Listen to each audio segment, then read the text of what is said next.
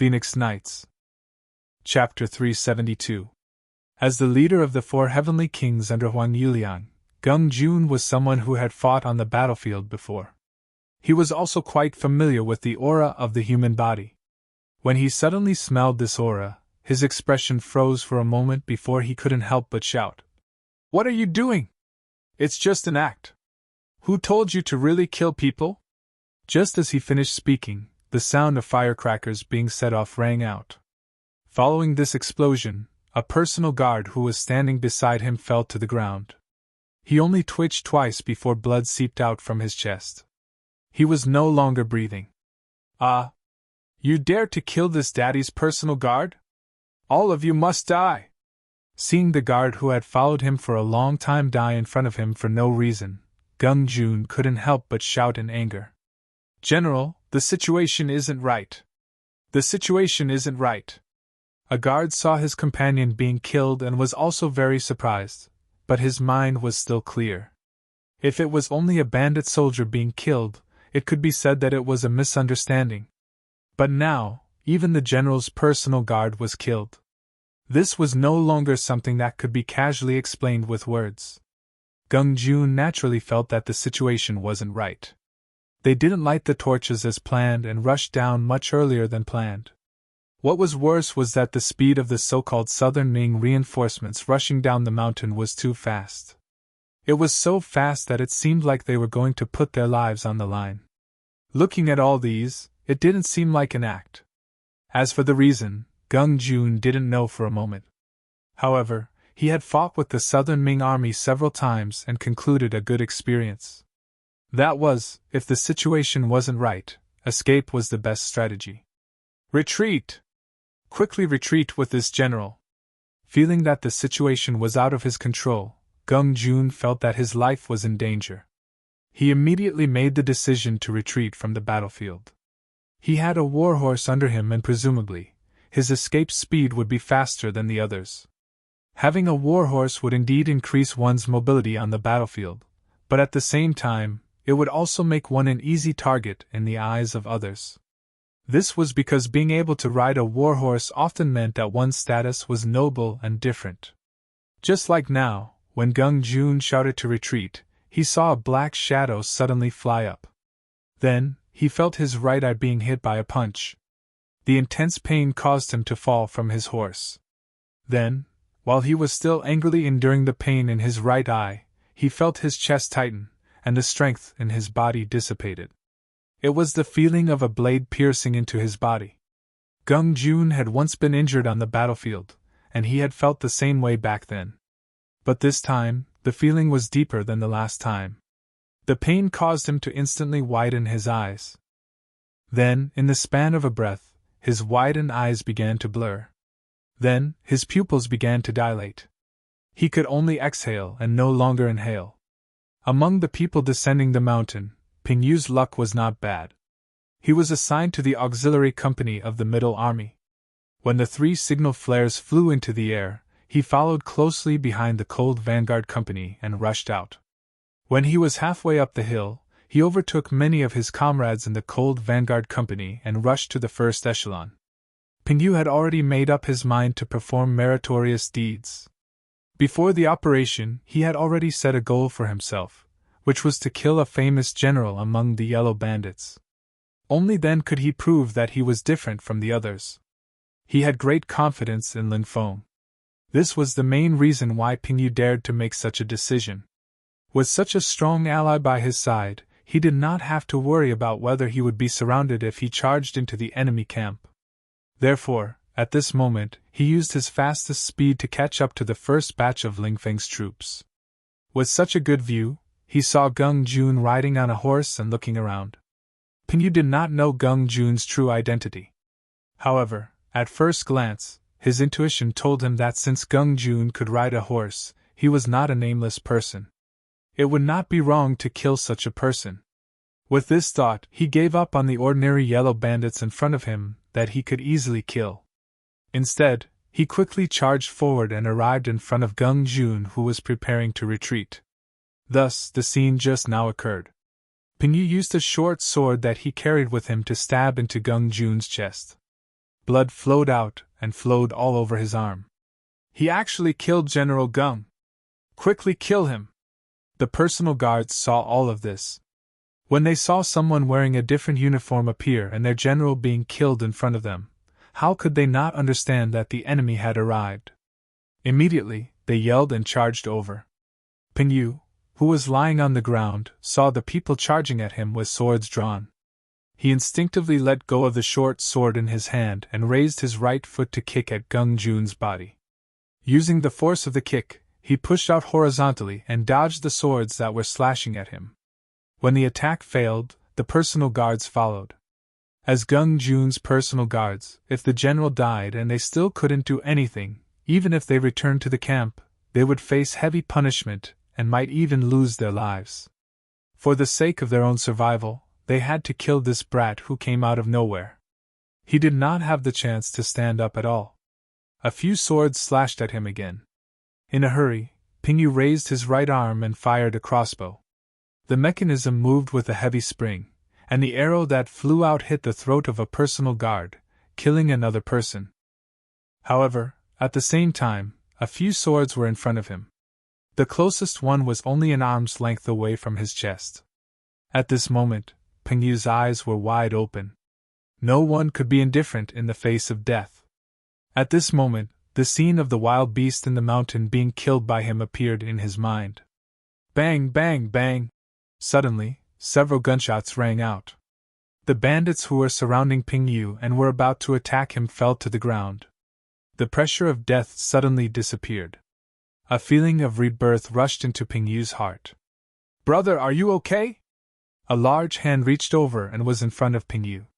The person who came was the battalion commander of the 2nd Battalion of the 2nd Regiment of the Cold Front, Qin Bo. He was the one who saw the danger here. When he saw that someone seemed to be attacking an auxiliary soldier, he led a few other Cold Front soldiers to shoot and eliminate the enemy. Seeing that it was the elites of the Cold Front, Ping Yu knew that he was fine. He looked at the 2 bars and 1 star insignia on Qin Bo's shoulder. He immediately reached out his right hand to hold Qin Bo's hand and stood up. Thank you for your help, Chief. Ping Yu can't thank you enough. Battalion Commander, the enemy's leader, Gung Jun, is dead. At this moment, a Cold Front soldier's voice rang out. Then, Gung Jun's still warm body was carried over. Before the battle, all the Cold Front soldiers saw the portraits of the important leaders of the Yellow Bandit Army. Naturally, this included the leader of the 4 Heavenly Kings, Gung Jun. That was how the Cold Front soldiers recognized him. When the body was brought in front of him, Qin Bo examined it carefully. It was indeed Gung Jun. He smiled and said to Ping Yu, "Your luck is not bad. You're even braver. You actually killed the leader of the 4 Heavenly Kings of the Yellow Bandit Army. Oh right, what's your name?" Ping Yu never thought that he would kill the leader of the 4 Heavenly Kings of the Yellow Bandit Army, Gung Jun. He only felt that his luck was not bad. His face was flushed with excitement as he said, "Reporting to Battalion Commander, I am from the 3rd Company of Auxiliary Soldiers. My name is Ping Yu." "Good, Ping Yu. You've done a great service. I will report this matter to the higher-ups and record your merit. As for now, the battle is not over yet. You still have to fight bravely. You're quite skilled. Stay by my side for now. That way, we can look out for each other." Qin Bo looked at Ping Yu with satisfaction as he spoke in an appreciative and caring tone. "Yes, I will listen to Battalion Commander's orders." To be able to fight alongside Cold Front was his goal ever since he joined the army. Now that he could fulfill his wish, why would he reject it? Gung Jun was dead. Qin Bo chopped off Gung Jun's head and hung it on his spear. He seized his horse and began to run through the army. As he ran, he shouted to Cold Front beside him. "Gung Jun has been executed. If the rest of you don't surrender immediately, you will be spared from death. Those who resist will be killed. Gung Jun is dead. Those who surrender will live. Those who resist will die." Instantly, shouts rang out from all directions. These shouts were like waves that rushed outwards and quickly reached the ears of the Yellow Bandit soldiers. The 5,000 soldiers that were prepared here were just making a symbolic retreat. However, when they heard the shouts, especially when they saw Gung Jun's head beside the torch on the warhorse, their minds went blank. Didn't they say that the retreat was an act to lure the southern Ming army out of the city? Then why did General Gung Jun die? Wasn't this acting a little too realistic? Everyone's thoughts were in chaos. In addition to the sounds of crossbow arrows flying through the air, more and more yellow bandit soldiers were killed and fell to the ground. Under such a one-sided situation, some of the great Ming citizens who originally wanted to earn a living felt fear and terror. Thus, the first person to kneel and surrender was the first to do so. Everything was afraid of setting an example. Once the first person knelt and surrendered, there was soon a second and a third. The originally disorderly and untrained yellow bandit soldiers eventually fell one by one. Occasionally, there would be some who wanted to stand up and resist. However, as soon as they stood up, blood would splatter in front of their chests. After being hit by a bullet, they would fall to the ground and become corpses. When everyone realized that those who stood up would die and those who knelt would live, no one dared to stand up. This resulted in a black mass of people kneeling on the ground. There were simply too many captives. There were at least 2,000 of them. Battalion Commander Chinbo had no choice but to leave behind a squad of Cold Front and a platoon of auxiliary soldiers to watch over the captives. Then, he led the other soldiers and charged towards the Yellow Bandit camp. Chapter 373. The same thing happened on the left and right wings. A large number of Yellow Bandit prisoners knelt on the ground. There were also some Lingfeng soldiers and auxiliary soldiers who continued to charge towards the main camp. Huan Yuliang was pacing back and forth in his tent. At this moment, his heart was burning with anxiety. The 3 flares in the sky made him feel that something was wrong. However, he still felt that it was a coincidence. After all, he did not receive any news about the arrival of the Southern Ming Empire's reinforcements. Furthermore, he still had 80,000 soldiers in his hands. Report! Just as Huan Yuliang was feeling uneasy, the curtains of the tent were pulled open, revealing Zhu Fengyong's face. General Zhu, how did it go? Huan Yuliang asked anxiously when he saw who it was. Young master, it's a mess. Everything is a mess. There are rumors that General Gung Jun was killed. The army is in a mess now, Zhu Fengyong said as he entered the tent. Gung Jun was killed? Hearing this news, Huan Yuliang shook his head instinctively. That's impossible. General Gung has 5,000 soldiers by his side. They are all elites. Furthermore, he was only in charge of pretending to retreat. How could anything happen to him? Zhu Fengyong naturally did not agree with Huan Yuliang's description of elites. Compared to the elite Lingfeng soldiers, these Yellow Bandit soldiers could not even compare to a single finger of the elite Lingfeng soldiers. However, Zhu Fengyong, who still had important responsibilities, had no choice but to suppress his thoughts. He said obediently, Yes, General Gung is surrounded by elites. I believe that someone at the front lines must have spread the news. However, the army is in a mess now. I'm afraid that anything can happen. For your safety, I hope that young master can leave the tent first. Leave the main tent? Why? Huan Yuliang shook his head with a puzzled expression. He had 80,000 soldiers. Even if something happened, he still had the advantage. How could he retreat just because he encountered a problem? As if he knew that Huan Yuliang would do this, Zhu Fengyong shook his head and took 2 big steps forward. He said, Young master, I'm sorry to offend you. Then, he raised his right arm and slapped the back of Huan Yuliang's neck. Chinbo and the others quickly rushed towards the Yellow Bandit army. Under the cover of the night, they weaved through the battlefield. Lingfeng and the auxiliary soldiers split into groups of 3 and 5.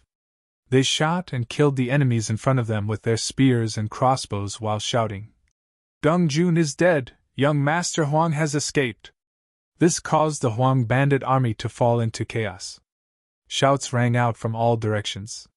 Some of the leaders who believed in young master Huang immediately led their men to find a path to escape. Some of the leaders who didn't believe in young Master Huang were killed by Ling Feng from a distance. Some of them went to the main tent and found that young Master Huang was indeed missing. Knowing that something was wrong, they decided to flee. In short, without a commanding general in the army, in a state of chaos, the untrained bandit army did not know the general and the soldiers did not know the general. In a state of utter chaos, everyone only cared about running for their lives. How could they organize any decent counterattack? It was at this moment that the final straw that crushed the army appeared. General Ma Wei, who had been determined not to come out of the Guangzhou prefecture, led the remaining 2,000 men and charged out. The moment the southern Ming army appeared, the bandit army became even more chaotic. Countless people trampled on each other, and groups of people knelt down and surrendered. Nanjing, the capital of the southern Ming dynasty. After a period of renovation, the palace that was originally here looked majestic. The newly renovated Political Affairs Hall became the place where Zhu Qizhen met the important officials. The sky was already bright. A few important officials arrived at the Political Affairs Hall early in the morning, each of them feeling uneasy. In the southern Ming dynasty, there was a large court session every 6 days and a small court session every 2 days. The so-called large court session was a court session that all officials of the 4th rank and above in the capital had to attend without any special reasons. At that time, everyone could report to the emperor any difficult matters that happened at hand for everyone to discuss and deal with. The small court session could only be attended by officials of the 3rd and 2nd rank and above. The purpose of the court session was to solve problems. Usually, when the matter was related to someone, that person would be summoned to the hall to meet the emperor. Yesterday was the day of the small court session, but before 5 o'clock in the morning, the eunuchs in the palace went to the various residences to summon them to meet the emperor in the palace. Under such an urgent situation, something important must have happened, causing the important officials to feel uneasy when they entered the Political Affairs Hall.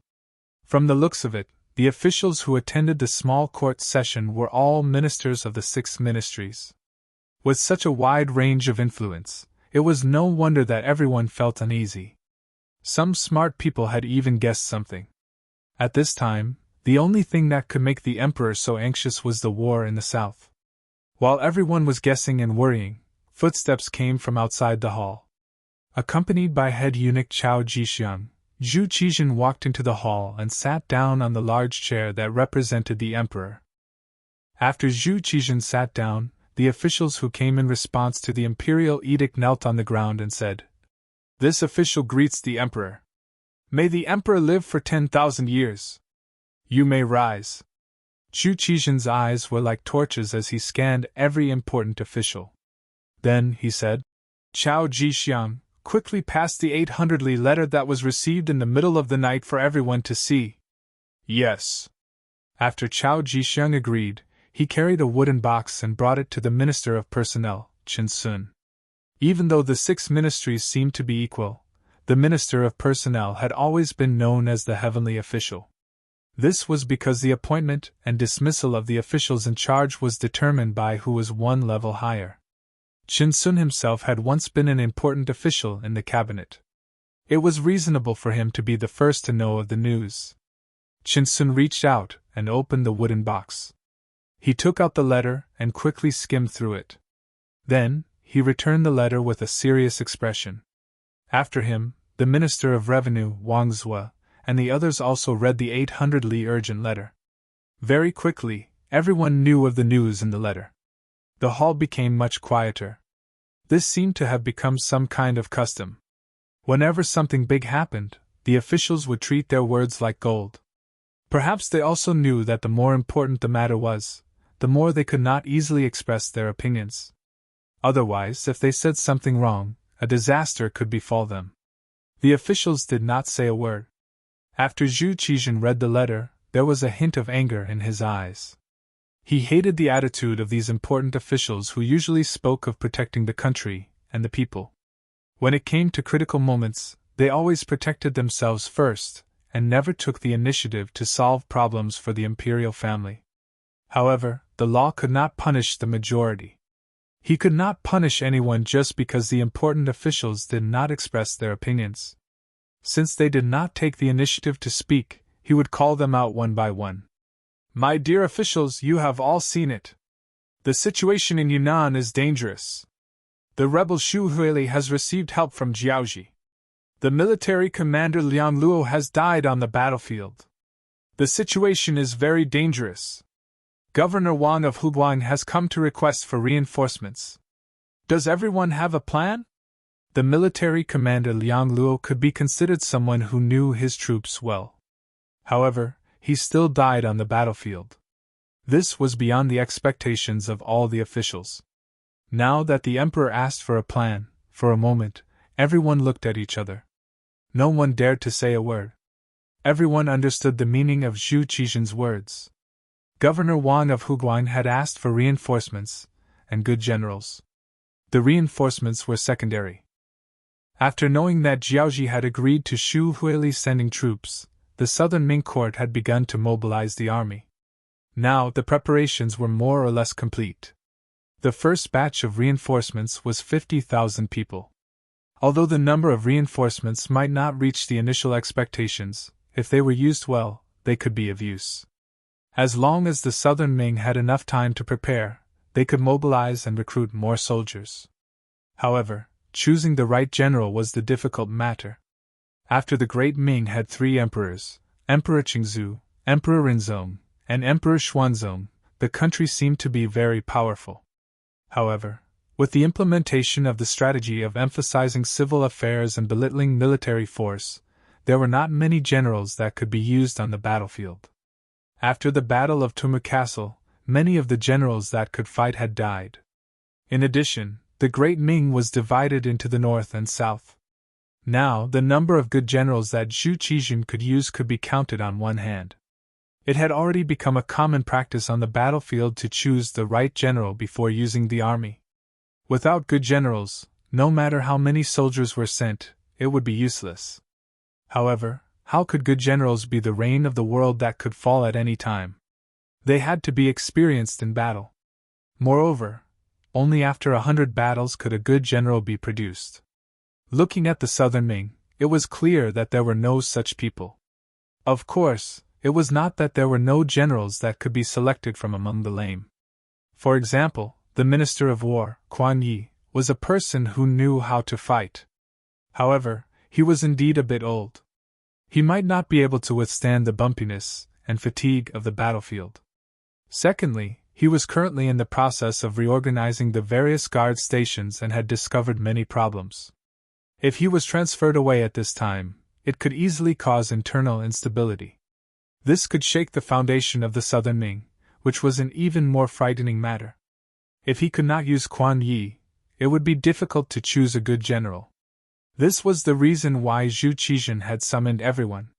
Zhu Qizhen could not think of any suitable candidates, so he called everyone and asked the important officials to recruit talents. However, this was also difficult for these important officials. Normally, it was easy to recommend someone to a civil official. Everyone would even scramble to arrange their own people.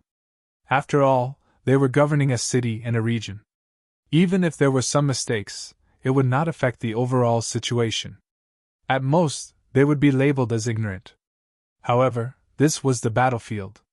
Now that the situation in Yunnan was so critical, if they were not successful in a battle, not only would they die on the battlefield, it could also directly shake the foundation of the southern Ming.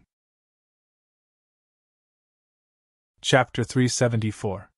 When his name was called, Chen Sun groaned inwardly. However, he knew that he could not run away from his duties. For this reason, he raised his head and said with a bitter expression, "Your Majesty, this subject is mainly responsible for the assessment and appointment of the officials in the various prefectures and the capital. As for the military, this subject is not involved in much and cannot think of a suitable candidate. However, this subject will go back and do a thorough investigation to see if there is anyone who can win the position of a good general." He didn't dare to push the responsibility away directly, but he did express his thoughts in his words. It could be summed up in one sentence. He knew about the transfer of civil officials, but when it came to military affairs, he knew very little. Humph! Zhu Qizhen snorted in displeasure when he knew that Chen Sun was trying to shirk his responsibility. His gaze then fell on the Minister of Revenue, Wang Zhua. Beloved official Wang, the Ministry of Revenue is in charge of the nation's finances, as well as the army's provisions and weapons. Do you have any outstanding candidates to recommend to me during the evaluation? Your Majesty, most of the soldiers in the army are the same. There is no one particularly outstanding. This subject really cannot think of anyone at the moment. Wang Zhua braced himself as he spoke. His intention was to tell Zhu Qizhen that he was only in charge of the finances and provisions. Recommending a good general was not part of his duties, so he would not have an answer. After 2 successive ministers found excuses, Zhu Qizhen angrily asked a few other ministers. However, he still did not get any answers. Finally, his gaze fell on the Minister of War, Quan Yi. Beloved official Quan, you are in charge of the Ministry of War. Do you have any suitable generals to recommend to me? Asking Quan Yi was something that could not be helped. Originally, Zhu Qizhen knew that if there really was a suitable candidate, Quan Yi would have stood up long ago. His lack of action meant that he had no one to recommend. However, at this point, he could only try. Quan Yi, who was asked this question, was much calmer than the other ministers. Replying to Your Majesty, the Ministry of War is currently conducting a self-inspection. For the time being, we haven't found anyone outstanding in leading troops. However, since Your Majesty has asked, this subject recommends the Duke of Loyalty and Courage. He is currently quelling a rebellion in Guangdong. Why not wait for him to resolve the matter there, and then transfer him to Yunnan to take charge? While Quan Yi was still speaking, Zhu Qizhen's face was already red. He said angrily, Enough. After interrupting Quan Yi, Zhu Qizhen said angrily to Quan Yi, Do you know what Guan Ying, who you sent out to report the situation in Guangdong every day, said? Today is peaceful, the 3 armies have not moved. Everything is normal. This is Guan Ying's secret report, and it's the same sentence every day. We can even recite it by heart. Now you say that you want to place your hopes on the Duke of Loyalty and Courage. Do you know that you are talking without thinking? Yes, yes. How can Minister Kuang mention the Duke of Loyalty and Courage? The matter in Guangdong was caused by a group of bandits, and most of them were untrained rebels. They have no combat ability at all. The Duke of Loyalty and Courage, who is known as the God of War, fears the enemy like a tiger. If he is transferred to Yunnan, who knows how afraid he will be? It is better not to say such things in the future to avoid being ridiculed by others. The Minister of Rights, Lu De, stood up and spoke as if he was criticizing Yang Qindong for not doing his job well. Yang Qindong did not give face to Lu De because of the matter with Hangzhou's prefectural magistrate, Qi Bushen. Lu De held a grudge. After that, he tried to obstruct Yang Shan's diplomatic mission to northern Ming. However, things didn't go as he expected. He was called over by Zhu Qizhen and reprimanded. He had long been dissatisfied. Now, even the emperor was scolding Yang Qindong for not doing his job well. How could he not put a foot in it? Towards the grudges between Lu De and Yang Qindong, Quan Yi, who understood the grudges between Lu De and Yang Qindong well, naturally knew that the other side was venting his anger. Thus, he put on an expression of disagreement as he said, The Duke of Loyalty and Courage indeed did not gain any merit, but the situation in Guangdong did not expand either. Besides, the situation on the battlefield is ever-changing. Not moving today does not mean not moving tomorrow. Who knows what the outcome will be? I have confidence in the Duke of Loyalty and Courage. Is that so? Then I hope that Minister Kuang has a good eye for people. I also hope that the Duke of Beiming does not disappoint. Lu De knew very well that he didn't have much say in military matters.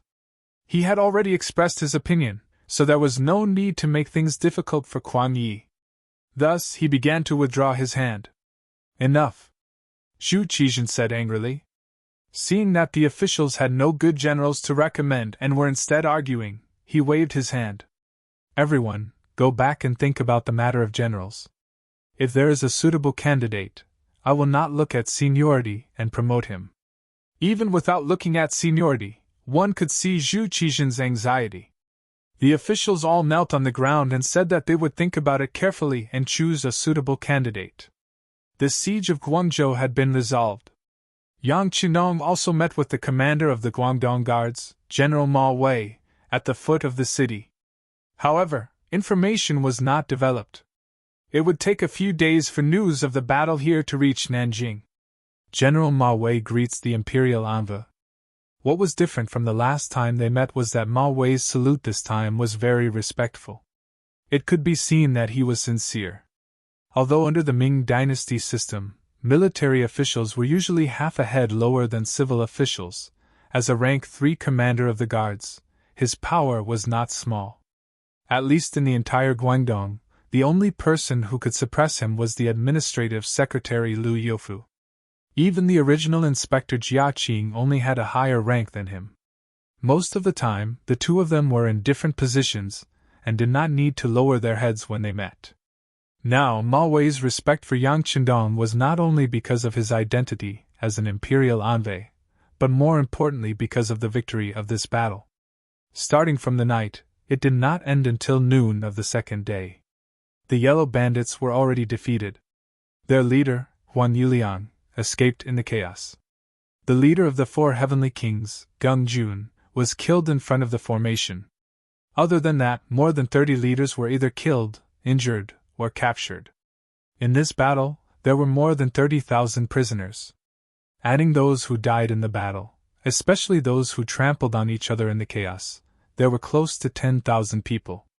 Thus, more than half of the original 80,000 Yellow Bandits were heavily injured.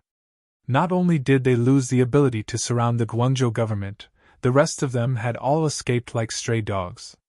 This method came from Yang Qindong's hands. As a witness to the entire matter, how could Ma Wei not be convinced?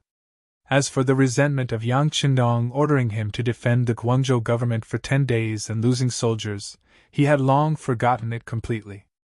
Ma Wei's face was full of acceptance.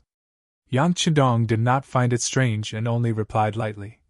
General Ma has contributed greatly in this battle. I will mention it in the following battle report.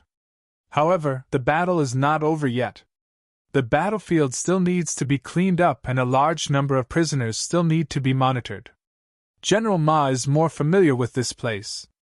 As for how to mobilize the bailiffs and even the common people in the Guangzhou government to help, all of this will depend on you. Yang Qindong spoke politely and Ma Wei immediately agreed happily. Please do not worry, Imperial Envoy. I will go to the city to mobilize soon. I think the manpower will be replenished very quickly. Very good. Yang Qindong first nodded in satisfaction. Then he seemed to have thought of something and said, Right, although we won this battle, we lost some men. In order to better attack the Yellow Bandits and achieve the goal of eliminating them, I suggest that we pick some strong men from these prisoners for our use. With enough soldiers, we can win consecutive battles and restore the stability of Guangdong. This was a commonly used method during the War of Liberation. This was also one of the reasons why our army was growing larger and larger, and why our victory was becoming more and more fruitful. Pick prisoners and replenish soldiers? Hearing this, Ma Wei raised his head in surprise. Clearly, this was something he had never thought of. Just as he was puzzled, General Guaning also rode over from not far away.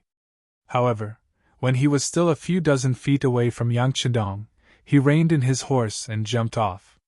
Leading the horse in front of Yang Qindong was also a sign of respect. Speaking of which, the results of this battle shocked Guaning and made him truly convinced. Previously, when he wanted to compete in leg strength with Yang Qindong, he had lost. Guaning had a feeling that this young imperial envoy might be able to bring him a pleasant surprise. What he did not expect was that not only would there be a pleasant surprise, the results would be so great. In less than a day, they defeated the Yellow Bandits and severely damaged their foundation. Not only did they resolve the siege of Guangzhou Prefecture, there had long been news that the Yellow Bandits had retreated in the direction of Zhaoqing Prefecture. Once they entered the city, they holed up and tightly closed the city gates. It was clear that this battle had scared them out of their wits, and greatly damaged their arrogance. After this battle, presumably, the situation in Guangdong would be greatly alleviated. Now that there was hope for his mission to be completed, Guaning walked over with a glowing face. When he saw Yang Qindong, his attitude was even more respectful. "Imperial Envoy, the food has been delivered. When do you think you can let the army eat? There is no rush for this matter." Yang Qindong looked at the approaching Guaning with a slight smile. He then pointed at Ma Wei and said, "Just now, I said that we do not have enough soldiers. I was wondering if we could pick some strong young men from the prisoners and temporarily send them to the army. However, it seems that General Ma does not agree." "No. I was only thinking that these people were originally yellow bandits. Even if they were captured because they were not a match for us, we do not know if they can truly be used by us. That is why I have some misgivings." Ma Wei saw that Yang Qindong seemed to be dissatisfied with him, and immediately opened his mouth to explain. In that way, he had completely regarded Yang Qindong as a superior. Chapter 375. This was the difference between a general and a civil official. If it was a civil official, even if he showed great talent, it would be hard for the other party to be convinced. Even if he was full of flattery on the surface, it was hard to tell whether or not he would hate him out of jealousy, and secretly do bad things in the dark. A general was different. Often, the better the general was at war, the more straightforward his personality was. This kind of person would call himself a hero and value heroes more. Once he met someone who was more powerful than him, not only would he be convinced, but he would also feel a sense of appreciation for that person. At this time, the only difference between the two was the difference in the master he served. Today, Ma Wei admired and respected Yang Qindong. Hearing him say that he did not support the idea of using captives as soldiers, he had to explain. "Using captives as soldiers?" Guaning was shocked when he heard this. Obviously, he had never thought of this idea before and was caught off guard. "Yes, you can say that it's using captives as soldiers." Yang Qindong saw that the two of them didn't understand, so he explained. "The two of you, to be honest, with the amount of military power we have, it's really impossible for us to really quell the yellow bandits. If the other party only retreated and defended the city, with our little military power, we will not be able to display any advantage. This time, we were able to win, but one was fast and the other was strange. But what if the other party is prepared?" Yang Qindong looked at Guaning and Ma Wei and continued. "If they are prepared, the lack of military power is our weakness. They only need to fight a war of attrition with us. Even if they use 10 people to exchange for one of our lives, I'm afraid we can't afford it." There was no need for Yang Qindong to explain the weakness of having too little military power. Guaning and Ma Wei could see it clearly. But what could they do? They had transferred all the soldiers they could from Guangdong. Now, they did not have any extra power to fight a decisive battle with the yellow bandits. However, Yang Qindong's idea was not bad. If they could really use it, it would be a good way to expand their strength. At the very least, it would be a good way to protect themselves. However, using prisoners of war as soldiers was unprecedented in the Ming dynasty. This made things difficult for Guaning and Ma Wei. Seeing that the two of them only lowered their heads and didn't say anything, either agreeing nor disagreeing, Yang Qindong chuckled. "Forget it, I won't make things difficult for you. Presumably, the two of you know that as an imperial envoy, I have the authority to use some battlefield resources. Since this is the case, these people have been temporarily recruited by me. In the future, you can write in detail in the battle reports. All the blame will be shouldered by this imperial envoy. It has nothing to do with you two. You can put your hearts into your stomachs." As soon as Yang Qindong said this, Guaning and Ma Wei heaved a sigh of relief as if a heavy burden had been lifted from their shoulders. Although the Emperor's decree did not explicitly state that Yang Qindong could use all the resources on the battlefield, but this time, the mercenaries were hired without any payment. For this reason, there was indeed news from the higher-ups that in order to make up for the Duke of Loyalty, he did indeed have the right to share the battlefield resources. Just like how he punished Lady Jia and Han Qing before, it was clear proof. Since he had this kind of power and prisoners of war were also a type of battlefield resource, it was possible for him to use this as an excuse to use prisoners of war as soldiers. Since they had no right to object, if anything happened in the future, it would have nothing to do with them. How could they not let out a sigh of relief? Since the Imperial Envoy has said so, then let's do as you have said. However, I still want to remind you that no matter how brave and loyal the prisoners of war are, their loyalty is always very little. You still need to be on guard at all times. Mao Wei said in a concerned tone. Earlier, he did not express his opinion and even had a faint intention of opposing. He did not know if the Imperial Envoy would be angry at him. Now that there was a chance to flatter him, he would not let it go. Since Mao Wei had expressed his opinion, Guaning was not willing to fall behind. He immediately expressed his opinion. General Ma's words are correct. I also completely agree. Good. Seeing that the two of them had both expressed their opinions, Yang Chendong also let out a breath.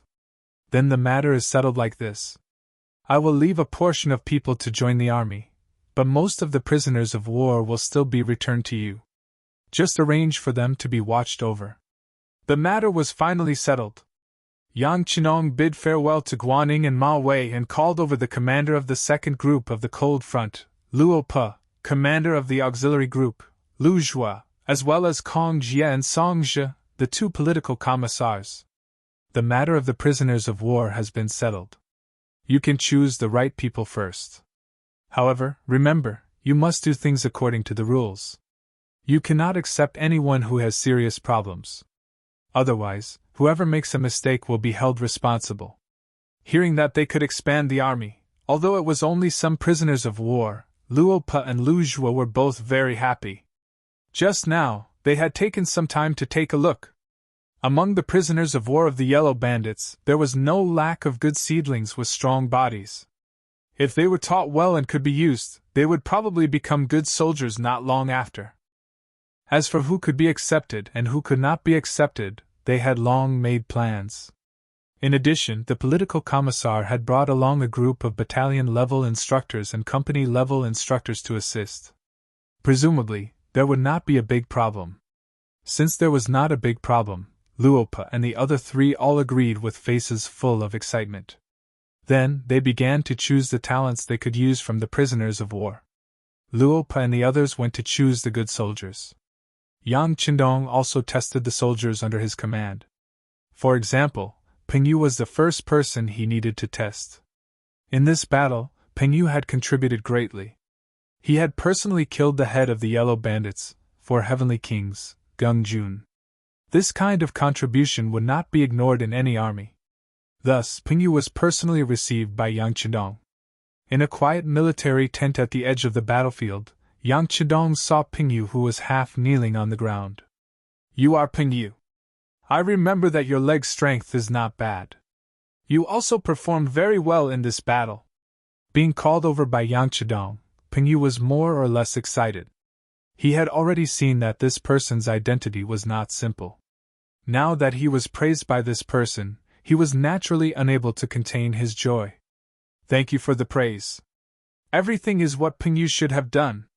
Hee, no need to call me some chief. You can just call me the 6th young master. Looking at the proud Peng Yu, Yang Chenong felt that this was a good seedling. He immediately revealed his identity with a smile.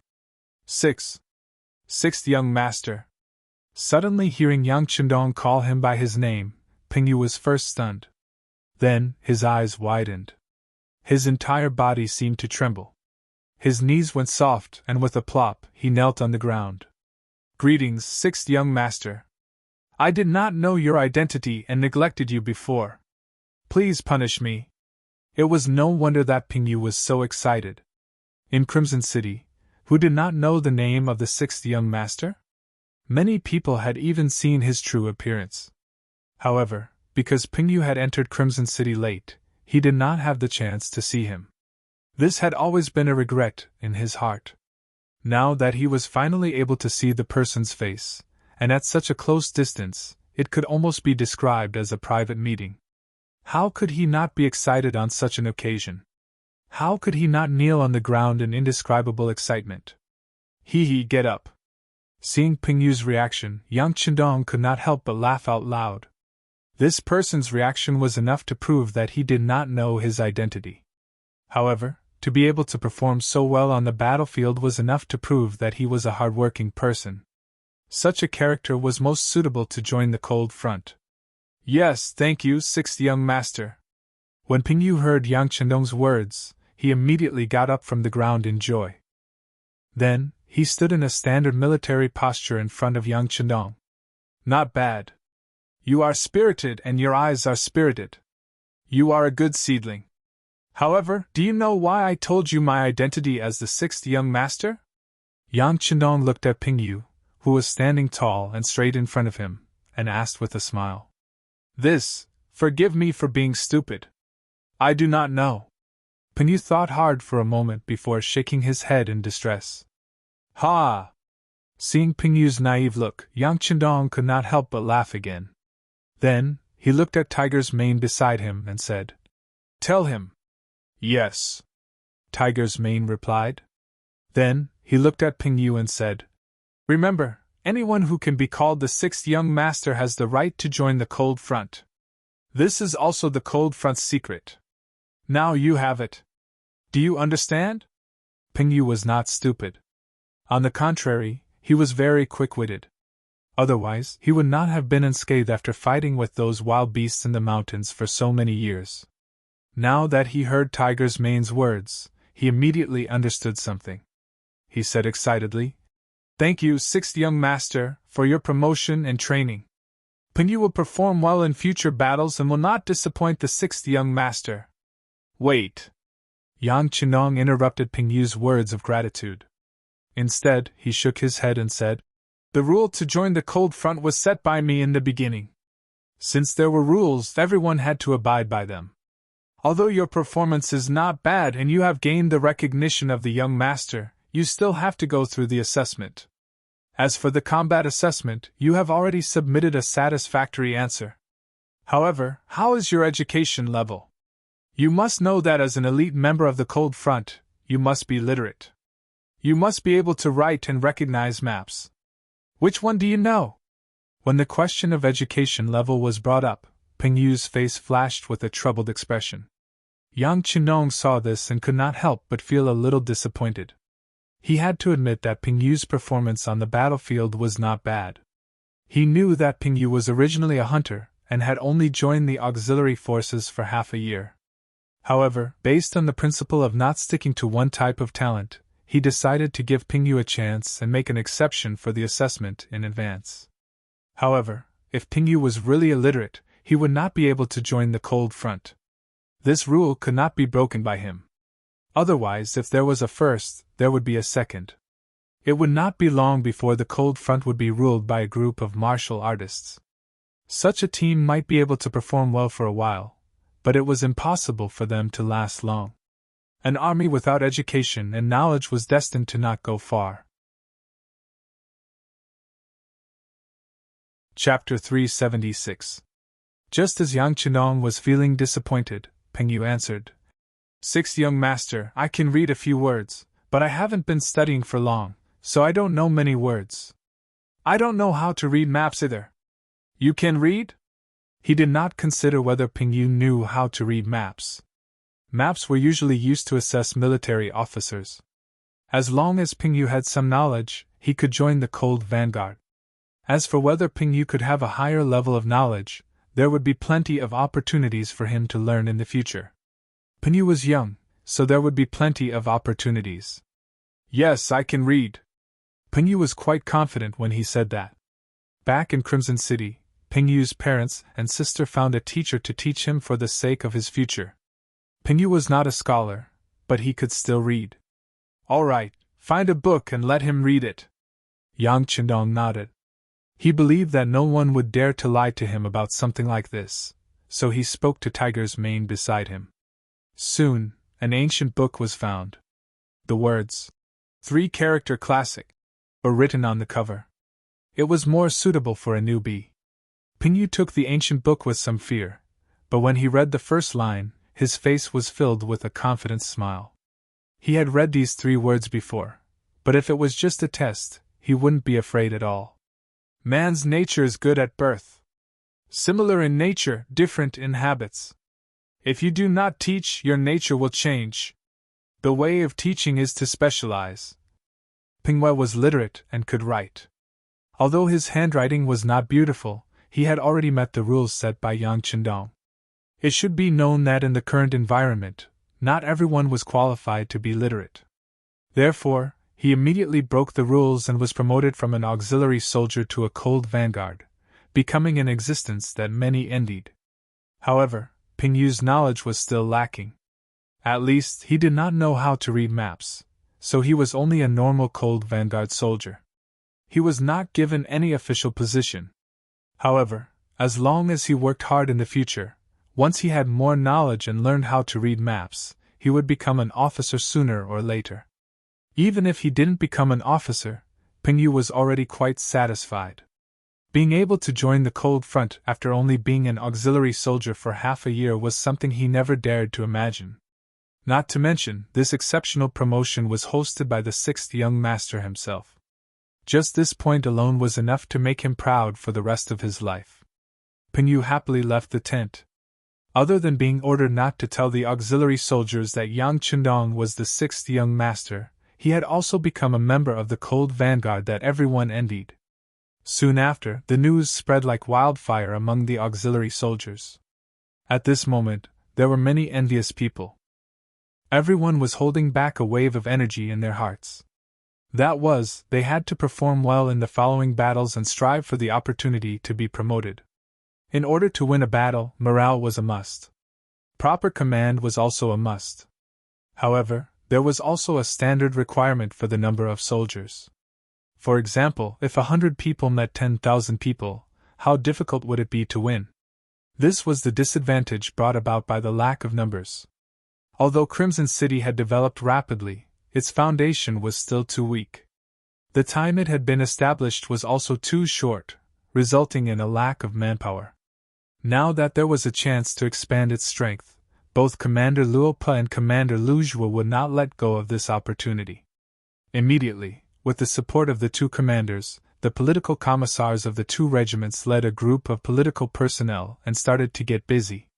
Groups of strong captives were brought in front of them to register and understand the situation. Although they could use this opportunity to expand the army, there were still rules to be followed. The first step was a strict background check. Register them carefully and see if they have any family members living outside. If they're alone, register them strictly. Not only do we have to listen to them, but we also have to ask them to name at least 2 of their captive friends. We have to verify whether they are right or wrong. As for those who can't be found, put them aside first. We can't accept them if they don't have a clear background. If they are alone, we have to understand how they ended up like this. Why did their family members leave them, whether they were oppressed by the Yellow Bandits or the Ming army? We have to find out everything clearly, ask them seriously if they were literate, if they have learned martial arts, who their master is. We have to register all of these clearly. Questions after questions were asked by the 2 political commissars, which became the criteria to determine which captives were suitable to be recruited into the army and which were not. While these political personnel were doing their work, Guan Ying's logistical support was also effective. Even Ma Wei was very cooperative. Some of the rich families in Guangzhou were grateful that Yang Qindong led the troops to save them, so they took out silver to buy meat and wine to reward the victorious troops. Lin Feng and the auxiliary troops were able to eat their fill for a few days. Food was the most important thing to the people. Initially, some of the captives were not cooperative with the various inquiries. However, when they saw that anyone who cooperated would be rewarded with meat, everyone's enthusiasm was aroused. Some people didn't even wait for others to take the initiative to ask, and like pouring beans out of a bamboo tube, they told everything they knew about themselves and the people around them. All they wanted was to get a few more pieces of meat. These people were called the Yellow Bandits, but most of them were made up of commoners who did not have a livelihood. To them, they did not particularly care whether they rebelled or not. As long as they could fill their stomachs with someone, they would follow that person. For these people, the temptation of meat was naturally great. Ever since they saw this, the Yang family army's politicians had made full use of this point. It was because of the large amount of delicious food that their work progressed very quickly. Thanks to this quick and efficient work, many captives with suitable conditions were selected. After a short period of ideological work, they became part of the temporary auxiliary troops. Temporary auxiliary troops were the difference between them and real auxiliary troops. They were the lowest level of existence.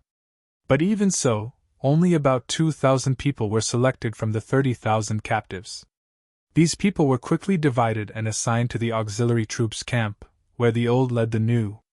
This was the experience of the Yang army's rapid development.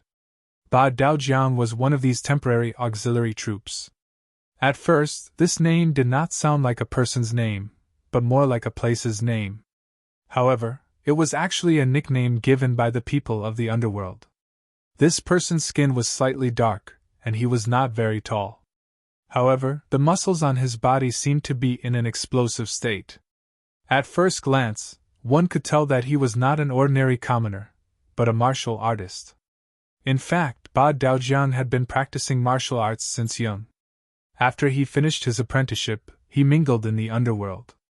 When he first started out, because he did not have much experience in the underworld, he offended someone and was almost assassinated. After that, he began to chase after the real culprit. He chased after the culprit for 3 days and 3 nights. During that time, he passed by 8 different rivers of different sizes. In the end, he killed the culprit who had assassinated him. After that, he became known as Ba Daojiang. As time passed, he began to forget his original name, and began to call himself Ba Daojiang. This time, he was originally wandering around Guangdong, fighting for justice and looking for a future that belonged to him. Coincidentally, the city of Wuzhou that he was previously in had been attacked by the Huang bandits. He was trapped in the city and had joined this group by some strange coincidence. After wandering around the underworld, he had seen many things. This made Ba Daojiang dislike some of the local officials of the Ming dynasty. They often used their power to bully others and took advantage of the commoners.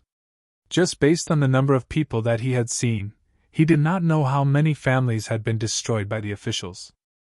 After losing confidence in the Ming dynasty, Ba Daojiang joined the Huang bandit army to see if they could really bring new hope to the commoners. However, when he attacked Zhaoqing Prefecture, he was once again disappointed by the burning, killing, and looting. He had the intention to leave, but before he found a good place to go, he forced himself to stay in the Huang bandit army.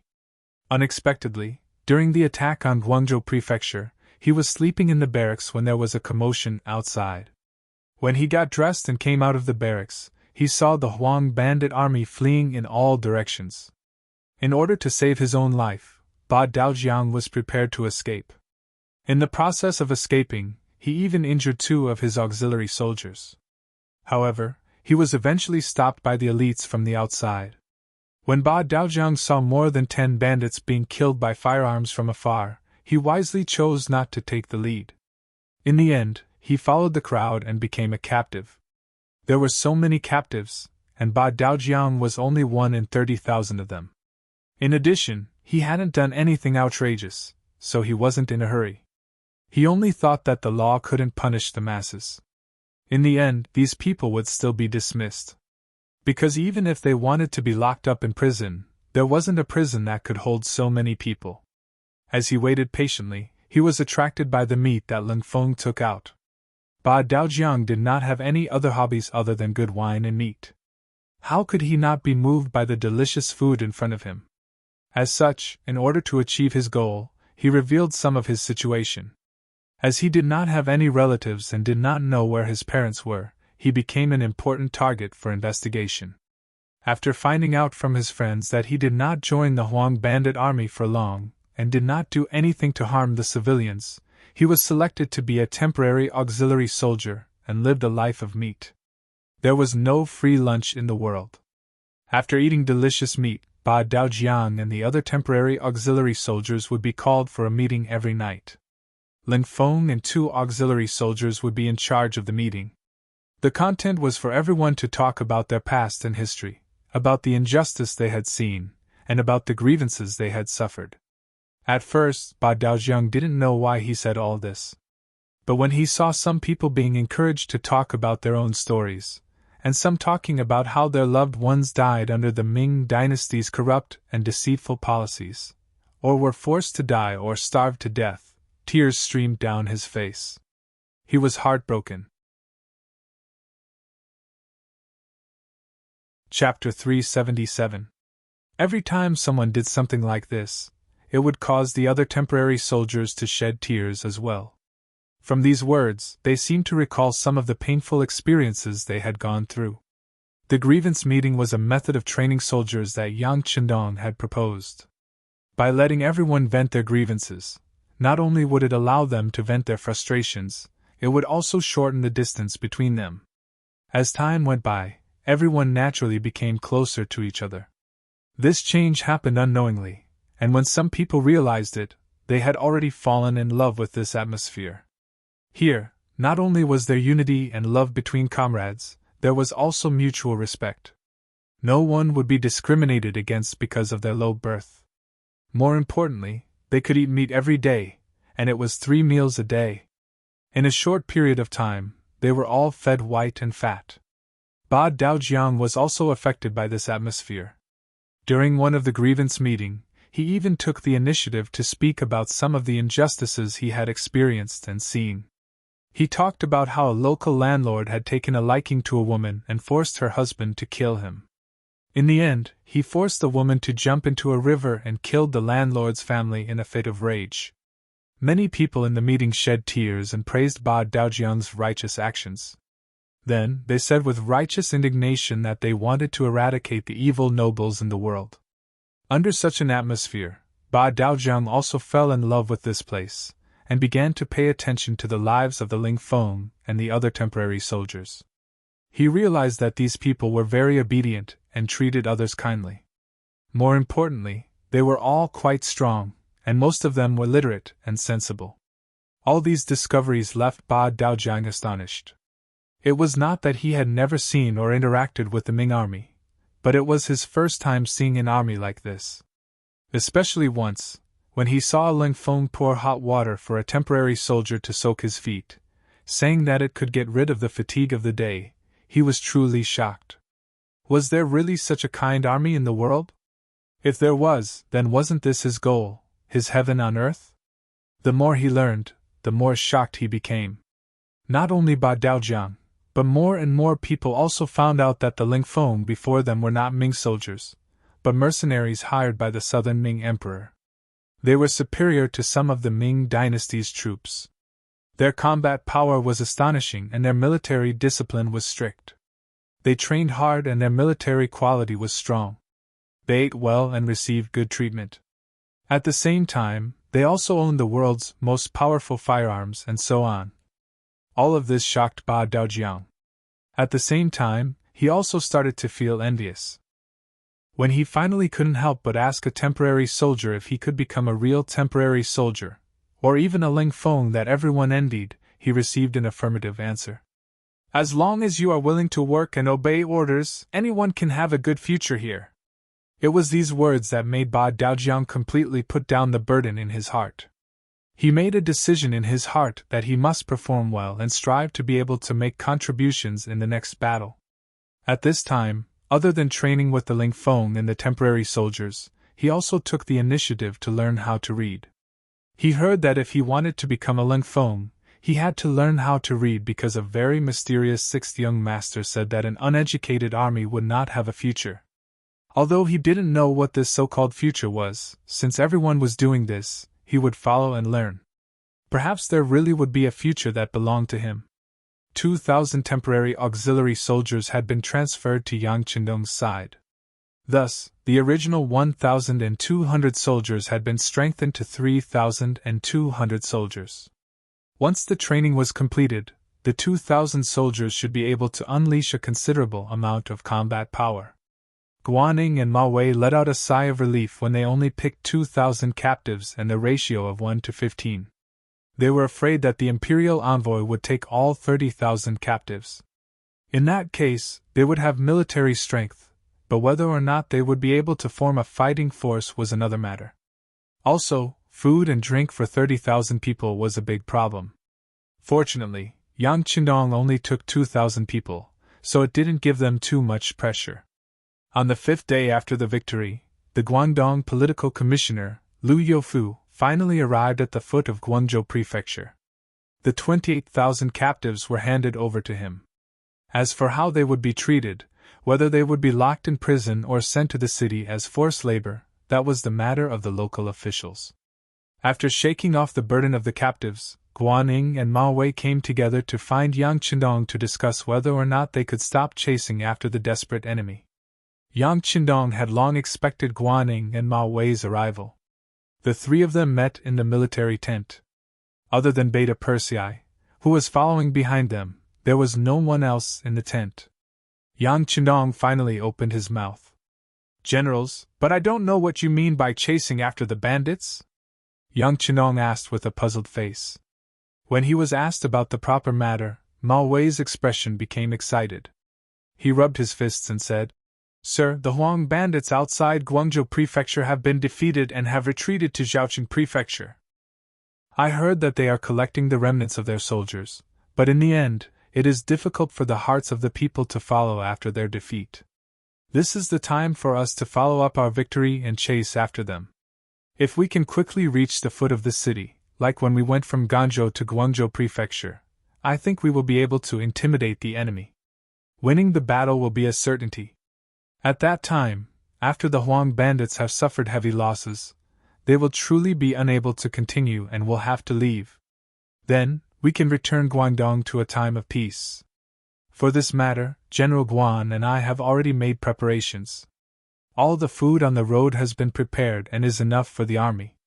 Just as Ma Wei finished speaking, Guanning, who was standing to the side, took the initiative to say, "Yes, I have prepared enough meat pies for the army to reach Wuzhou Prefecture.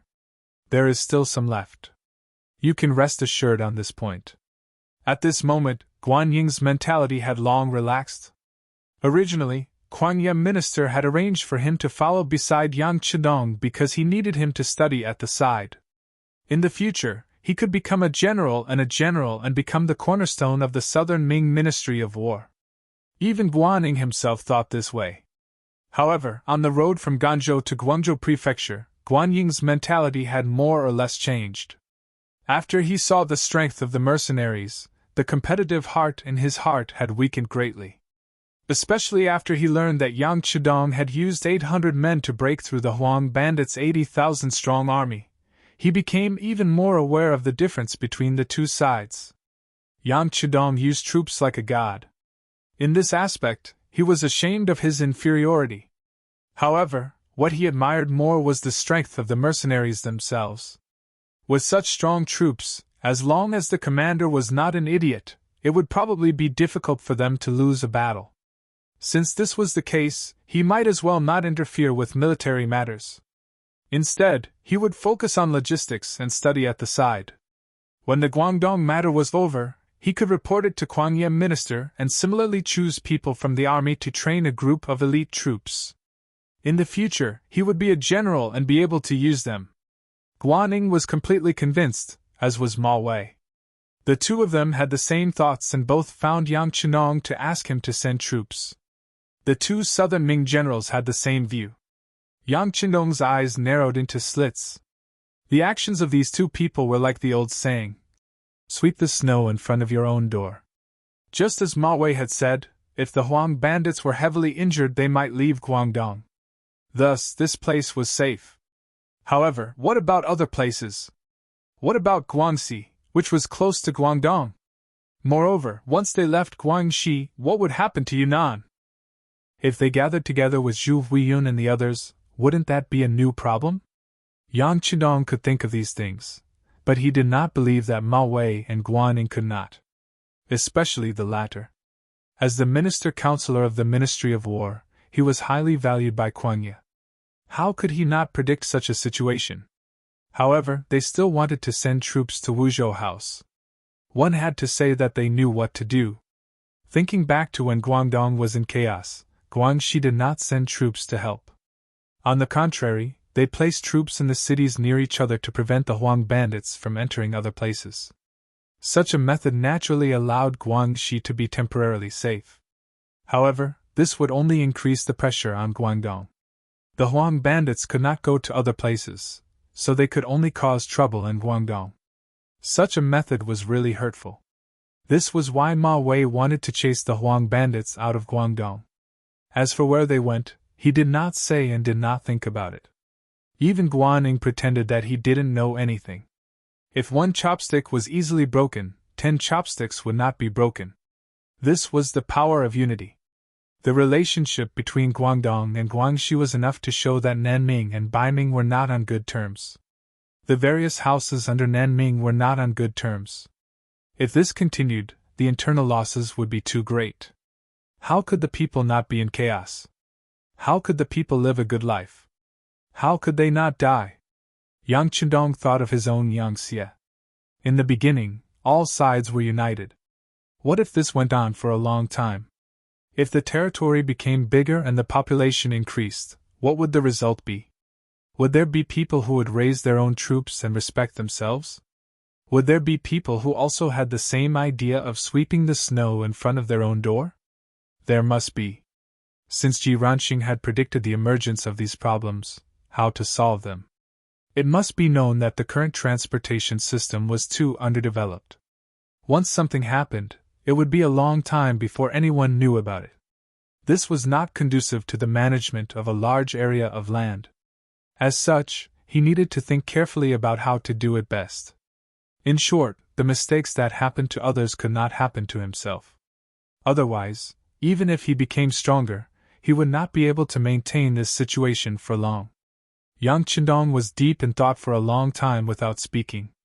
Ma Wei and Guaning were very anxious. After the two of them looked at each other, they whispered, "Sir, when do you think we should send troops?" Chapter 378. Do you really only want to chase the yellow bandits out of Guangdong? If one day other places do the same, won't they come back to Guangdong? When that time comes, what should we do?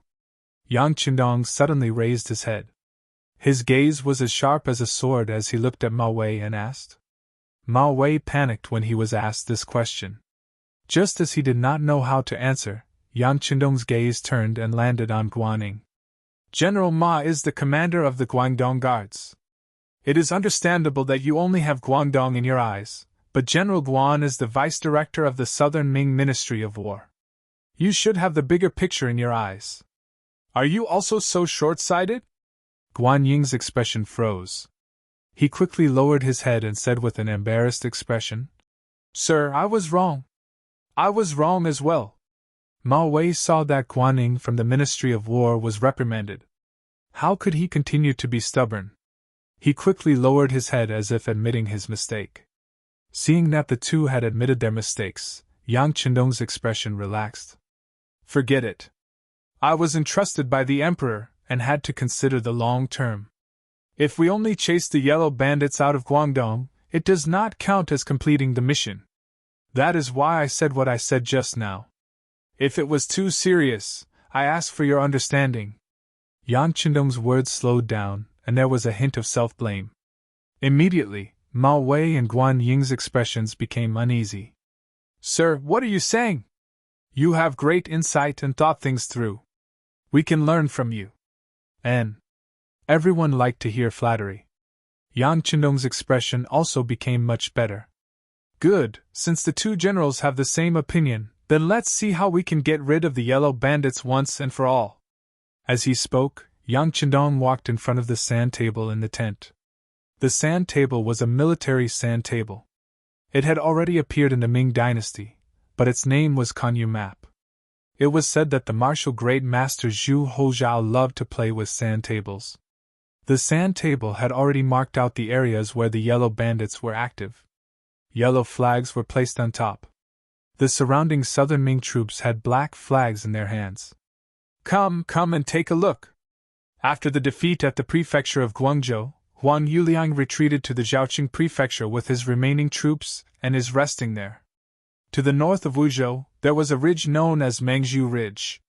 Once one left from here, one could enter Guizhou and Huguang. In order to prevent the chaos of the yellow bandits from spreading everywhere, this imperial envoy has already arranged for Pingel Prefecture's General He Xing and 2 battalions of the mercenary army to defend that place, making it impossible for them to leave. Then, to the south of Xuanzhou Prefecture, Gaozhou is extremely close to Laizhou. If things go south, the yellow bandits can also pass through here to reach Shanghai. In order to prevent this imperial envoy has also arranged for Ganzhou Prefecture's General Yu Ping and 2 battalions of the mercenary army to defend that place, cutting off their path of retreat. When Yang Qindong said this, Guan Ying and Ma Wei had a look of sudden realization. Previously, Hao Xing and General Yu Guan had suddenly disappeared without a trace. They had guessed that they had received the imperial envoy's military orders, but no one had been able to guess what they had done. Looking at it now, they knew that Yang Qindong had long made plans and arrangements. Thus, the defeat of the yellow bandits in front of the Canton prefecture should have been within his expectations. Thinking about how he had even calculated the future situation and made preparations, at the same time the two of them sighed in admiration, they acknowledged the title of the god of war even more. Yang Qindong did not look at their expressions. It was as if he did not care about their thoughts. Instead, he continued, "Thus, if the yellow bandits want to establish themselves, other than fighting us head-on, they can only choose to retreat to Guangxi. General Guan, you are an official of the Ministry of War. Please immediately inform the Guangxi guards to guard the front line between Nanning Prefecture and Liuzhou Prefecture. No matter what, they cannot give the yellow bandits an opportunity. Of course, if they do not have the ability to guard it, then being affected by the bandits will have nothing to do with us. I will give them 7 days to prepare. After 7 days, the troops will march to Wuzhou Prefecture and completely take care of the Huang bandits." A palm landed on the sand table. Yang Qindong spoke with a determined expression. It was clear that he had already made up his mind. Yes. Guan Ying and Ma Wei both sighed in admiration as they spoke. At this moment, they finally understood that this imperial envoy was not doing nothing. On the contrary, he had thought of everything. He was particular about planning before acting. In terms of ability, he was much stronger than them. Guan Ying sent people to send a message to the Guangxi army. Ma Wei also began to gather more food for the army. After seeing the power of the mercenaries, they did not dare to be the slightest bit negligent in terms of food. The Yang family army was able to have better food. Every day, they ate until they were full and rested well. The morale of the army was greatly boosted. Even the 2,000 temporary auxiliary soldiers blended into this positive atmosphere. Some people were already planning in their hearts that if there was a big battle, they would perform well and strive to remove the word temporary from their heads. Zhaoqing Manor. The original Yamen became Huan Yuliang's place to rest and work. Because of the defeat of the Guang province soldiers, although there were still many yellow bandits in Zhaoqing Manor, the entire atmosphere had become much lower. The morale of the soldiers was low. As the main commander, Huan Yuliang, of course, was anxious. He called for Zhu Fangyong, who had saved his life outside the Guang province city. Outside the Guang province city, if Zhu Fangyong had not acted decisively, Huan Yuliang would not have been able to escape. Thinking about how General Geng Jun had been so brave and good at fighting but had still died in front of the battlefield, he felt waves of fear. It was because Zhu Fangyong had saved his life that he relied heavily on this person. Since Huan Yuliang liked Zhu Fangyong so much, it was hard for the people below to not be jealous. Someone asked why things were so coincidental. They had just wanted to use the arrival of the reinforcements to lure Ma Wei out of the city when the reinforcements actually arrived. Was there some connection? Some people even doubted Zhu Fangyong's loyalty. After all, this person had only joined the Yellow Bandits for a short time. In the face of these rumors, Zhu Fangyong actually admitted to it. He said that all of this was the blessings of the heavens. It was all thanks to this plan. Otherwise, if they were caught off guard, would the southern Ming Empire's reinforcements not come? If that really happened, the losses would be even greater. However, the scouts were so useless that they did not even give a warning when the southern Ming Empire's reinforcements arrived. They had truly missed the opportunity. When Zhu Fangyong's words reached Huan Yuliang's ears, not only did he not doubt this person, but he also thought that this was a blessing from the heavens. While praising him and making him his trusted aide, he also killed the scout to improve the morale of the troops. After Zhu Fangyong became Huan Yuliang's trusted aide, he naturally became an important guest. He was often called over to eat together, and at the same time, analyze the current situation. General Zhu, we have already been in Zhaoqing Manor for a period of time. We have also gathered many scattered soldiers, but I don't know why the southern Ming Empire's army did not take this opportunity to attack us. What are they planning to do? Huan Yuliang's face was filled with worry. The southern Ming Empire's reinforcements were truly too powerful. They were so powerful that he felt a bone-deep fear. Young master, there is no need to worry. There must be a reason why the southern Ming Empire's reinforcements did not come. From this general's point of view, it should be because their own military strength is insufficient. This general has sent people to inquire about some news. I heard that the southern Ming Empire's reinforcements have actually recruited some of our brothers as soldiers. Haha, it seems that they are really desperate. Zhu Fangyong said with a smile, but he was truly worried. He thought about the information he had received from the Security Bureau 2 days ago. It said that the sixth young master wanted him to keep Huan Yuliang in Zhaoqing no matter what and wait for him to bring his troops over to carry out his previous plan. He also said that the Yang family's army was too small.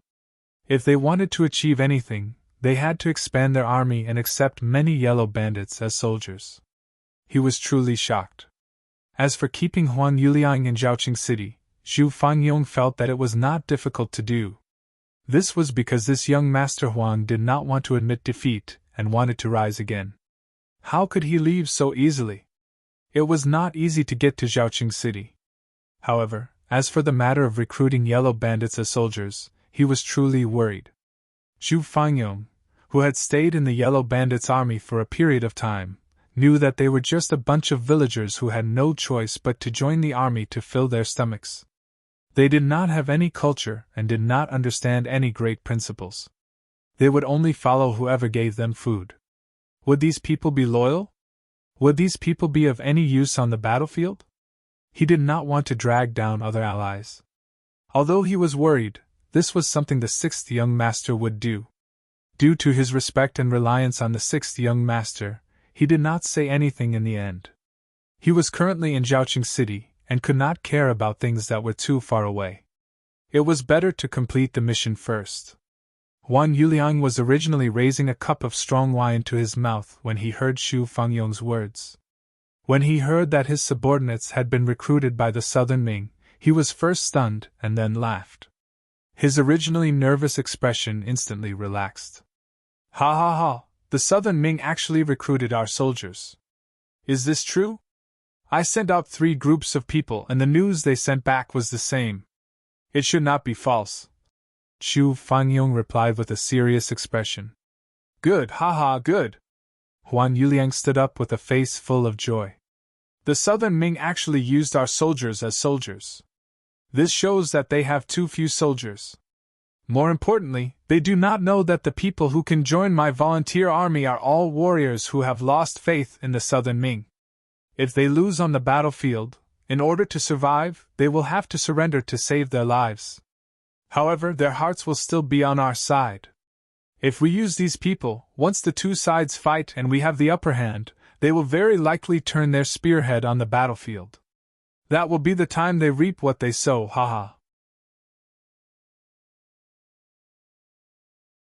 Chapter 379. The laughing Huan Yuliang finally relaxed. Even the captives had to be reorganized. It seemed that the southern Ming army was really weak. Facing such an opponent, so what if they lost once? Compared to Huan Yuliang's mocking laughter, Zhu Qizhen was laughing to his heart's content in the southern Ming capital, Nanjing. At the same time, in the political affairs hall, Xu Qizhen looked at the 6 ministers and several other important officials with a smile on his face. Come, everyone take a look. This is the report of victory that we just received.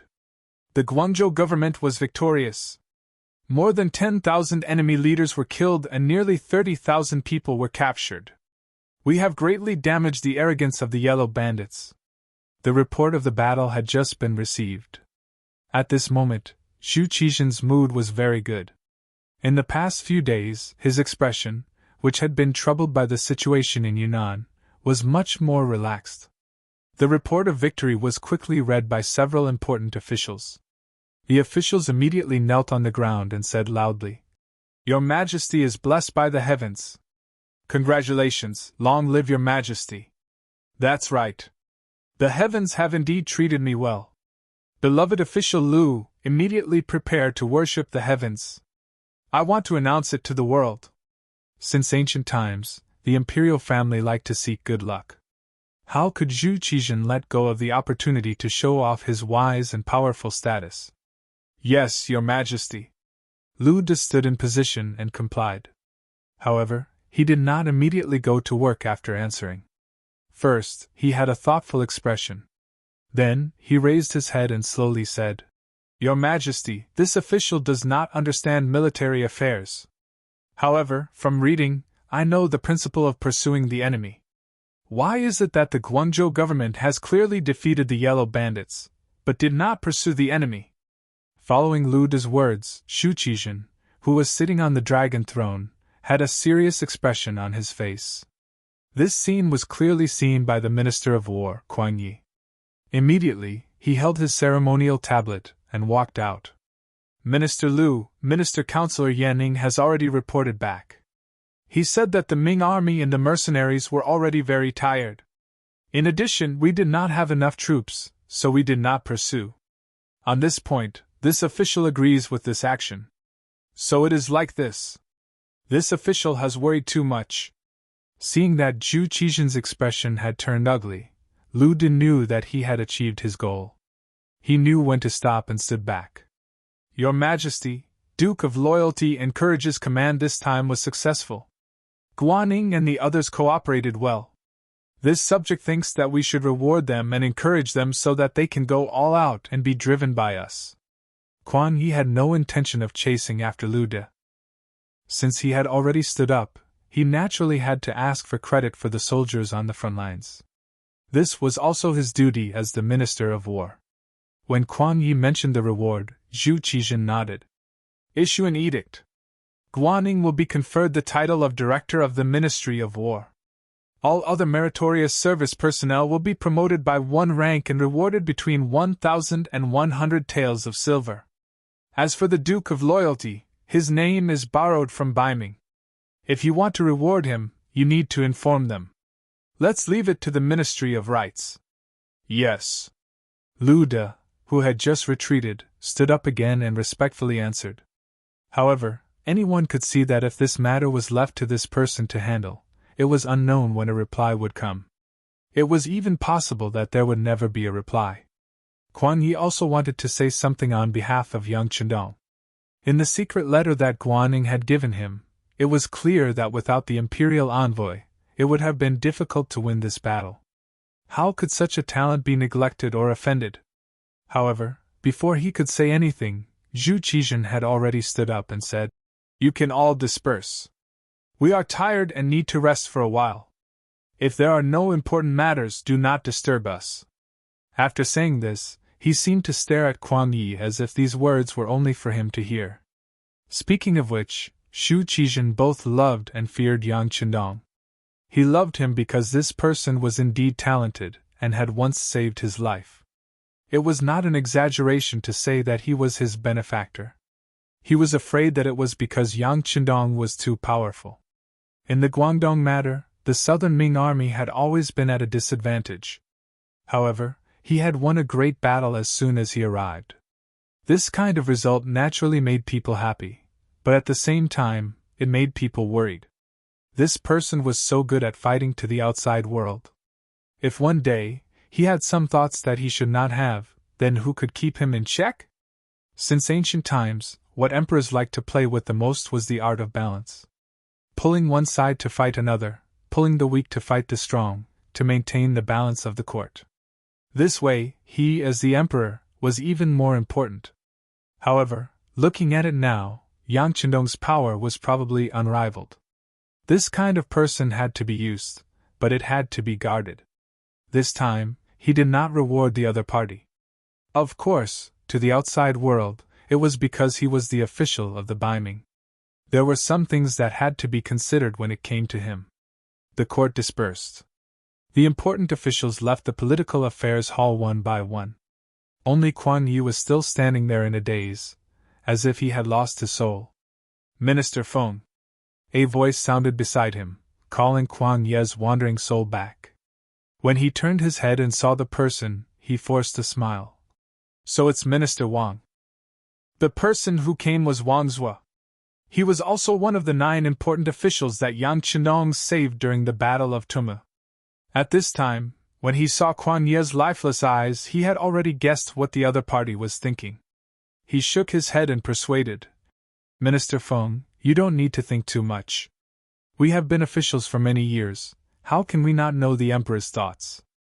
Even that Duke of Loyalty and Courage should be very clear. Moreover, he shouldn't mind too much. He won't mind? Kuan Yi asked, not quite understanding. Why would he mind? For him, the Duke of Loyalty and Courage is already an extremely high honor. He is only 21 years old. In history, there are very few people who can do this. As the saying goes, it's lonely at the top. Wang Zhuo's lips moved slightly, speaking slowly. Then he cupped his fists and said, the Duke of Loyalty and Courage is a smart person. This kind of person is very opinionated and will endure humiliation. Otherwise, he would not have such achievements. Besides, since this is the Emperor's intention, we as officials are powerless to change it. We only need to speak the truth. As for what kind of situation will occur, we can only wait and see. Wang Zhuo looked like he saw it very clearly. This was also because he was the Minister of Revenue. Originally, he dealt with money. It could be said that he always calculated the accounts very clearly. Because of fear, Ing Zong found a reason not to reward Yang Chendong. This was originally the Emperor's power. But he did forget one thing. That was, this time he was facing Yang Chendong. Was he such a good person? It was said that in Ming, because the Minister of Justice, Yu Shiwei, offended him, he was overthrown. Even Dai Zong could not protect him. How could such a person not fight back after being schemed against? Just wait and see. If this goes on, Zhu Qijun is likely to suffer the consequences of his own actions. Because Wang Zhuo saw through everything, he knew that this was a battle between 2 tigers. Bystanders could not persuade, so he did not say anything. At this time, he told Kuan Yi all of this. This oldest minister of war quickly understood. He sighed and said, "Ai, this old man is old. I'm afraid I won't be able to serve the Emperor for long. Yes, since you don't have enough energy, it's better to take a good rest." Wang Zhuo chuckled. His hint was effective. Since he could not solve any problem by speaking, it was better to not say anything and just watch. The so-called old meant that his energy was limited. It meant that Kuan Yi would not say anything more on this matter. The 2 important officials spoke and then left the political affairs hall after everyone else. They were thinking about what kind of expression the front line would have after receiving the imperial edict. A few days later, it was the last day for the Ming army to rest. According to the plan, the army would leave the Guang province house the next morning and head toward Zhaoqing house, which was heavily guarded by the yellow bandits. Food and equipment were all prepared. With the cooperation of Administrator Liu Youfu, Commander Ma Wei, and Guaning, all of the work was done. When the time came, the army would set off. Compared to the last time, the number of troops was much higher. For the Ming army, Ma Wei and Guaning led 4,000 soldiers.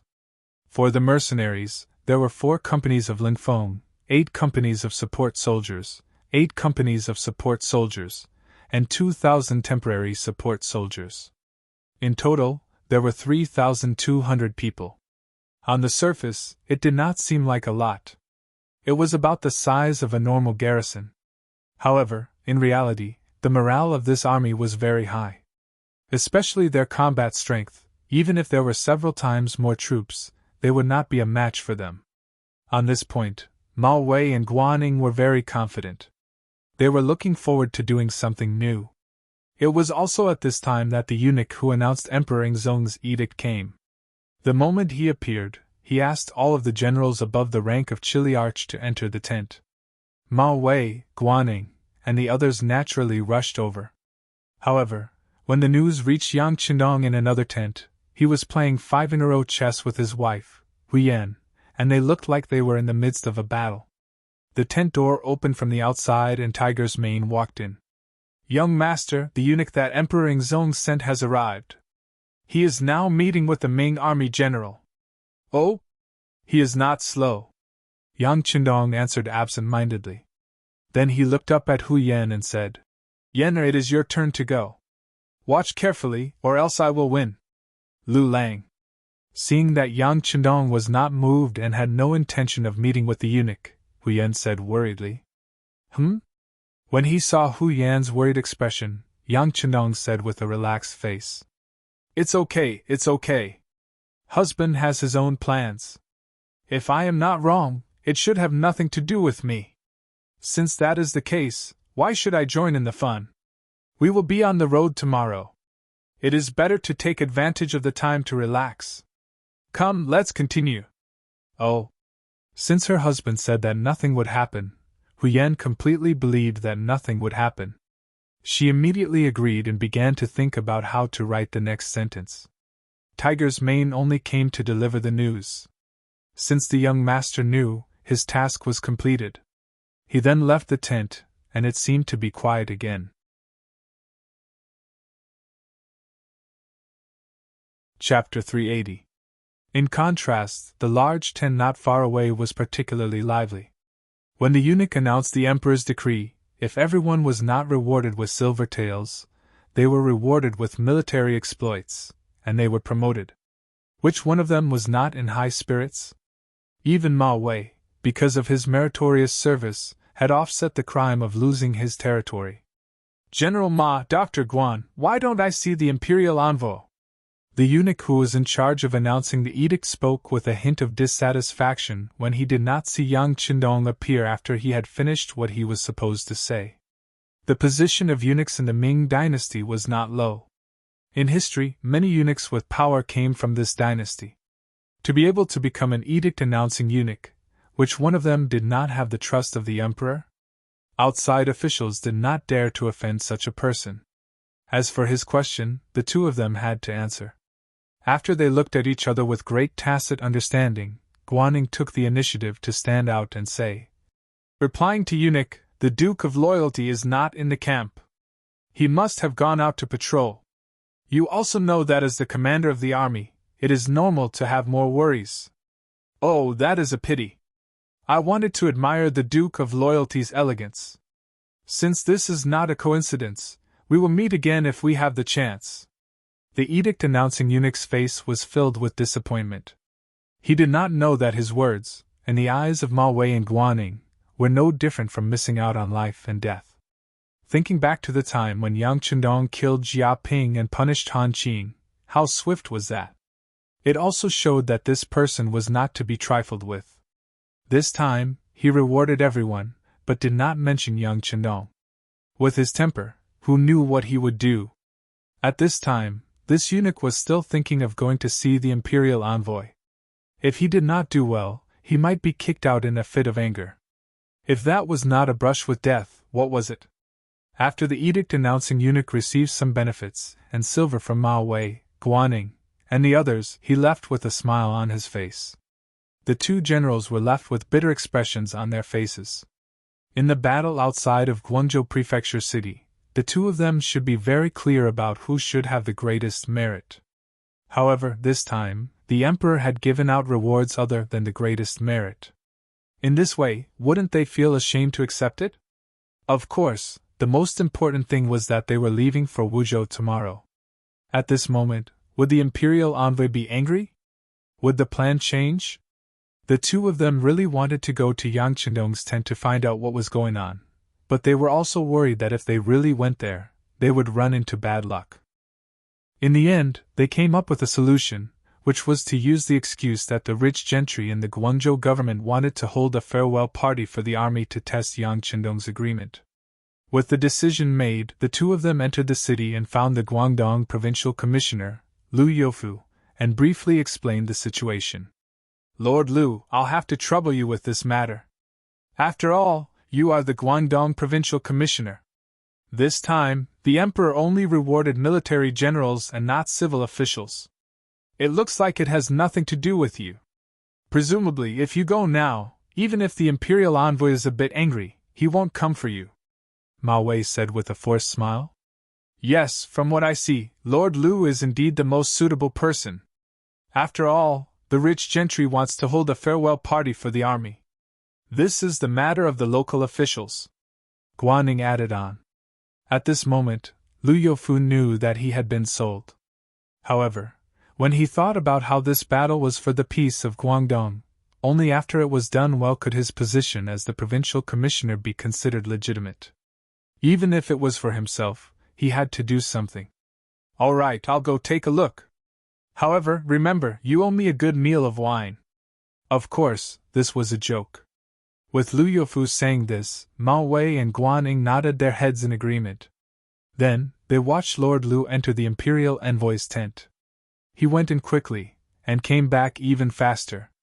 When Lu Youfu came out, he shook his head as he walked. This scene fell into the eyes of Ma Wei and Guan Ning and could be said to be endlessly worried. When he came closer, the two of them went up and asked, How is Lord Lu? Did the imperial envoy change the plan? The plan hasn't changed. The imperial envoy said that everything is as usual. Lu Youfu shook his head and said the result.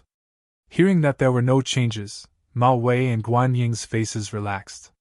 However, they then asked in confusion. Lu Dao, if everything is as usual, why did you act like that just now? What is the meaning of this? It's just that when I saw the imperial envoy's expression was as usual and his reply was also quick, I thought that the reward this time was indeed a bit unfair. Lu Youfu said with a sigh. When he saw Yang Chendong just now, the other party was still the same as before, as if the eunuch who announced the decree had never appeared. This kind of calmness, this kind of ease, and even this kind of broad-mindedness could not help but be admired. At least, if it were him, he probably would not have such a calm expression. Only then did Lu Youfu express his feelings. However, when these words were spoken, the three of them did not speak any more. After all, the eunuch who announced the decree was under the emperor's orders.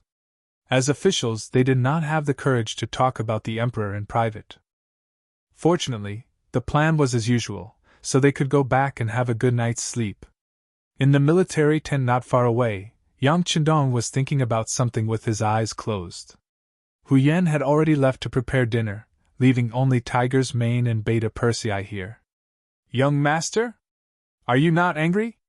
Seeing that there were no outsiders, Tiger's Mane finally could not help but ask. That's right, I also want to ask this. To the side, Beta Persei lowered his voice. This was not because he was talking about a secret, but because his voice was like thunder. When he spoke normally, it would sometimes scare Yang Chendong, which was why he was forbidden to lower his pitch when he spoke in the future. The two taciturn people beside them, who usually did not ask themselves and rarely spoke, had actually spoken on this matter. Yang Chendong's originally closed eyes slowly opened. He then looked at the two of them with interest and said, What? You're fighting for justice on behalf of the young master? Young master, it's not fighting for justice, it's the truth. Why are those people who did not do anything great rewarded, but you don't have anything? Seeing that Yang Chendong was not angry, Tiger's Mane became much bolder when he spoke. Ha ha ha, well said, it's the truth. Yang Chendong nodded, seeming to agree with Tiger's Mane's statement, but then shook his head. But what does the truth matter? When others must turn a blind eye to it, the truth can also be treated as if it doesn't exist. At the end of the day, everything depends on strength. After Yang Chendong said this, He looked at Tiger's Mane and Beta Persei and said in a teaching tone, "Remember, benefits are not something that you want, but should be fought for with practical actions. Only when you become strong, no one will dare to give you a hard time, and all kinds of unfairness will leave you. On the contrary, before that, even if you have any dissatisfaction, you need to endure it. Otherwise, even if you have great talent, I'm afraid you won't have the chance to show it, understand?" These words were somewhat profound. But the two of them had been with Yang Chendong for more than a day or two. Even if they didn't understand the whole thing, they understood the gist of it. Young Master's words were nothing more than that. They were not strong enough now, and they still needed to work hard to develop. Only when they developed and became stronger, such unfair things would not happen again. "Yes, young Master, we understand. We will work harder in the future," Tiger's Mane and Beta Persei both said with a solemn expression. "Very good." Seeing that the other party understood what he meant, Yang Chendong first smiled, then closed his mouth again. He was thinking about the problem of how Yangtze's population could grow rapidly. In the end, the development of Yangtze was still too short, and the foundation was too weak. For example, the problem of population alone was enough to stop all of his development paths. Just this morning, they received news from Resin City that the fleet sent out to search for rubber trees had returned, bringing back over 100 ships of rubber trees that could be transplanted. This great news was enough to prove that electricity could finally be put to use in Resin City. But even so, Yang Chendong couldn't help but feel a little melancholy while feeling gratified. Now that he had the territory, if he didn't have enough population and army to support it, then it would still be a big problem. Before the real expansion began, how to get more people to Chichen City without outsiders knowing was the most important problem. Population. Thinking about this, Yang Chendong's mind quickly formed plans. The next morning, more than 7,000 Allied troops set off from Guangzhou. Their target was Zhaoqing. As the Guangdong political envoy, Liu Youfu did not follow them. Instead, he sent the army off at the city gates. He was looking forward to this army thoroughly defeating or even eliminating the Huang bandit army, allowing him to become the true Guangdong political envoy. The moment the army moved out, the scouts sent by the Huang bandits spread the news and headed straight for Zhaoqing Prefecture, which was several hundred li away. Huang Yuliang, who was in Zhaoqing, had already listened to Zhu Fangyong's suggestion and retreated to Wuzhou. At this moment, there were about 40,000 troops gathered in Wuzhou. Most of them were defeated soldiers outside of Guangzhou. After these days, the people who had fled from the defeat had all returned to Wuzhou. They wanted to make a comeback. Or it could be said that they didn't have much of a choice. The surrounding cities were all destroyed when they rebelled. With no one to plant the fertile land, how could they reap any harvest in autumn? Without food, surviving would be a problem. At least when they came to the Wuzhou prefecture, they would have food to eat. Although it was not a war and they only had 2 meals of porridge a day, as long as they did not starve to death and fainted, there was still hope, right?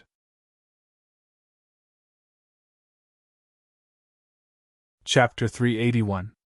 For the sake of food and survival, there would be many people entering the Wuzhou prefecture every day under the banner of the Revolutionary Army. The bandit leader, Huang Yuliang, was overjoyed when he saw all of this. Regardless of the reason, these people were willing to seek refuge with him. At least he had made a name for himself. With a name, there would be people. With people, he could go around killing and pillaging. Food and money would flow into his hands endlessly. With this cycle, his territory would grow bigger and bigger, and his military strength would also grow. One day, it would not be impossible for him to ascend the throne and become an emperor. In order to achieve these goals, the first thing he had to do was to deal with the invaders. The news had already been sent over. When he learned that the southern Ming Empire had sent over 7,000 soldiers to Zhaoqing Prefecture, Huang Yuliang laughed heartily. Only 7,000 people and they dare to go against my army of 40,000? Do they really not want to live anymore? Huang Yuliang's laughter traveled to the various leaders in the tent. Naturally, everyone laughed along with him. In their eyes, these people were also not optimistic about the 7,000 southern Ming Empire troops. At this moment, they seemed to have forgotten about their defeat outside the prefecture of Guangzhou. Of course, there were too many reasons why they had failed. For example, the other party had ambushed them and caught them off guard. However, now that they were prepared, they didn't believe that these 7,000 people would be able to turn into monsters. Young master, the southern Ming Empire only sent over 7,000 people. I think they might not even be able to reach the Wuzhou prefecture. Zhaoqing Prefecture's General Qing should be able to defeat them. One of the leaders saw that Huan Yuliang was in a good mood and hurriedly flattered him. The so-called General Qing was one of the leaders of the Huang bandit army, Qing Yuan. Qing Yuan had some military talent. However, because he was slightly less experienced than Geng Jun and the other three, he did not enter the ranks of the four heavenly kings. However, following Geng Jun's death, there were now calls for him to be a substitute and become one of the four heavenly kings. With such ability and charisma, Huan Yuliang sent 5,000 of his men to Zhaoqing Prefecture to test him. They were there to stop the southern Ming Empire's army. The art of war said that once, twice, thrice, and thrice, one would be exhausted. What was important was that if they couldn't work together in battle, the morale of the army would drop and the morale would be shaken. Naturally, their combat strength would be greatly reduced. Qing Yuan and 5,000 troops were left behind in Zhaoqing Manor to achieve this goal. Of course, it would be best if he could win. It would be hard for Huang Bandit General to find any opponents in Guangdong. On the other hand, even if they lost, they would heavily injure their opponent and make ample preparations for the upcoming battle in Wuzhou. Not bad. Hearing someone mention Qing Yuan, Huan Yuliang said excitedly, "This young master has already promised Qing Yuan that as long as he can deal a heavy blow to the southern Ming army, he will be allowed to enter the ranks of the four heavenly kings. I believe that he will not disappoint. Congratulations, young master. Congratulations on obtaining another good general." Everyone knew that since Huan Yuliang could say such words, the matter was basically settled. One by one, they began to praise him. As for how much of the praise was sincere and how much was sincere, it was up to the benevolent to see benevolence. Zhaoqing Manor. As a place that one had to pass through on their way to Wuzhou Manor, there were many Huang bandit soldiers standing on the city gate. Under the crowd was a man holding a long blade. He had a fierce expression and his eyes flashed with a bloodthirsty light. It was Qing Yuan himself. The news that he was going to replace the dead Geng Jun as one of the four heavenly kings had long reached his ears. Recently, there were even more people around him who were fawning over him. At the beginning, he was still clear-headed. At least he knew his own worth. However, as more and more people began to praise him, he became complacent. Sometimes, even he couldn't help but believe the words of others. It was as though he was really a god that had descended from the heavens, was really brave, was really a genius at leading troops, and was really victorious in every battle. This was what people often said. False things could become true if too many people said them. Qing Yuan, who started to become arrogant, became arrogant, frivolous, and underestimated the enemy. Even though he knew that the southern Ming reinforcements who had defeated Huan Yuliang's 80,000-strong army were coming, when he saw the southern Ming army gradually appearing from below the city gate, he still gave the order to open the city gate and attack.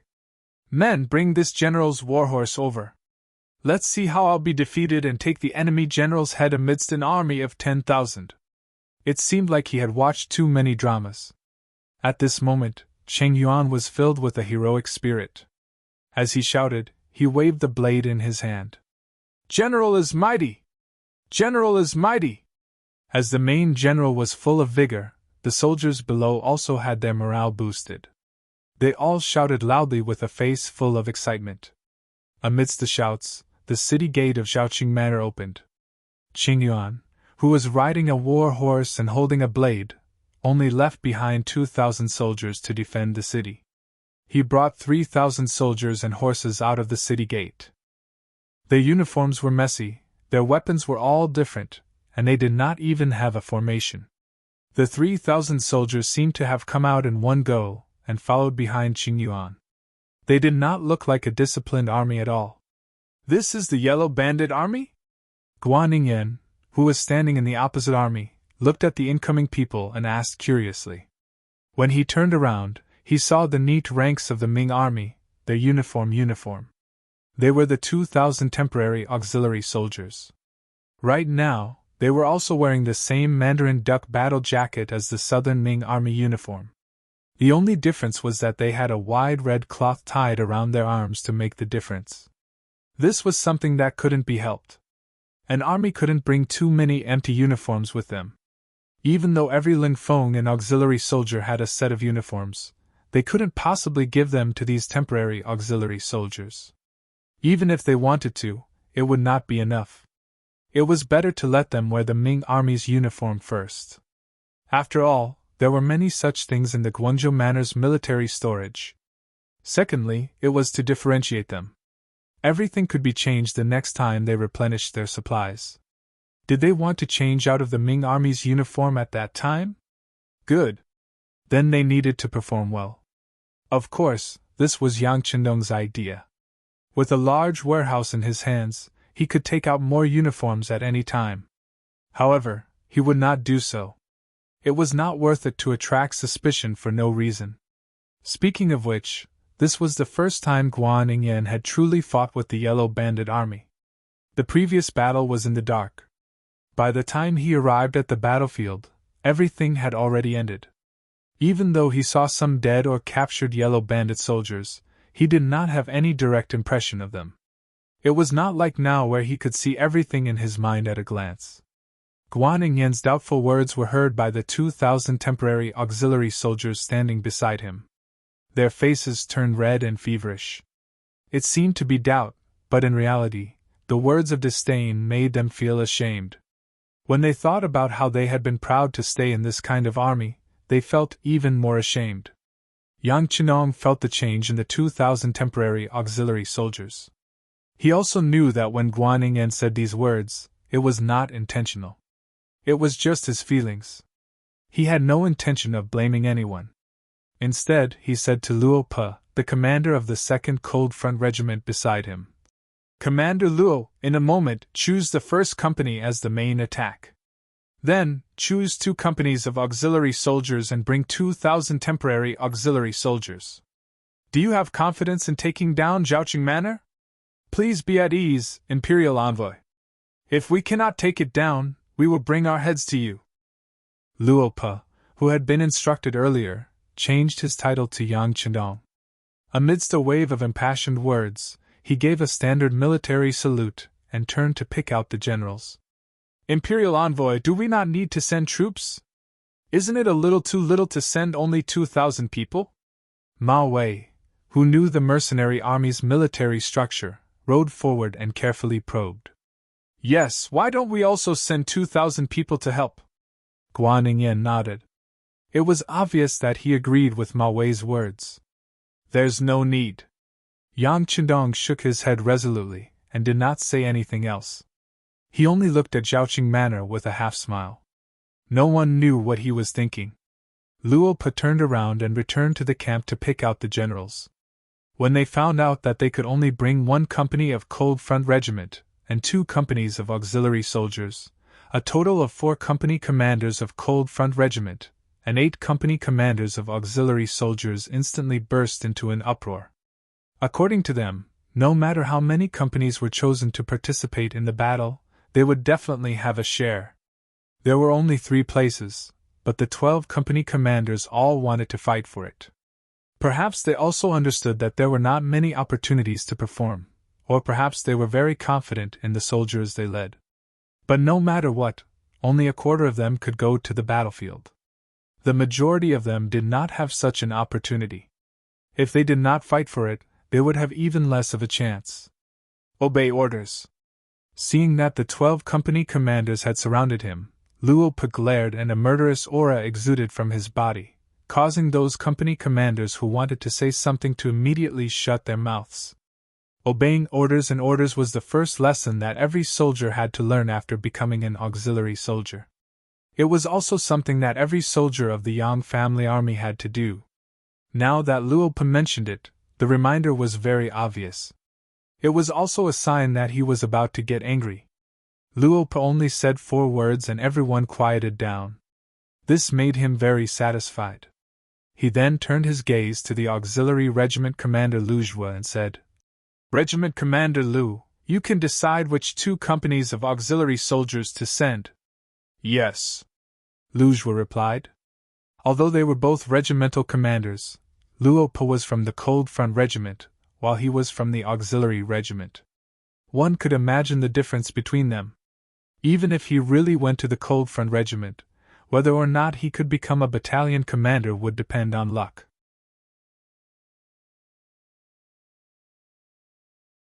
Chapter 382. The 2 regiment commanders worked together, and quickly picked out 3 companies to fight. Together with the 2,000 temporary auxiliary soldiers, there were a total of 2,300 people ready to fight. Among the 3,300 people, the company at the forefront was the Cold Vanguard Company led by Battalion Commander Chinbo. Luo Pa had taken a step back this time, giving the opportunity to charge and break through the enemy lines to his battalion commander. Chinbo's eyes shone brightly as he seized the opportunity with great difficulty. He felt as if there was an endless amount of energy in his body. When he thought about how the 6th young master was watching his performance on the battlefield behind him and his every move, he felt an inexplicable excitement all over his body. Pinyu was in the Cold Vanguard Company. Due to his outstanding performance on the battlefield, he had been selected by the 6th young master as a member of the Cold Vanguard Company. This time, he had to perform outstandingly to repay the trust and support. Pinyu was not the only one. The Cold Vanguard Company was also filled with energy. Since they were able to join the Cold Vanguard Company, they naturally had the right to know who the 6th young master was. Yang Qinong's appearance was like a shot of adrenaline to them, causing them to be extremely excited. The 2 auxiliary battalions were in the middle. Following behind the Cold Vanguard Company, they would be the main attackers when the battle started. After all, the weapons in their hands were crossbows that were slightly closer to the enemy. If they wanted to be effective, then they had to rush to the front of the enemy. Although there were only 200 of them, all of them were filled with confidence. It was not for any other reason, but because they believed in their comrades and the marksmanship of the Cold Vanguard Company members who would be assisting them on the battlefield. If anyone dared to counterattack or threaten their lives, the Cold Vanguard Company would definitely step in and take care of the enemy one by one.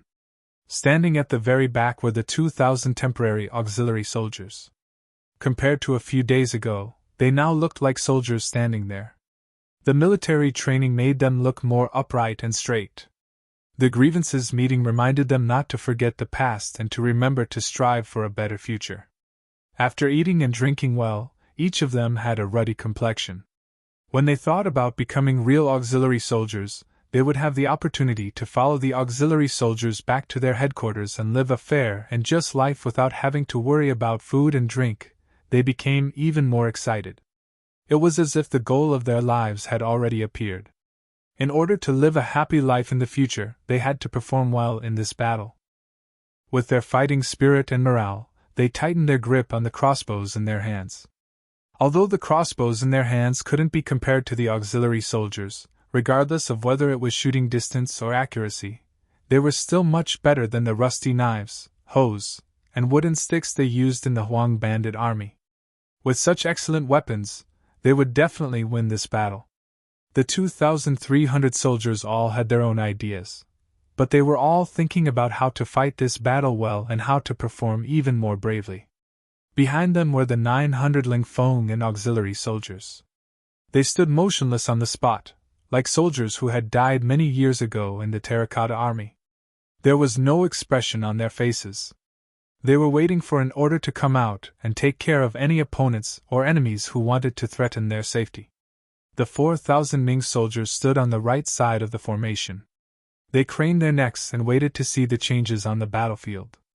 Mao Wei and Guaning widened their eyes, as if they did not want to miss a single moment. They wanted to see how these mercenaries would perform. Behind these people were Yang Qinong's family. They sat in a few carriages. Tai Qingyi led a group of female soldiers to protect them. At the same time, there was a squad of Ling Feng who looked around vigilantly to prevent any suspicious people from approaching. In the carriages, the curtains of the 3 carriages were lifted. They were the first wife, Huyen, the third wife, Lady Shui, and Miss Su Maner. Even though Yang Qindong had said that there would be no mercy on the battlefield and that the scene would be a little terrifying, the 3 of them could not help but look at the battlefield out of curiosity. This was especially so for Su Maner. She knew very well what her mission was. She also knew what would happen to her once she completed her mission. Right now, she wanted to see if the person she was scheming against was worth it for her to complete her mission at the cost of her life. She wanted to see if it was worth it for her to be buried with him. Coincidentally, when Su Maner's gaze landed on Yang Qindong, the man, who had changed into a set of capable camouflage clothes, raised his right hand. Then, he placed it down gently, looking extremely elegant. Following this action, the 2,300 soldiers surged forward in an orderly manner. When the 2,300 people stepped on the same spot and spread out in a straight line, they looked like a long dragon from afar. It gave off an awe-inspiring feeling. Any object would be very spectacular and beautiful when they were in an orderly manner. It was just like the wild geese in the sky. When they were about to return, regardless of whether they were in a straight line or in a straight line, they would give off a spectacular sight, let alone a formation formed by 2,300 soldiers. Hiss! General Ma Wei, who saw this scene, gasped. He did not expect that with just over 2,000 people, once they moved in unison, they would create such a shocking force. When he was leading the Guangdong Guards, he had also undergone training in this area. However, as the military discipline was not very strict, not to mention over 2,000 people, even a casual formation of 1,000 people or a formation of 100 people would not be able to be in an orderly manner. Their steps would also not be in the same spot like they were now. Naturally, their might would be much weaker. He could not help but look at Guaning, who was riding a horse at the side. He realized that the other party was also deep in thought. This official from the Ministry of War, who had just been promoted to a 5th-rank official, was also shocked by the scene in front of him. As someone in the Ministry of War, his vision was not like Ma Wei's, who only focused on one city in Guangdong. What he was thinking about was whether this uniform formation could be used in all of the southern Ming Empire's armies. If it was possible, would their fighting strength increase? Even his own people were shocked, let alone the opponent, Qing Yuan. He rode on a horse and held a large blade in his hand. He looked very majestic, but when he saw the enemy move and the mountain-like aura pressing down on him, for some reason, his heart could not help but beat rapidly. A feeling of fear began to spread throughout his body. This feeling of fear quickly affected the warhorse under him. It was said that animals had a sense of fear towards danger. At this time, it also seemed to have sensed the endless danger. It began to snort, and its body was also twisting, as if it wanted to escape and did not want to face this terrifying pressure. Not only Qing Yuan and his warhorse, even the 3,000 Huang bandits behind him were intimidated by this aura at this moment. Some of the more timid ones even began to walk unsteadily. From the looks of it, it was clear that they wanted to return to the city. It was as if with the city wall, they would be able to ensure their safety. Qing Yuan also wanted to return, but when he thought about how he was going to enter the 4 heavenly kings, if he did not do anything and was scared back into the city by the enemy's aura, once this matter spread out, how would he have the face to see others? He was afraid that from now on, no one would look up to him anymore. Whether it was for his own dignity or for his future glory, he had no reason to retreat. Furthermore, who said that if the formation was orderly, their fighting strength would be strong? Could it be that the embroidered pillow was useless? Perhaps with a single charge, he would be able to mess up the formation. After all, on the battlefield, one's methods were more powerful than one's formation. Steeling his resolve to fight, Qing Yuan raised a long saber in his hand high and shouted, "Everyone, listen to my orders! Follow me and kill our way over. If we win this battle, everyone will return to the city to drink, eat, and play. Women kill! Men die for wealth, birds die for food." A beautiful future was right in front of them. In addition, Qin Yuan took the lead and charged out. The 3,000 yellow bandits behind him also relied on their morale to shout and charge out. As Qin Yuan led his troops out, the distance between the two sides quickly closed. However, one side was like a tidal wave, while the other side was like a towering boulder. It was as if no one could shake it. Visually, it gave off such a feeling. At the very least, if they really clashed, the victor would depend on whether the tidal wave was stronger or the boulder was sturdier. Charge! Charge! The yellow bandits' running speed was not slow. Especially when Qin Yuan personally led his troops to charge at the front, the people behind him seemed to have eaten a bear's heart and leopard's guts, gaining more courage and strength. In the past, when they faced the southern Ming army, they charged like this. In their view, as long as the main general was brave and the soldiers under him fought with their lives, with the advantage of numbers, this battle could still be fought and they could still win. The sounds of killing could already be heard clearly. The distance between the two sides was less than 500 meters. Facing the chaotic roars, Battalion Commander Chenbo, who was walking at the front, had a firm expression. He was not affected by the changes in the other side and continued to take powerful steps forward. The front army did not move, so the auxiliary soldiers and temporary auxiliary soldiers at the back naturally did not change. Even though a grave expression appeared in the eyes of some people, the formation was still orderly, and there was not the slightest hint of chaos. The distance between the two sides was only 300 meters. According to the Ming dynasty's ratio of 1 foot to the present day, it was only 300 meters. The shooting range of the U-5 rifle was 45 degrees. After flying for about 4,000 meters, it began to fall. Of course, this was not the effective range. Under the effective range, as long as one could see, 800 meters was not a problem. Within 600 meters, one could easily take a person's life. Now that the distance was less than 300 meters, it was time to attack. Some of the platoon leaders and squad leaders who understood the reasoning behind this looked at Battalion Commander Chenbo.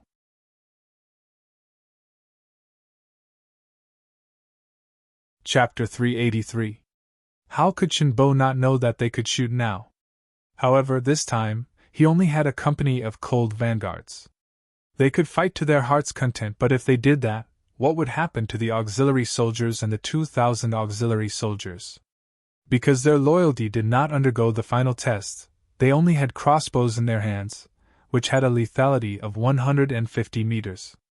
In other words, if Chenbo gave the order to attack now, they would be able to heavily injure the enemy, but the auxiliary soldiers would have a hard time fighting. That was why Chenbo did not give the order to attack immediately. He was calculating in his mind. A normal crossbow had a damage range of 120 meters and its effective range was around 100 meters. As long as he could control the range of the crossbow beyond 120 meters, he would still have the initiative. That way, more auxiliary soldiers would have a chance to perform. After some calculations, the distance between the two sides increased from 300 meters to 200 meters, then 180 meters, 170 meters. More cold vanguards started to look at the battalion commander Chenbo, waiting for him to give the order to shoot. This was something that only the elite cold vanguards could do. Without orders from their superiors, even if the enemy was right in front of them, they could not simply shoot. Otherwise, they would be severely punished by military law. 150 meters was within the range of the auxiliary soldiers' crossbows. Chenbo waved his right hand and the 100 cold vanguards stopped in their tracks. Release the safety and prepare to fire. Auxiliary soldiers, continue forward. Once the gunshot is heard, attack immediately. Don't give the enemy a chance to react. Finally, the order to attack was given. The 100 cold vanguards pulled the safety of their 95 shots in unison. The sound of the guns being fired was crisp and pleasing to the ear. While they were doing that, the 200 auxiliary soldiers and 2,000 auxiliary soldiers rushed out from their sides like carps crossing the river. They charged straight at the Huang bandit army. At a distance of 150 meters, the two sides were still closing in. The 500 archers in the Huang bandit army were ready to fire their arrows.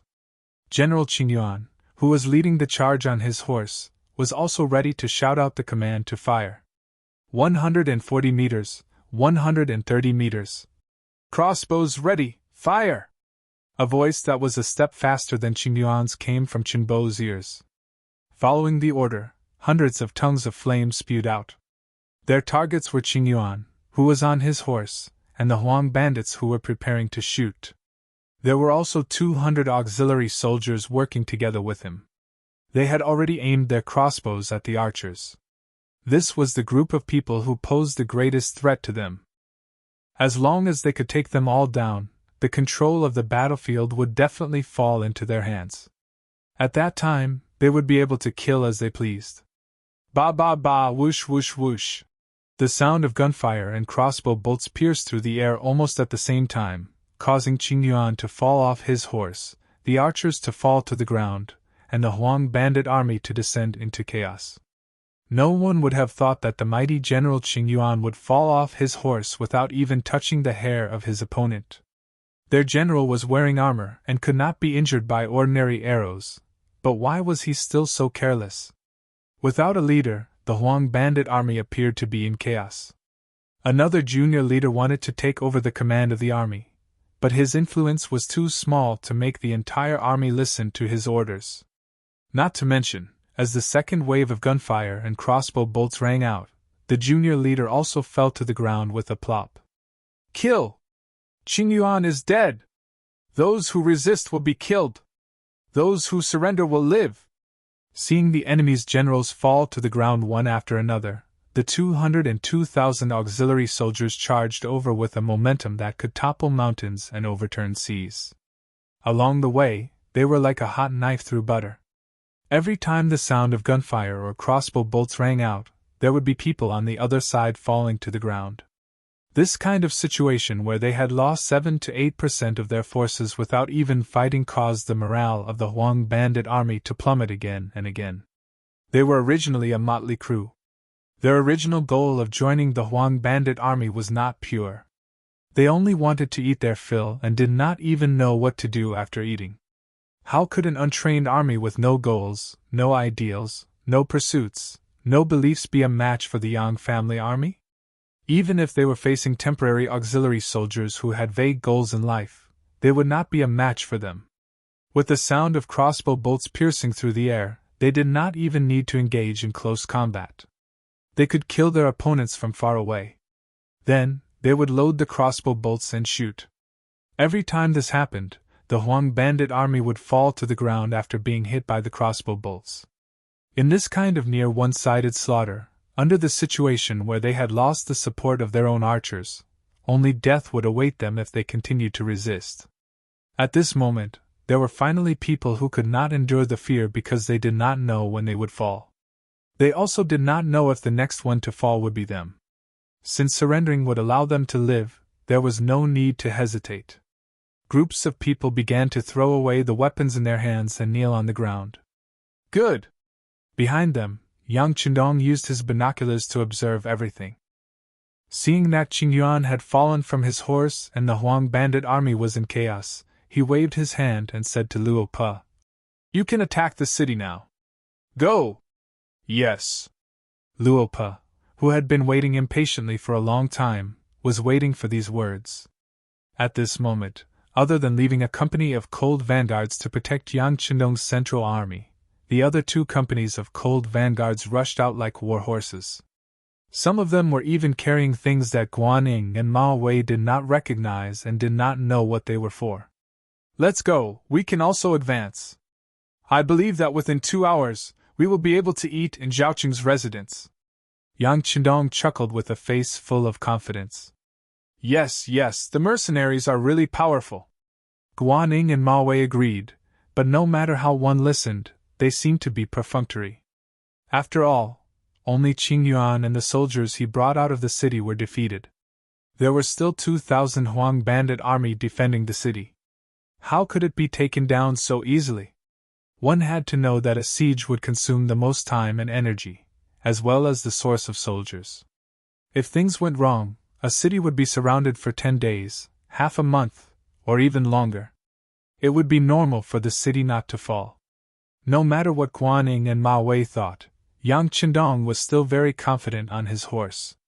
It was as if he was not going to watch the battle, but directly entering the city.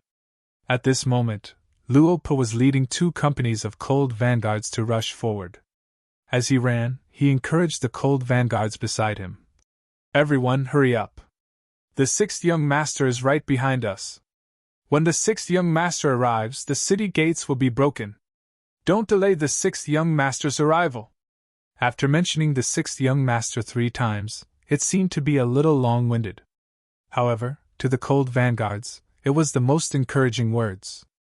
At least at this moment, because everyone heard the name of the 6th young master, their speed increased. Qing Yuan's army was defeated and captured. Most of his men were either killed, injured, or surrendered. Less than 800 of them actually escaped. These people risked their lives to reach the city gates of Zhaoqing Prefecture and shouted for the city guards to lower the drawbridge. Unfortunately, the auxiliary and temporary auxiliary soldiers behind them had already caught up. The Huang bandit army in the city did not dare to open the city gates. Seeing that there was no hope of entering the city, the 800 deserters were afraid that they would be killed on the battlefield. One by one, they threw down their weapons and knelt down to surrender. Thus, the 3,000 Huang bandit army soldiers became prisoners of war. After bringing these people to the side, Battalion Commander Chen Bo led a company of cold vanguards to the city gates. Listen up, we are the mercenaries hired by the Duke of Loyal Courage of the Great Ming Dynasty. In the Guangzhou Prefecture, the 80,000 soldiers led by Huang Yuliang were also heavily injured by us. If you know what's good for you, immediately open the city gates and you will be considered to have made a military contribution. Otherwise, you will be punished for breaching the city gates. There were many ways to persuade the enemy to open the city gates. The soft way was to tempt them with benefits and say all sorts of nice things. The hard way was to use a harsh tone and use threatening words. However, there were too few examples of people being able to persuade the enemy to open the city gates with just a few words. For example, the 2,000 Huang bandit army soldiers had no intention of opening the city gates. When Qing Yuan fell off his horse, they noticed that something was wrong and had already sent people to the Wuzhou prefecture to ask for help. As long as young Master Huang received the news and arrived with his troops, the crisis in Zhaoqing prefecture would naturally be resolved. Chen Bo stood at the foot of the city gates and shouted 3 times. However, no one used words to reply to him. Instead, a few arrows were shot in front of his feet. This was because the distance was not enough. Otherwise, Chen Bo would have been injured. You're courting death! Chen Bo felt like he had been slapped in the face when he saw a few arrows stuck in the ground 7 or 8 meters away from him. His face turned ashen. Men, kill those who shot the arrows for me! Yes, battalion commander. Among the cold vanguard, there were people who could not wait to test their skills.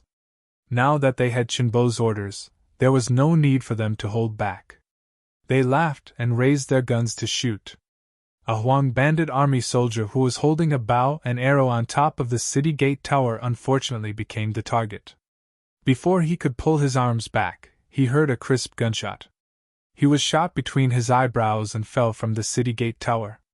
This was only the beginning. Following that, the other cold vanguard soldiers began to search for their own targets. Within the time it took for a stick of incense to burn, 9 Huang bandit army soldiers who wanted to shoot arrows were killed. They either fell from the city gate tower or died within the city gate tower. The deaths of these people shocked the Huang bandit army soldiers who were guarding the city. It also shocked the 2,000 auxiliary soldiers who were watching from the side. The battle just now had been extremely satisfying and smooth. The situation had been one-sided from beginning to end. Many of them had not felt any danger and had won the battle. However, this kind of shock was not as great as what they saw in front of them. When they saw that every Huang bandit army soldier who was exposed on top of the city gate tower would quickly fall to the ground and die, they finally understood what the cold vanguard represented. In the past, they had always heard the auxiliary soldiers talk about how powerful the cold vanguard was and did not think much of it. Now, it seemed that everything was true. It was just that their vision was too narrow and they could not imagine it.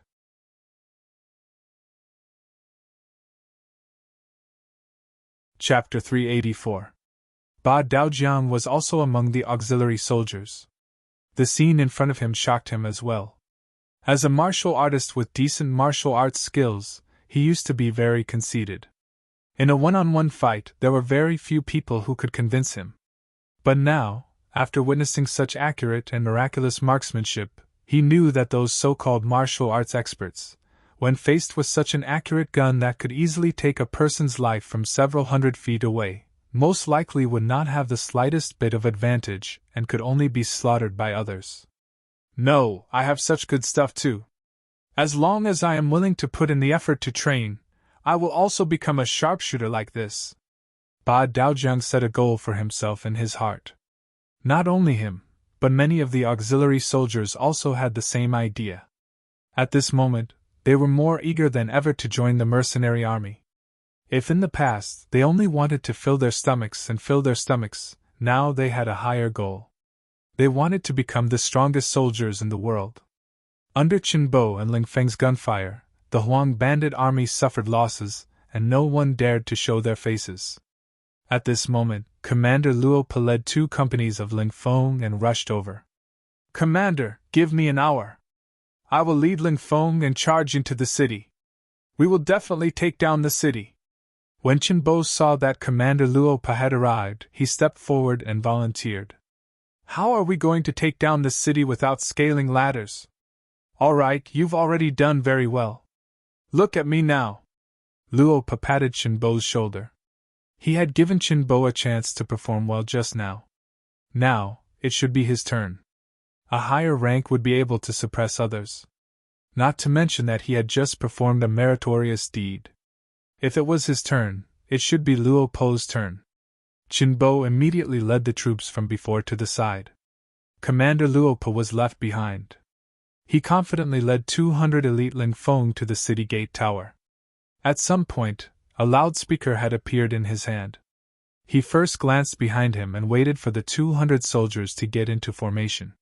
When they were ready, he raised his head to look at the city gate tower and shouted, "The people on the city gate, listen up. Now that your Qingyuan has been captured, you are just cornered beasts. If you open the city gate now, you can still redeem yourselves. But if you wait until we reach the city gate, you will all die without a burial place. I'll give you 10 breaths of time to make your decision. Men, prepare the rocket launchers." The 200 cold vanguard soldiers had been waiting for this order for a long time. As soon as Luo Po's voice fell, 5 cold vanguard soldiers walked out from the ranks. Each of them carried a 40-0 rocket launcher on their shoulders. They raised the launchers and aimed them at the city tower. The rest of the cold vanguard soldiers held the 9.5 in their hands as they stared at the city gate tower. If anyone dared to show themselves, they would not hesitate to shoot. The 40-0 rocket launcher, commonly known as the 40-0 fire, had a diameter of 40 millimeters, a mass of 5.6 kilograms, a length of 910 millimeters, a diameter of 85 millimeters, a mass of 2.1 kilogram, and a firing distance of 300 m. Although the 40-0 fire had a high requirement for stability when firing from a kneeling or standing position, it was still a convenient and portable siege weapon. After all, it was very powerful. As long as they had control of the battlefield, they could fire at will. After the 5.40 fire cannons were adjusted, the first cannonball rose into the air and smashed into the city tower of Zhaoqing City. Boom! A huge flame suddenly lit up. Even though it was daytime, there was still a flash of flame. When it landed on the city wall, not only did it create a huge crater, the powerful explosion also caused people's ears to ring and their hearts to palpitate, causing them to tremble in fear. With just one shell, the Huang bandit soldiers on the city gate tower trembled. They did not dare to look down from the city gate tower. Naturally, they did not know what it was that brought about such power. However, their instincts told them that this thing was very powerful and would not be easy to deal with. On the other hand, the soldiers below the city, no matter if it was the 2,000 temporary soldiers, the 4,000 Ming army soldiers, or the thousands of Huang bandit soldiers that were just captured, they were all frightened by the formation in front of them. What kind of cannon was this? How could it have such power? Moreover, it looked so small and convenient. It could really be called a godly weapon in the army. With one shell, rocks flew everywhere, causing the city gate tower to become silent. Then, a second and a third shot were fired. One of the shots hit the battlements of the city wall. Not only did it destroy a piece of the battlements, but it also sent rubble flying in all directions, injuring many of the Huang bandits who were hiding there. Still not surrendering? You only have 4 breaths of time. Luo Pa looked at the results of the 40-0 fire, and his eyes were filled with confidence. He dropped his hand and another rocket launcher flew onto the city wall, causing a piece of the city wall to fly away. We surrender. Don't fight anymore. We surrender. With just 4 cannonballs, the morale of the Huang bandit army on the city wall was completely crushed. They did not dare to show their faces and could not fight back. They could only wait for their deaths. This battle was very cowardly. Rather than waiting for their deaths, it was better to surrender. That way, they would be able to save their lives. As for whether young Master Huang would punish them after they lost Zhaoqing Manor, he should go find General Qingyuan and not these normal soldiers. With the sudden appearance of the 40-0 fire, Zhaoqing Manor gave up. Even the city gate was not affected. By the time Yang Qindong, Guaning, and General Ma Wei arrived, the city gate was already wide open. Lin Feng and the other soldiers had already entered to maintain order and capture the captives. Outside the city gate, there were only 4,000 Ming army soldiers, 100 auxiliary soldiers, and 400 temporary soldiers guarding the captives. When Ma Wei arrived and saw that none of his subordinates had entered the city, he couldn't help but ask angrily, "Why didn't you all enter the city? Why are you all guarding outside?" "General, they didn't let us in. They said that they wanted to organize the military resources in the city before letting us in." A Chiliarch ran in front of Ma Wei and said with an aggrieved expression, "That's right. I'm sure General Ma knows that His Majesty did not give the mercenaries any military funds. He allowed us to take what we want first when we occupy a piece of land. General Guaning knows about this." Yang Qindong saw this scene and said with a smile. On the side, when Guaning heard Yang Qindong mention his name, he could only say with a bitter expression, "Yes, His Majesty did allow this." Seeing that Guaning and Ma Wei were unhappy, Yang Qindong knew that this was caused by the imbalance in their hearts. He immediately said, "Forget it. Let the mercenaries pick first. As for the military merits, they can all go to you. That bandit leader Qingyuan can also be given to you. At least, how you write the battle report is up to you. Write it as beautifully as possible. Even if all the military merits are given to you, I don't care. What do you think?" Yang Qindong made a concession. Only then did Guaning and Ma Wei's faces show some joy. If there were no military merits and no loot, then there really was no point in coming. Fortunately, they could still get some benefits. They didn't have to spend much effort or risk their lives. This was a pretty good result. After thinking this through, the two of them cupped their fists and bowed to Yang Qindong to express their gratitude. Yang Qindong made a concession and had Guaning draft the battle report for him to look over. Most of it recorded how brave and good the Ming army was in battle. Regarding this, the imperial envoy did not have any objections. Guaning and Ma Wei sent the battle report to Jingdo with the fastest speed of 800 li. A few days later, there were fast horses entering the city from Jingdo. Along the way, they shouted the Guangdong victory report and headed straight for the royal palace. When the common people passing by saw this scene, not a single one of them was not excited and encouraged. They sighed in their hearts that Yingzong was indeed the legitimate emperor. He had won battle after battle. It looked like the chaos in the south would be resolved soon. In the royal palace, Zhu Qizhen saw the battle report. Seeing that they had used less than half a day to take back Zhaoqing Manor, and had killed and captured nearly 10,000 enemies, he was immediately overjoyed. He gave Guaning and Ma Wei, who had performed meritorious service, a reward, and encouraged them to continue to work hard to completely destroy the yellow bandits as soon as possible. From beginning to end, Zhu Qizhen still did not mention Yang Chenong. It was as if this person did not even exist. It was as if the victory at the front had nothing to do with this Duke of Loyalty and the Imperial Envoy. In reality, everyone had a balance in their hearts. This victory had a lot to do with the Duke of Loyalty and Courage. If not, why did they always retreat in defeat before? Could they really achieve victory after victory now? However, the Emperor's heart was fickle. If he did not mention Yang Chendong's meritorious service, who would dare to? There were even some people who thought that once the yellow bandits were destroyed, would it be time to burn the bridge after crossing the river? This kind of thing had happened countless times in the history of the dynasties, where the bow was put away after the birds had flown away. Jingdo Xingzong had won the battle and was naturally very happy. Master Huan Yuliang of Wuzhou had an ugly expression after losing Zhaoqing Manor. Thinking back to when he had led a large number of soldiers to surround and attack Zhaoqing Manor, it had taken over a dozen days. Afterwards, it was only because Zhaoqing's general, Jia Ping, was greedy for life and took the initiative to abandon the city.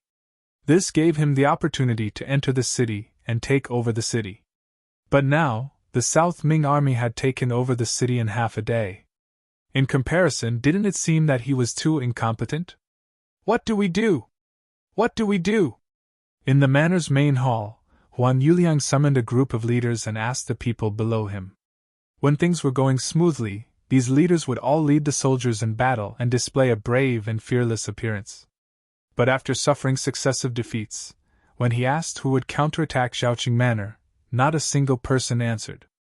It was clear that these people were all frightened and were afraid from the bottom of their hearts. Sitting high up, Huan Yuliang asked a few questions in succession. What do we do? The people below still did not answer. In a flustered and exasperated state, he wanted to call out a general. It was at this time that Zhu Fangyong, one of his trusted aides, stood out. Young master, I have something to say.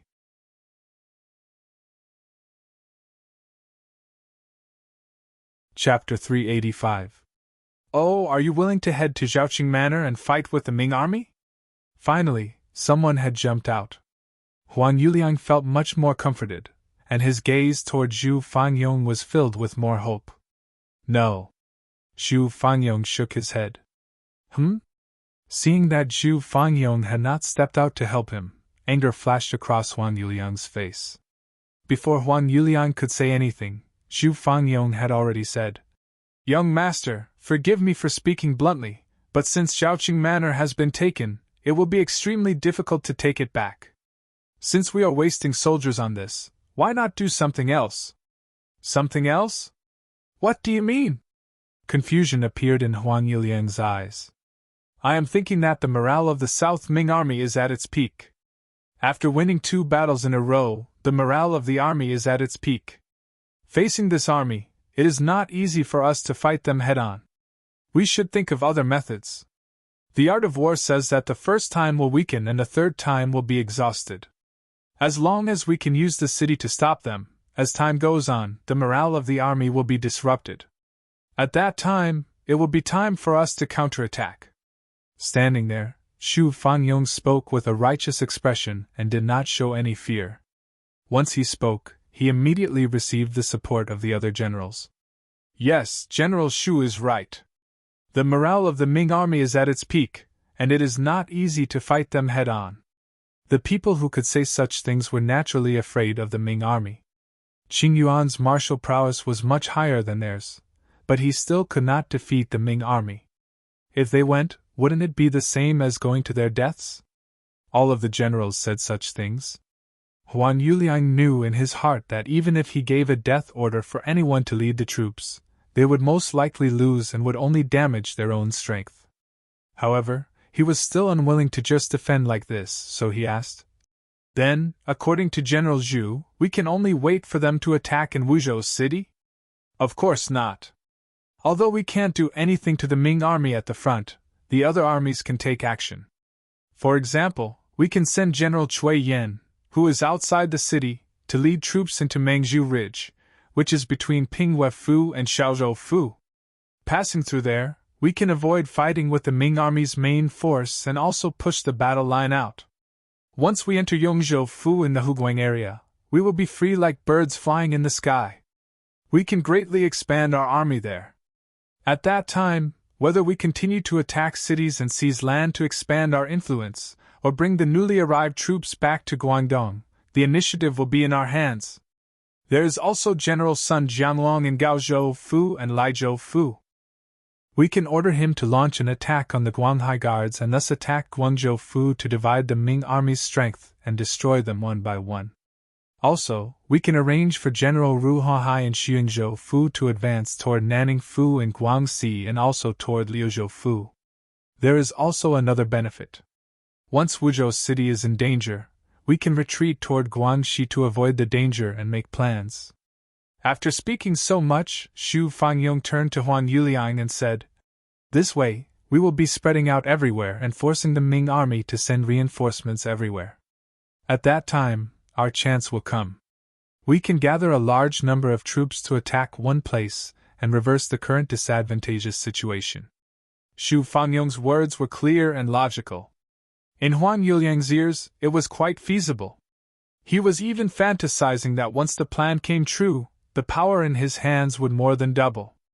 At that time, he would be able to stand up against Yunnan's Min Zhuang Wan Zhu Huying. Then, it would not be impossible for him to conquer the world. Good. General Xu's plan is good. Immediately write letters to the heavenly kings. I want to spread out everywhere on the battlefield.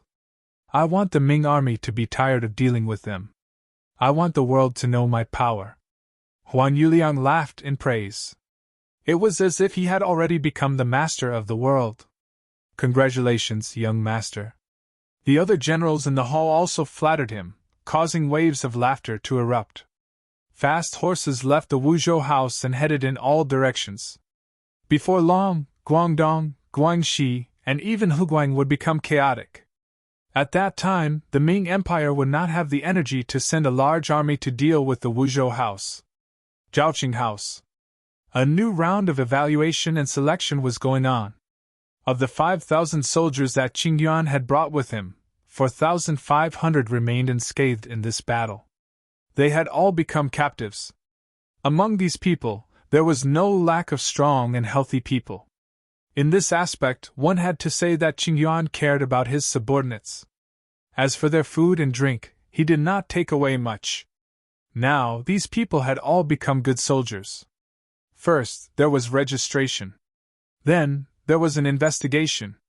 There was also the process of exposing each other. Among the 2,000 people who had become temporary soldiers, some were familiar with these brothers. With their help, the evaluation went even smoother. In the end, 1,000 of the 4,500 people were chosen to become temporary soldiers. The other 3,500 people were given to Guaning and Ma Wei as usual. Yang Chidong did not lack useless soldiers. These people would eat a lot every day. It was better to leave the headache to others. Choose and see if there are any who are willing to become soldiers. If there are, investigate their backgrounds. Guaning discussed with Ma Wei.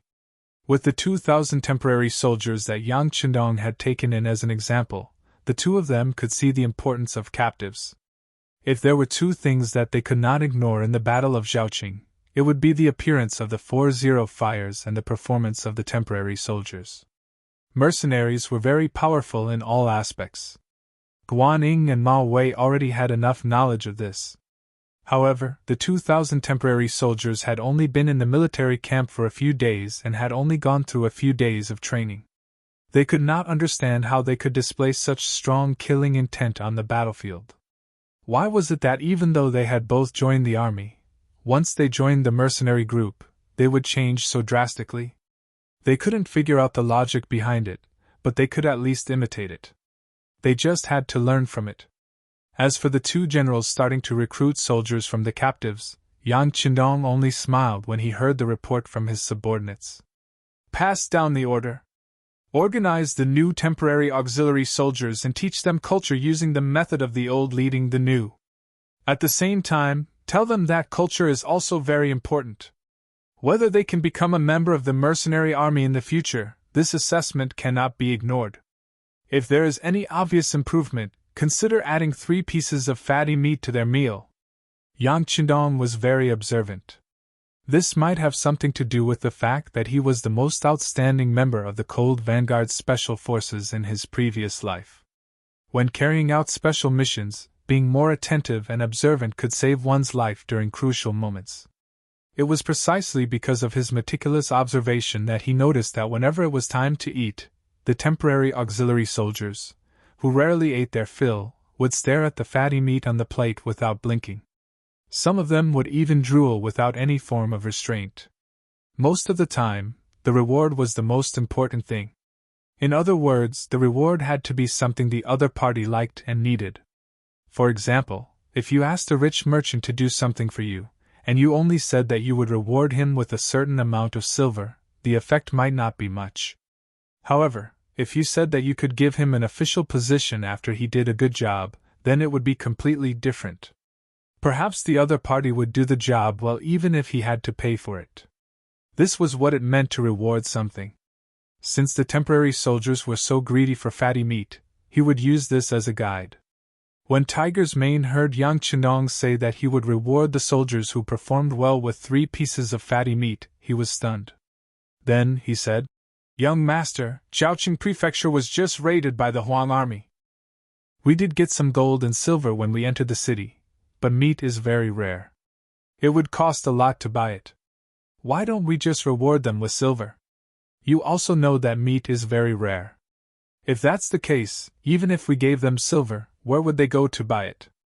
Okay, go tell Guaning and General Ma Wei to help us contact pork. It would be best if there was a live pig for sale. We don't lack silver. When the live pig arrives, we can directly bring it to the barracks to stimulate those people." Yang Qindong shook his head with a smile and then said to Tiger's Mane in an unquestionable tone, "Note, the so-called taboo is to avoid the name and not the surname.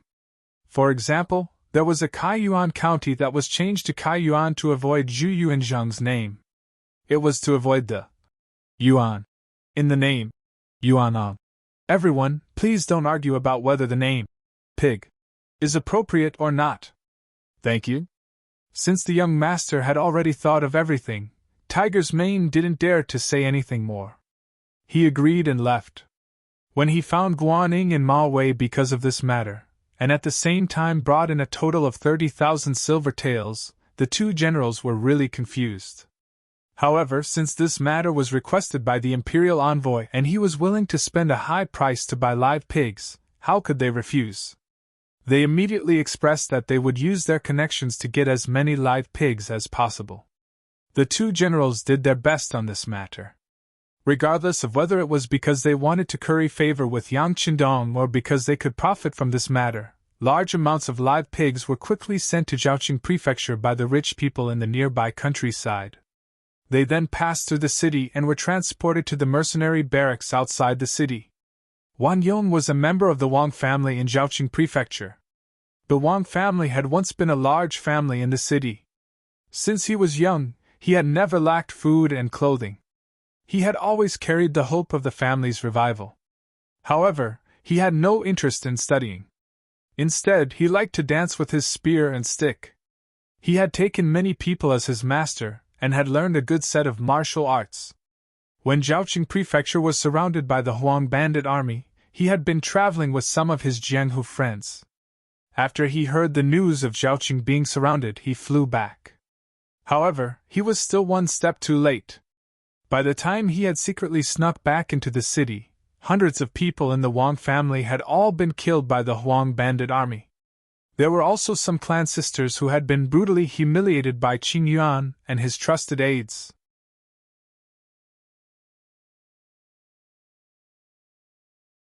Chapter 386. The furious Wang Yong once again used the name of the Wang clan. To outsiders, he would always use the name Wang Yong from the Wang clan. He gathered a group of brothers to assassinate small groups of Huang bandit soldiers in the city. Not to mention that his plan was meticulous and his skills were good, he actually managed to kill many Huang bandit soldiers. For a time, Qing Yuan, who was in the city, was furious. If not for the fact that Yang Chendong and the others arrived outside the city in time and posed a threat to the Jiaoqing manor, Qing Yuan would have started a large manhunt in the city to find Wang Yong and the others. In the end, Qing Yuan was captured and the Jiaoqing manor returned to the arms of the southern Ming government. However, there was not a trace of joy on Wang Yong's face. This was because he had already found out that Qing Yuan was not dead. After being injured, he was imprisoned in the southern Ming army and was waiting to be sent to the capital to be executed. Wang Yong was unwilling that he could not take revenge for his clan by himself. For this matter, he had gone to find the southern Ming soldiers and requested to meet their general. However, how could a person without any official status get what he wanted? Not willing to give up, he saw a large group of pigs heading towards the mercenary camp outside the city. He immediately thought of a plan and chased after the pig delivery team. "I know how to herd pigs. I can help you." The pig delivery team consisted of a squad of Lingfeng, a platoon of auxiliary soldiers, and 100 southern Ming soldiers. Because there were too many pigs, it was difficult for them to herd them. Now that someone was willing to help, they naturally would not refuse. Thus, Wang Yong generously joined the team. Not to mention that his skills were good and his eyes were sharp. Every time the pigs wanted to leave the team, he would be the first to discover them and herd them. This was a great help. After traveling for a few li, the mercenary camp was in front of them. Because of the appearance of these live pigs, the normally heavily guarded military camp relaxed a little. Wang Yong even followed the troops into the military camp. With so many pigs being sent into the camp, the auxiliary soldiers who were training all widened their eyes. When they learned from their instructor that these live pigs would be slaughtered very soon and that everyone would get a share, and that those who performed well would get 3 extra pieces of fatty meat with their meals, each and every one of them worked even harder to train. Even when teaching them how to read and write, they were much more serious. It had to be said that Yang Chendong's move was indeed effective. After Wang Yong followed the team and sent the pork into the temporary pig house, the platoon leader, Leng Feng, who was following the team, came forward to express his gratitude. He even took out some silver as a reward. This was also the military discipline of the Yang family army. They couldn't casually take a needle or a piece of thread from the common people. As long as there were people who helped them, they had to give a corresponding reward. Of course, Wang Yong wouldn't care about such a small amount of silver. He refused. "Sir, I want to see your general." Captain Lingfeng was stunned when he heard this. He immediately understood that the other party had come for something. He immediately smiled and said, "Brother, seeing that you have a strong body, could it be that you want to join us? If that's the case, you don't have to go see a general. There's a recruitment office not far away. You can go there and register your situation in detail." "No! I'm not here to join the army. I have something to talk to your general about." Wang Yong shook his head and said coldly. To him, the Wang family had been destroyed by the Huang bandits. He had no hope of surviving. Right now, he only wanted to kill Qing Yuan and take revenge.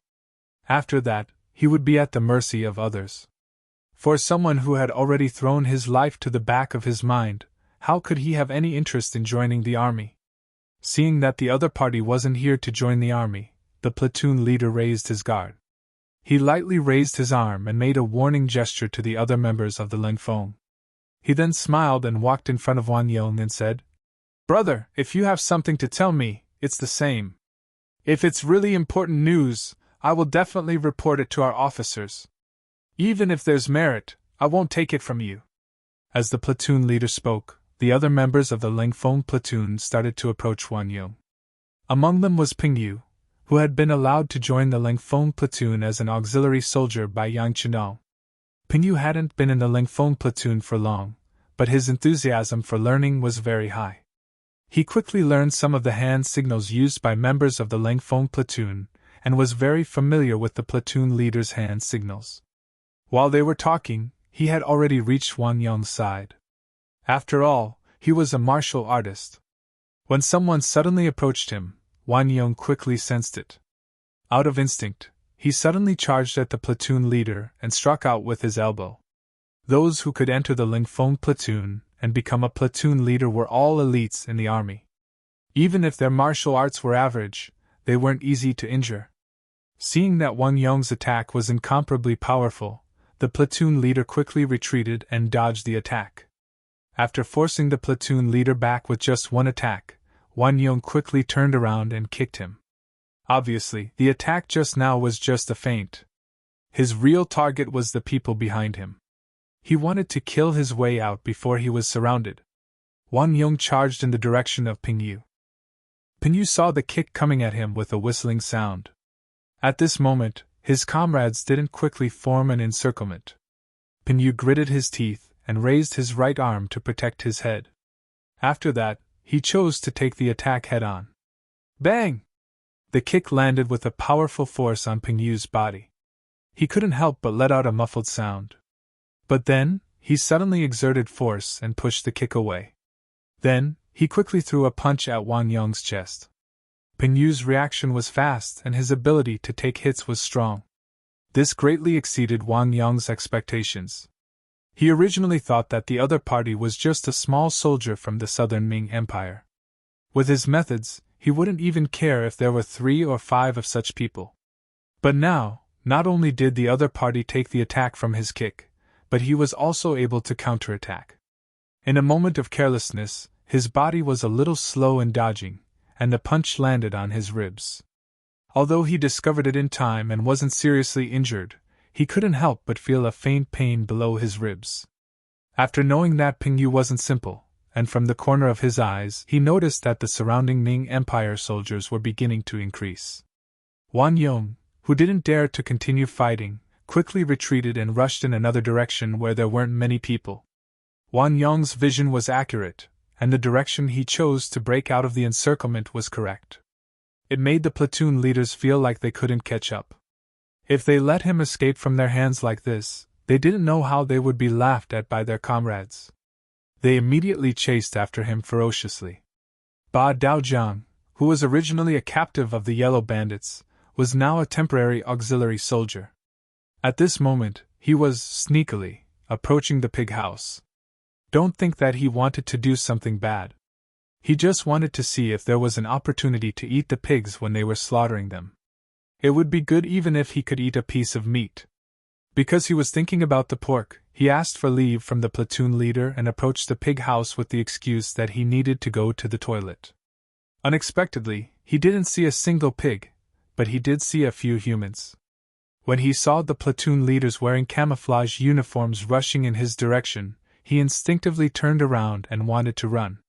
After becoming a temporary auxiliary soldier, he naturally knew the story of the platoon leaders.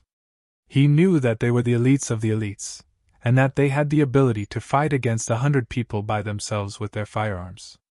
Although he was good at martial arts, how could he fight against advanced firearms? Since he wasn't a match for them, he decided to dodge. He was probably wearing a normal military uniform.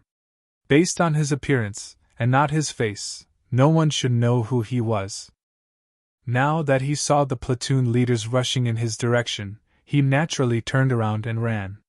But just as he turned around, he heard a shout behind him. "My comrade, quickly turn around and stop this spy." "Spy? I'm not." When Ba Daojiang heard that he was mistaken for a spy, he quickly shook his head to deny it.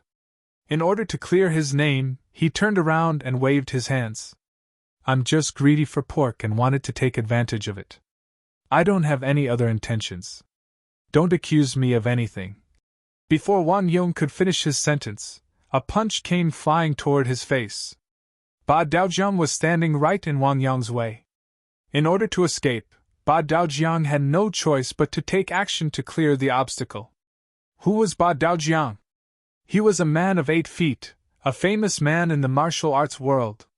He was a man who once chased his enemy across 8 rivers. How could he allow others to slander him so easily? He was naturally afraid of Ling Feng, but he couldn't let Ling Feng teach him a lesson without even giving him a chance to explain. This was also because he had only been a temporary auxiliary soldier for a short time, so he didn't pay much attention to military discipline. Otherwise, he wouldn't have the courage to fight back. It was precisely because the military discipline was still a little loose that when he saw someone about to attack him, he didn't hesitate to fight back. In the face of Wang Yong's punch, he didn't dodge and met it with his right fist, letting the two fists collide in midair. Clang! When the fists collided, blood flowed out from the cracks between their bones. It was obvious that both of them had used a lot of strength in their fists. When the fists collided, Wang Yong's footsteps were blocked and he was forced to take a step back. Ba Daojiang, who attacked later, was at a disadvantage. Before he could fully unleash his strength, his fist collided with Wang Yong's and he was forced to take a step back. After both of them took a step back, their eyes were filled with killing intent when they looked at each other. It was as if they were saying, "Brat, you dare to attack me? You're dead meat." Their gazes met for only a moment. Then, without allowing anyone to say anything, the two of them began to exchange blows and fight, turning into a ball of fists and feet.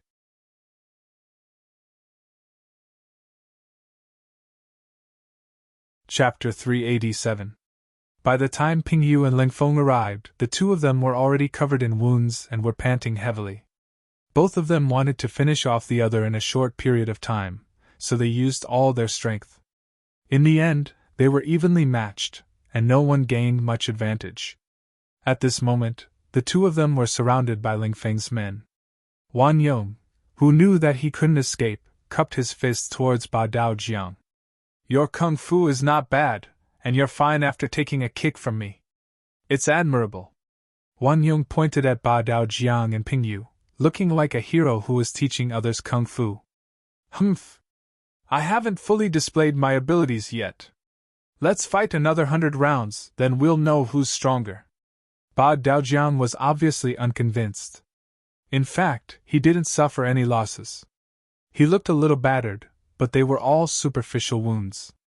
Just like the wounds he inflicted on Wang Yong, most of them were superficial wounds. "Yes, you're not that strong. Just now, you were just careless. Let's fight again. I don't think you can beat me."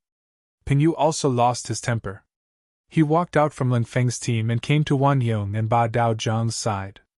The three of them stood in a triangular position. The three of them were not united.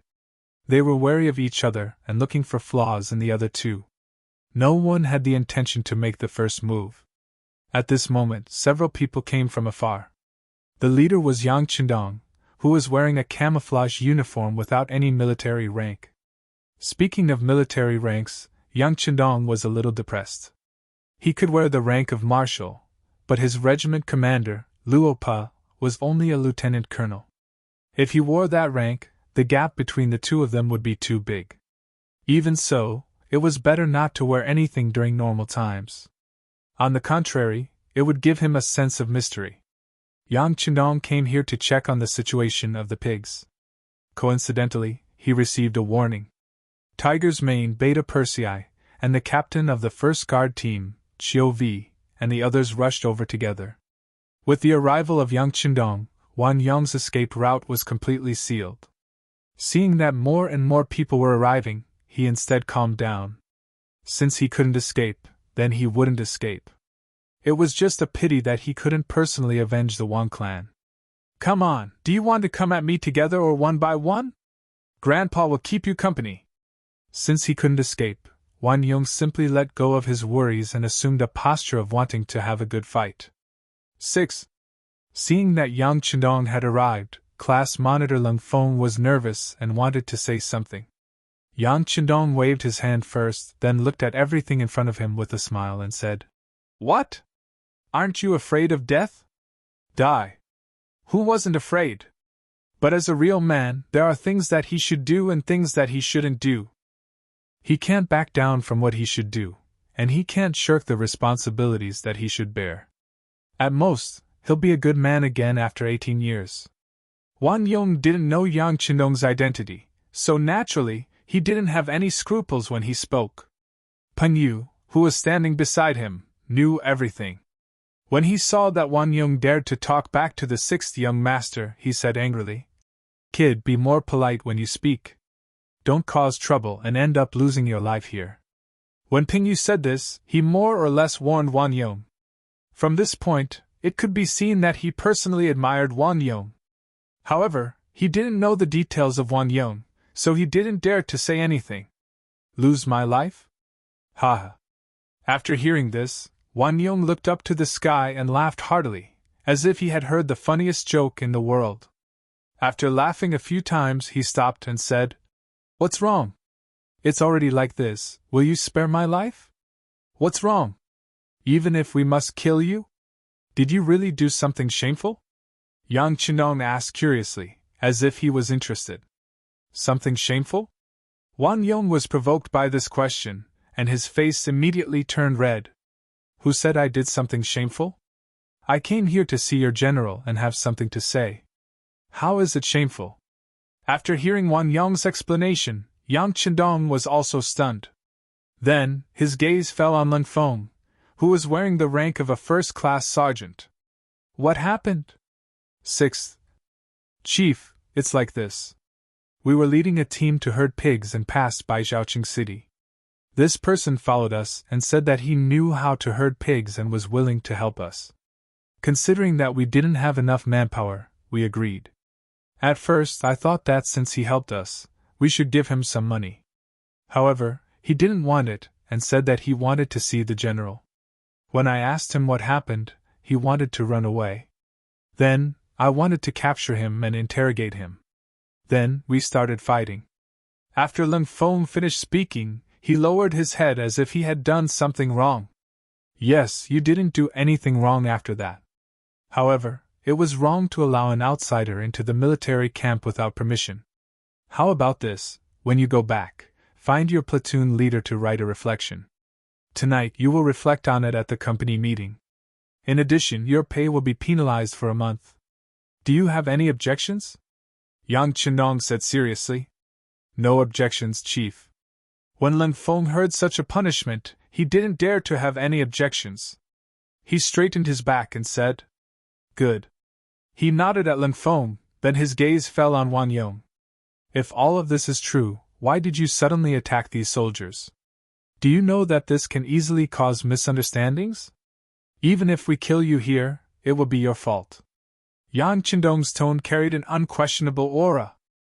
For some reason, after hearing this, Wang Yong felt that he was in the wrong. This? Who knows what they will do after capturing me? Will they really kill me? Speaking of which, didn't the Ming army do many similar things in the past? Wang Yong complained and couldn't even be considered an explanation. However, when Yang Chendong heard this, he couldn't defend himself. He knew that the people he brought were the new soldiers of the Yang family.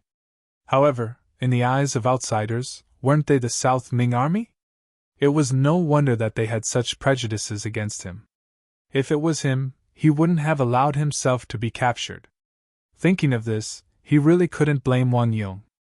However, no matter what, Wang Yong had barged into the military camp and attacked the Lin Feng soldiers. If he wasn't punished, he wouldn't be able to answer to the other Lin Feng soldiers. Yang Chendong's face darkened and he said angrily, No matter what, you barged into the military camp. Since you've trespassed into the military camp, it's impossible not to punish you. How about this? I'll give you a chance. The three of you will fight each other. If you can survive until the end, I'll fulfill your request and bring you to see the general here. How about that? The three people Yang Chenong was referring to were Wang Yong, Ba Daojiang, and Ping Yu. Wang Yong originally thought that the other party had the advantage in numbers, and he had made a mistake in the first place. This time, he would definitely die. He didn't expect the situation to turn around. Immediately, he asked Yang Chendong with joy, Is what you said just now true? It's true. No one here is more trustworthy than me. Yang Chendong promised Wang Yong. Then, his gaze landed on Ping Yu and Ba Daojiang. The two of you have to perform well. Whoever can survive until the end will be promoted. Ping Yu, you can be promoted to the vice squad leader of the Lin Feng soldiers. What's your name? Replying to the chief, My name is Ba Daojiang. I'm a temporary auxiliary soldier. Ba Daojiang replied. He had seen Yang Chenong before and knew that the entire army had to listen to this person's orders. When the platoon leader who was in charge of his temporary auxiliary soldiers saw this person, he didn't even have the chance to get close to him. It seemed like this person's status wasn't low.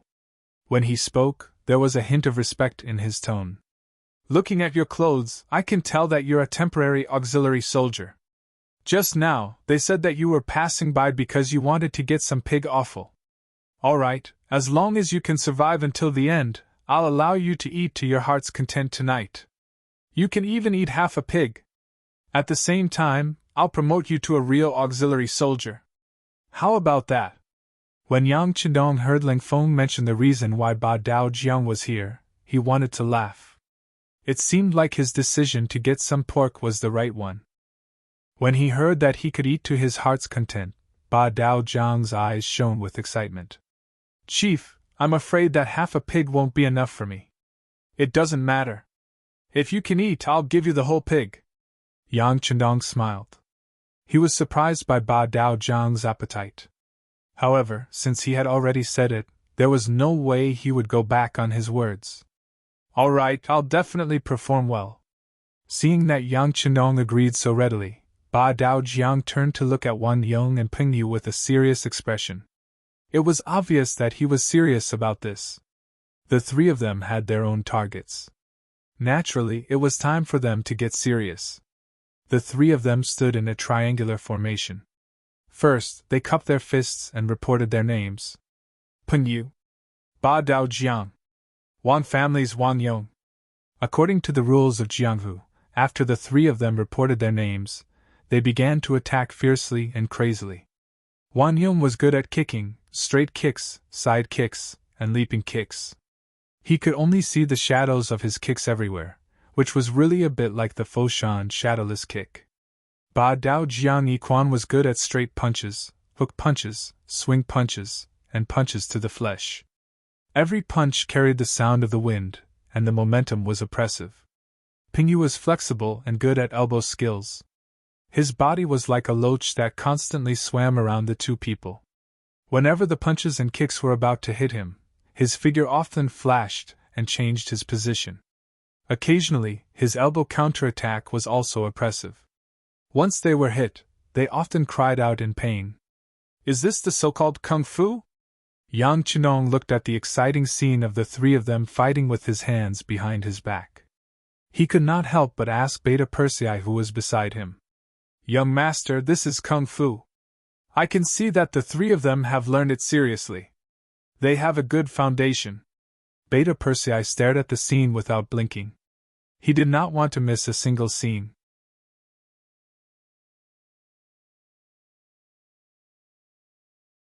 Chapter 388. Beta Persei's strength lay in his height and strong body, as well as his ability to withstand blows. Often, when someone gave him 3 punches, the power of his one punch would be greater. However, it was precisely because he was too tall that he was not suitable for practicing martial arts. He had only learned a few moves from the 2 captains, Qiu Vi and Dao Xiao. However, because he was strong enough, he felt endless power when he used them. Looking at Beta Persei's learning face, Yang Chendong knew that he would not be able to get anything out of him. He pointed at the captain of the first guard team, Qiu Vi, and said, Captain Qiu, tell me, which one of the 3 is stronger? It was easy to tell if an expert was skilled or not. As someone who had also practiced martial arts and had a good foundation, Qiu Vi naturally had a lot of professional considerations when judging. Seeing that Yang Chendong had called him, he took a few steps forward and said, Young master, the 3 of them have their own strengths, but Pingwa seems to be better at guerrilla warfare.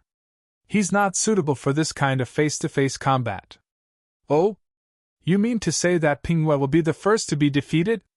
Yang Chendong asked with interest. Not necessarily. Qiu Vi shook his head. Pingwa is too agile. It's not easy to hurt him.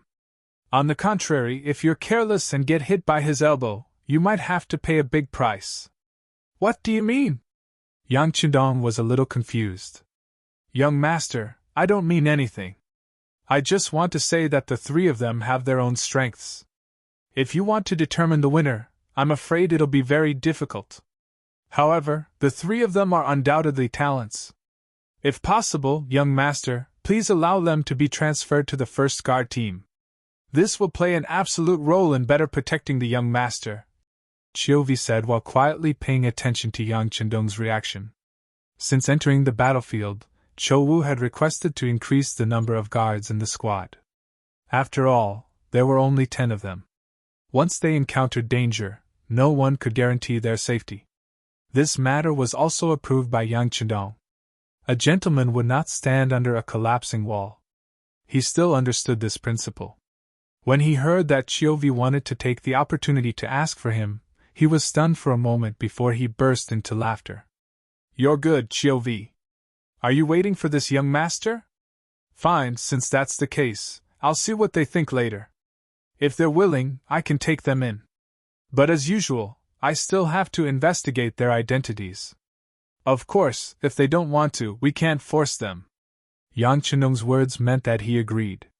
Just like the investigation of identity, this was originally a very important matter. Protecting Yang Chendong's safety was the most important issue in the entire Yang family army. Of course, they couldn't be careless, and they couldn't allow unreliable people to exist. As for whether they were willing to stay by Yang Chendong's side as guards, no one would be able to resist such a temptation. The three of them were still fighting, and had already lasted for an incense stick's worth of time. It could be seen that the three of them were sweating profusely, and their breathing was unstable. This kind of fight was the most exhausting. After all, the difference in strength was so great that it was possible to make a big mistake if one wasn't careful. This kind of physical strength and mental strength required a high degree of concentration, and it was also the most exhausting. The three of them were still fighting, but Ping Yu's mental strength was slightly better.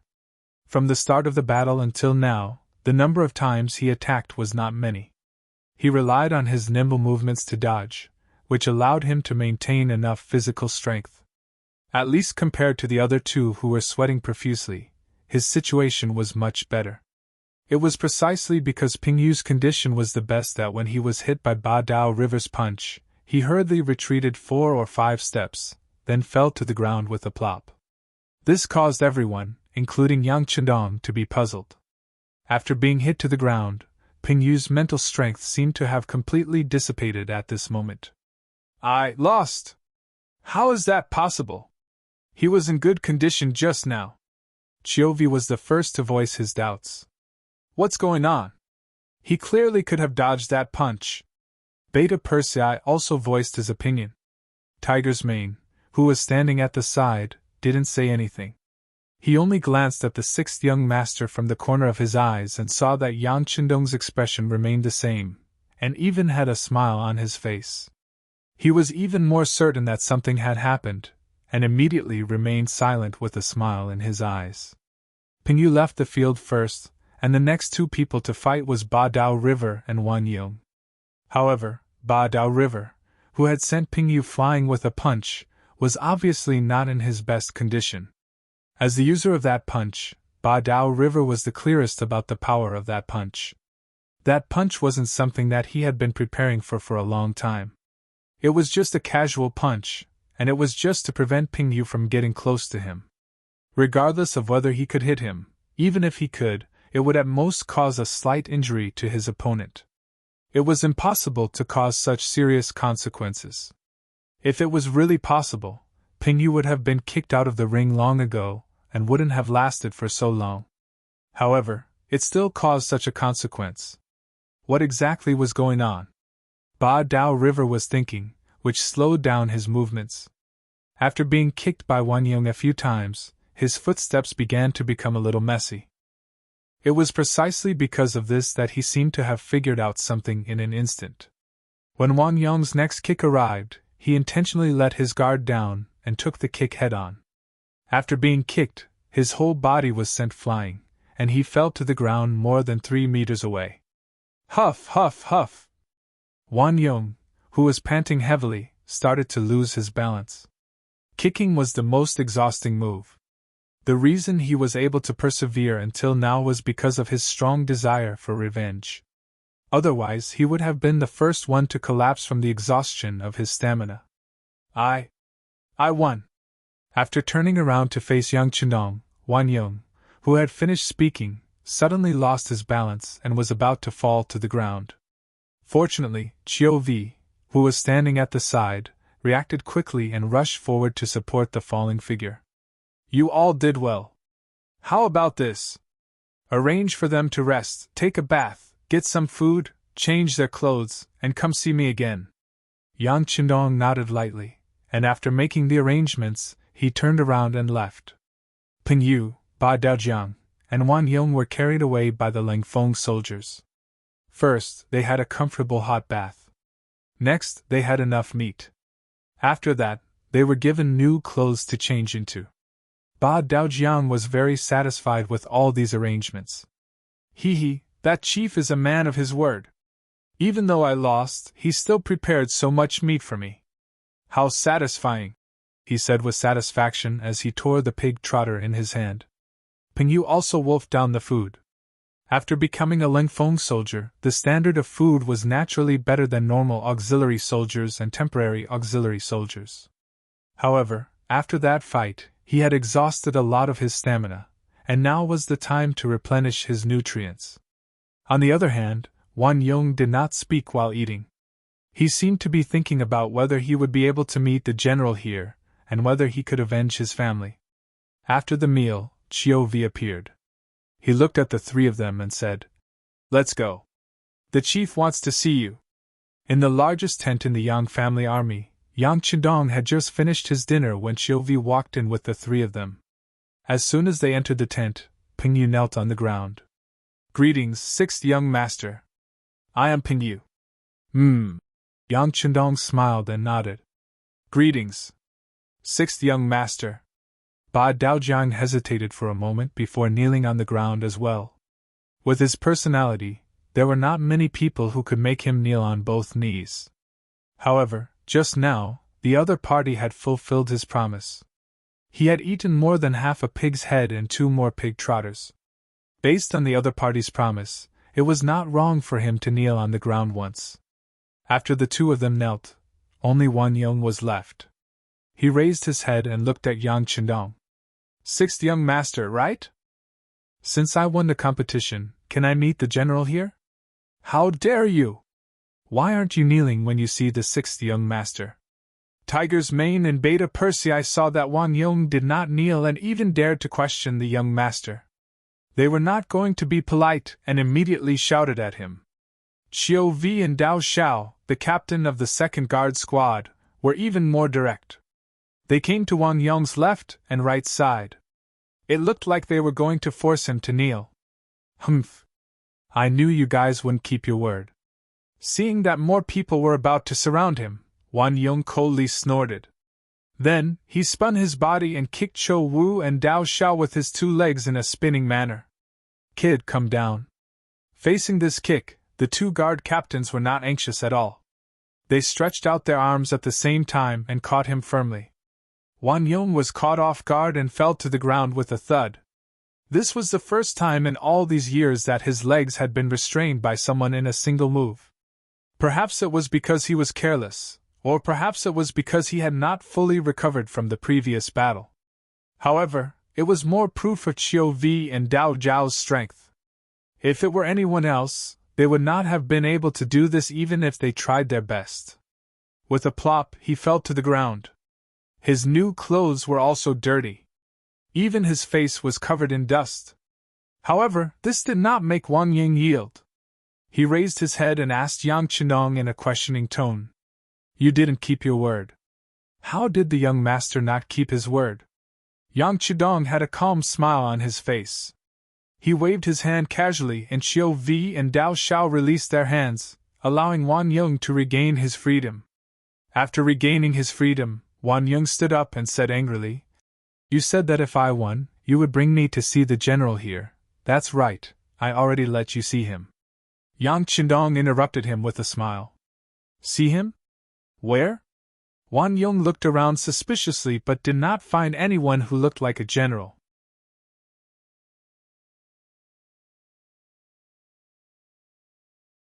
Chapter 389. They're everywhere. Yang Chindong chuckled and leaned back in his chair. Then, he pointed at Tiger's Mane, Beta Persei, Chiu Vi, and Dao Xiao and said, "They're all generals, and they're generals who can lead thousands of troops in the future. It's just that you don't know them. This? Are you kidding me?" As if he had just reacted, Wan Yong's gaze swept across these people, and he spoke with an even angrier voice. "No one is kidding you, and you're not worthy of our teasing. All right, since you want to see the general, you must have something to say. Just say it now. You don't have to worry about whether or not he's a general. The most important thing is that we can help you with your matter, don't you think so?" Yang Chindong asked gently, and his gaze towards Wan Yong carried a hint of a soul-stirring aura. As if his thoughts were seen through, or as if he knew that there was nothing else he could do, he simply said, "All right, if that's the case, I'll say it. I want to see the general here because I'm Wan Yong of the Wang family, and I've lived in Zhaoqing Prefecture for a long time. However, because of the appearance of the Huang bandit army, especially Qing Yuan, who coveted my Wang family's wealth and beauty, he actually destroyed my Wang family. Now that I heard that he was captured by you, I want to see him and personally avenge my family's destruction. That's all." After finally stating his request, Wan Yong felt a lot more relaxed. When he looked at Yang Chindong, he actually felt a sense of relief. "All right, now you can take me to see the general here, or you can chase me out. Of course, you can also kill me. It's up to you." After hearing Wan Yong's request, Yang Chindong's gaze froze, then he looked at Tiger's Mane. Tiger's Mane immediately understood what Yang Chindong meant. He nodded lightly, then turned around and walked out of the tent. Obviously, he wanted to investigate the truth of this matter. After Tiger's Mane left, Yang Chindong looked at Wan Yong and said, "We won't kill you. As long as what you said is true, this young master will allow you to take revenge. Don't be impatient." After speaking to Wan Yong, Yang Chindong looked at Ping Yu and Ba Dao Jiang and said, "The two of you have good martial arts and kind hearts. You know how to help others. Am I right, young master?" Ping Yu was stunned for a moment before he said guiltily, "Sixth young master. You saw through it? Haha, you saw through it." Ba Dao Jiang scratched his head embarrassedly. He had only joined for a short time, so he didn't know what the title, "Sixth young master," meant. However, when he saw that Ping Yu, a member of Ling Feng, respected Yang Chindong so much, he didn't dare to look down on him. "Of course I saw through it. Otherwise it would be hard to tell who would win. However, since you are helping him, I won't hold it against you. Stand up first," Yang Chindong said to the two of them with a smile. Ping Yu and Ba Dao Jiang stood up embarrassedly. Yang Chindong suddenly said, "By the way, this young master wants you to stay by my side and become my guards. Are you willing to join the first guard team?" Ping Yu had just stood up, but when he heard this, he was shocked. When he saw the serious expression on Yang Chindong's face, he knew that it was true. He immediately knelt on the ground again. "Ping Yu is willing, Ping Yu is willing." After he finished speaking, Ping Yu didn't forget to pull Ba Dao Jiang, who had just stood up. "Quick, kneel down and thank him." "Why do I have to kneel down when I just got up? Is it so awesome to join the guard team?" Ba Dao Jiang was puzzled. "Of course it's awesome. It's so awesome." Ping Yu had already joined Ling Feng, so he naturally knew that being able to protect the sixth young master was an unparalleled honor and glory. However, when he saw that Ba Dao Jiang didn't seem to care about his good intentions, he couldn't help but say, "If you join the guard team, you'll have plenty of meat." "Oh? That's not bad." Ba Dao Jiang, who seemed to be a glutton, was finally moved. Perhaps it was due to the fear of being hungry all the time, but when he heard that there would be plenty of meat, he also knelt on the ground. Both of them knelt down and chose to join the guard team. No matter what their motives were, as long as they agreed, they probably wouldn't want to leave after they learned more about it. Yang Chindong smiled in satisfaction. "Very good. In a while, follow Captain Chiu Viao to change your clothes. Someone will teach you the rules you need to follow." "Yes." Ping Yu and Ba Dao Jiang agreed. At this moment, Tiger's mane rushed back. After entering the tent, he went to Yang Chenong's side and whispered something. With the Security Bureau's current efficiency, since they had arrived at Jiaoqing Prefecture, they naturally had to investigate the surrounding situation thoroughly. The Wang family's matters were already recorded, so they would know the truth once they checked. The authenticity of Wang Yong's identity would naturally be revealed. Bring him in. After listening to Tiger's mane's report, Yang Chenong knew that Wang Yong's name was indeed there, but he wasn't the person in front of him. The Security Bureau found someone from Jiaoqing Prefecture who knew Wang Yong, so he nodded and agreed to bring him in. Tiger's mane agreed and clapped his hands twice. Immediately, the tent door opened from the outside and an old man in coarse clothes walked in. Once he entered the tent, he knelt on the ground.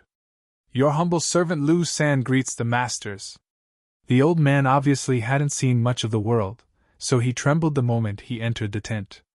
As soon as he entered the tent, Wang Yong's eyes widened. Old Lu, why are you here? Hearing this familiar voice, Lu San raised his head and was startled when he saw Wang Yong. He then said, Young Master Wang, why are you here? Wasn't the entire Wang family killed by the yellow bandits? I wasn't at home at the time, so I avoided disaster, Wang Ying said with tears streaming down his face. Lu San was someone from the same street as them, so he was a neighbor who had watched him grow up. Of course, they knew each other. With Lu San as a witness, Wang Yong's identity couldn't be faked. Yang Chenong nodded at Tiger's mane and Lu San was brought out. The tent quickly became quiet again. Let's go and find Qingyuan. Yang Chenong got up and left. Beta Persei and the others followed him out of the tent. When they walked to Wang Yong, who was still standing there, the captain of the first guard team, Qiu Vi, reached out and pulled him. Let's go and avenge you. Wang Yong was still in a confused state when he was pulled out of the tent. In Wang Yong's eyes, Yang Chenong was so young, even younger than himself. How could such a person be a general? Even if he relied on his family to get an official position, he probably wouldn't have any real position. In his impression, the officials of the great Ming dynasty were mostly old men, and the worst were middle-aged men. Could this young man do it? Wang Yong was still thinking about whether or not he could. In the military camp, Battalion Commander Qin Bo had already gathered a company of cold vanguard soldiers and followed Yang Chenong out of the military camp. Wang Yong vaguely heard someone say something.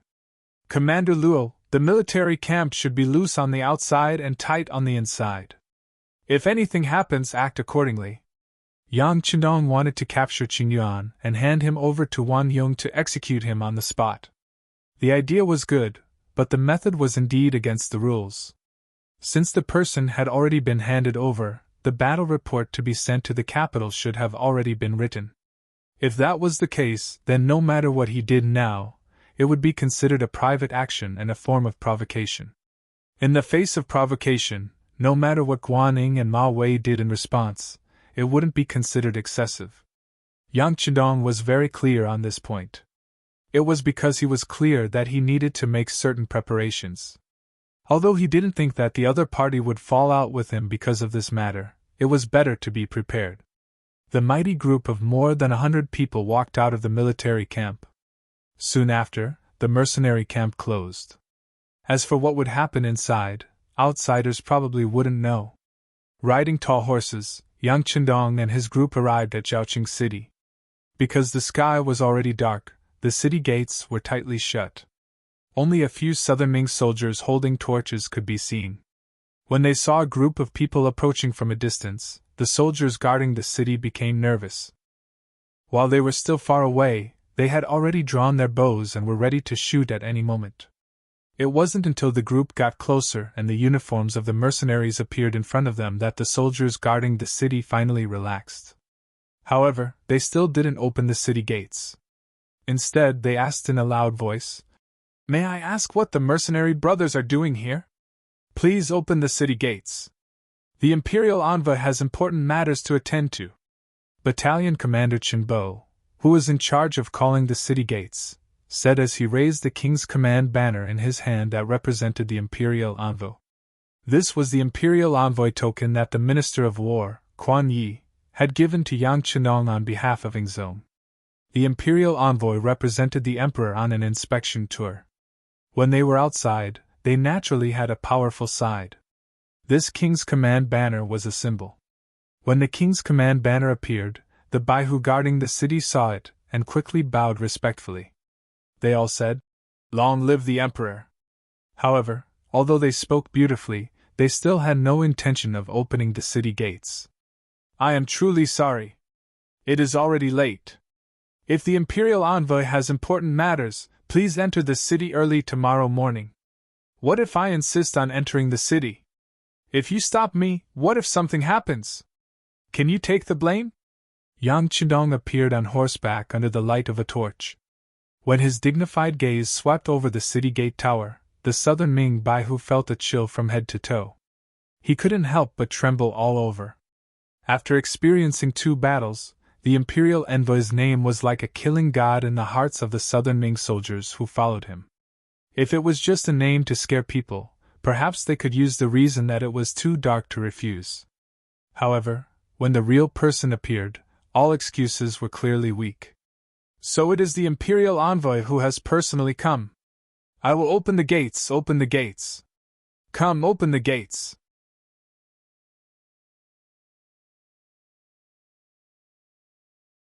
Chapter 390. Yang Chenong had only appeared and said a few words, but the city gates that should not have been opened completely opened.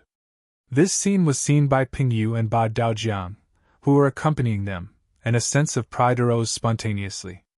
Wan Yong also saw this scene, and his heart was greatly shaken.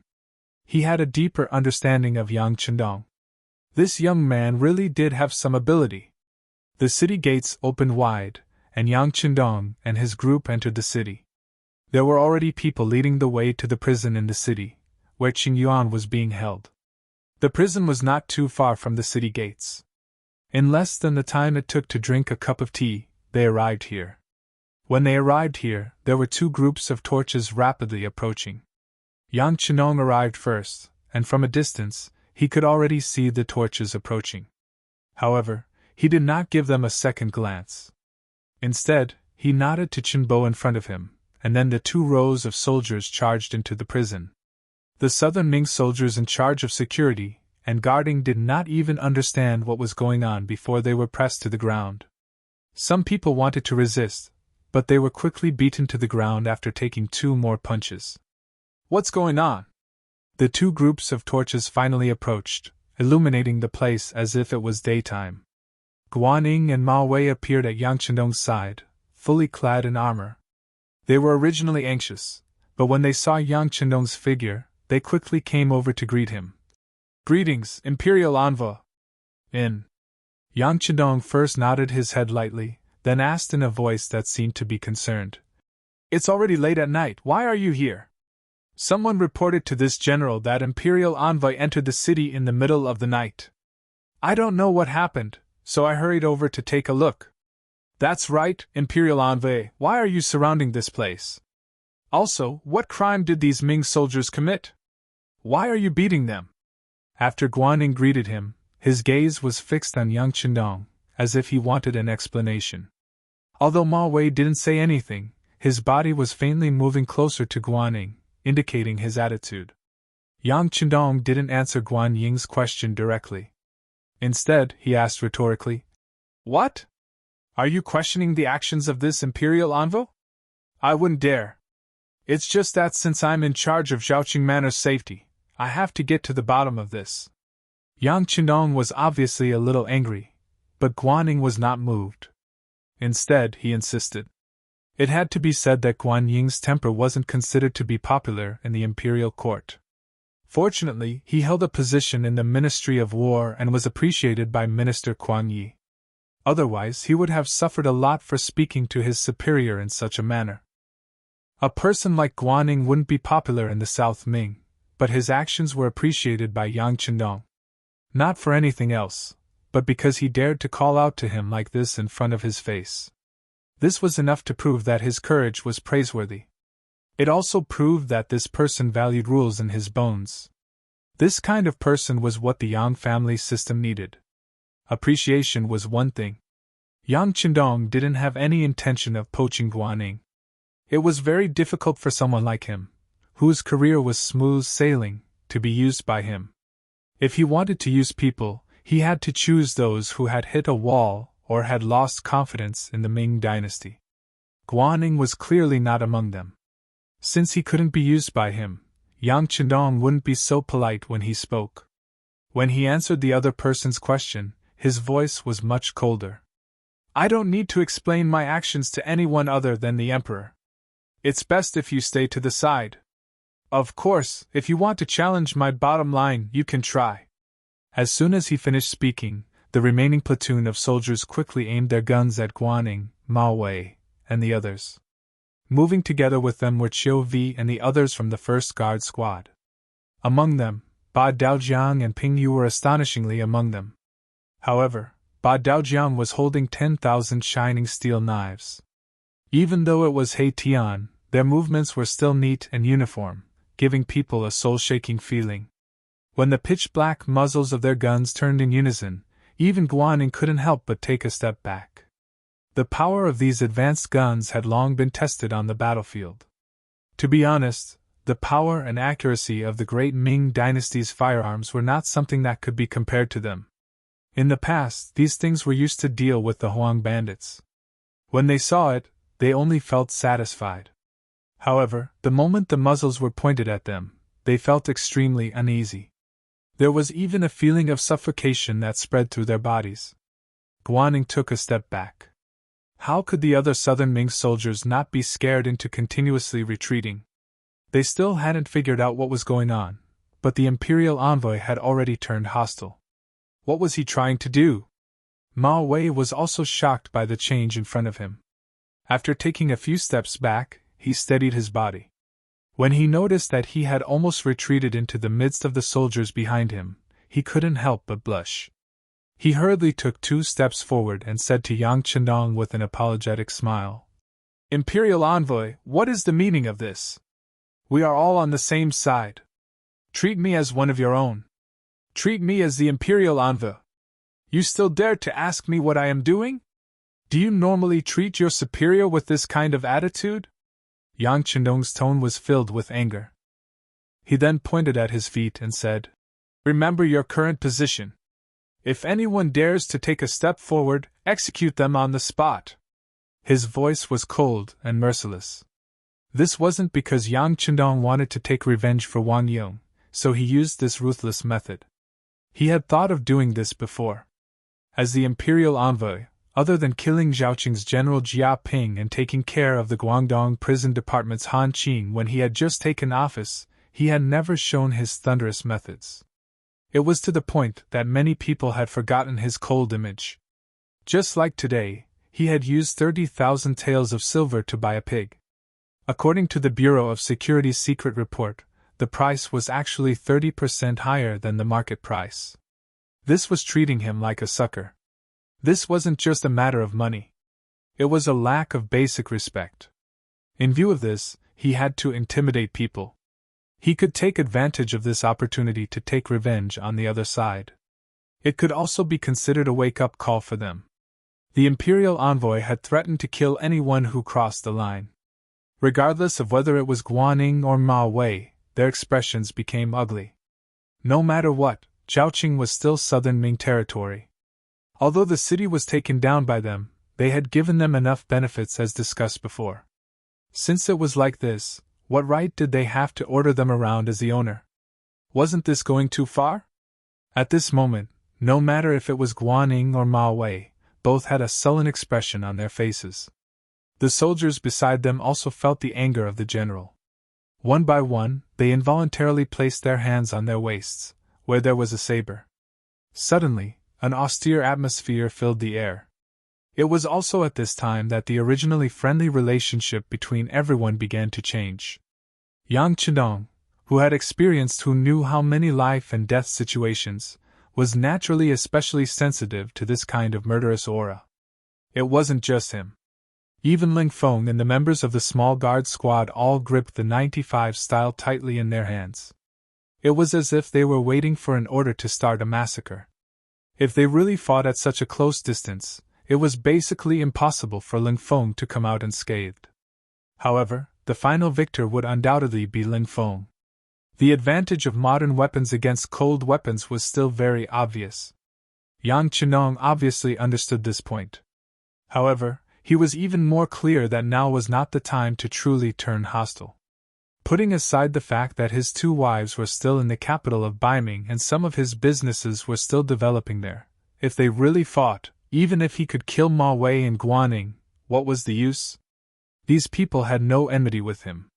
There was no benefit in killing them, only harm. He wasn't willing to do such a loss-making business. He was very clear on this point. Seeing that swords were drawn and bows bent, Yang Qindong suddenly spoke. What? Did you eat too much pork and want to move your body a little? Once these words were spoken, General Ma Wei's originally angry face suddenly flushed red. However, his anger had disappeared. Others might not understand the meaning of these words, but he was very clear. This time, he was in charge of helping the mercenaries buy live pigs. Out of his habit of taking advantage of opportunities, he more or less deducted a little, about 7,000 to 8,000 taels. This was because of his habit, and also because he was envious of the mercenaries' gains. Why should they get all the benefits after entering the city and he get nothing? You guys get the meat, no matter what, we get the soup. Therefore, when he knew that the mercenaries needed a large number of live pigs, he had an idea. He acted first and reported later, so he deducted a certain amount of commission and benefits. He originally thought that the matter was done covertly. However, Yang Qidong had always been very careful. He was afraid that someone would do something to the food, so he had arranged for Yang San to have the security bureau secretly keep an eye on it. He didn't expect that the inside story would be uncovered. Now that Yang Qidong had exposed the matter in front of everyone, Ma Wei's face turned red, and he felt a little lacking in confidence. At this moment, his expression also changed very quickly. Ha ha, it must be a misunderstanding. Quickly stand properly and retreat. Really, we know that the Imperial Envoy is doing something, we should cooperate. The sudden change stunned the other soldiers. However, since the general had spoken, they didn't dare to disobey. One by one, they put the swords that they were about to pull out back into the sheath. Then, they retreated a few steps, maintaining a safe distance. This change made Guaning very puzzled. He couldn't understand why Ma Wei suddenly changed his attitude. However, before he could ask anything, his body was already pulled back a few steps by Ma Wei. It was also at this time that there was movement from inside the prison. Dozens of soldiers carried an injured man out.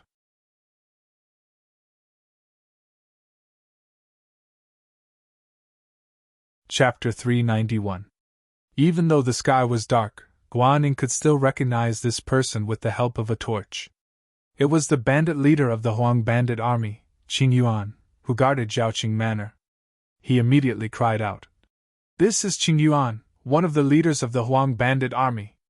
The memorial regarding him has already been reported to the imperial court. He will be escorted into the capital tomorrow. Why did you bring him out? Did you see clearly? Is that Qing Yuan?" Yang Qindong ignored Guan Ying's cries and asked Wan Yung, who was staring at him with bloodshot eyes. "Yes, that's him. I would recognize him even if he turned into ashes," Wan Yung said with certainty. In reality, Qing Yuan was captured by Chen Bo and Ling Feng. Naturally, Wan Yung would know his true appearance. Yang Qindong's question was only to confirm further. Knowing that this person was Qing Yuan, he nodded and said, "All right, bring him back to the camp." With that, Yang Qindong turned his head and glared fiercely at Ma Wei and Guaning.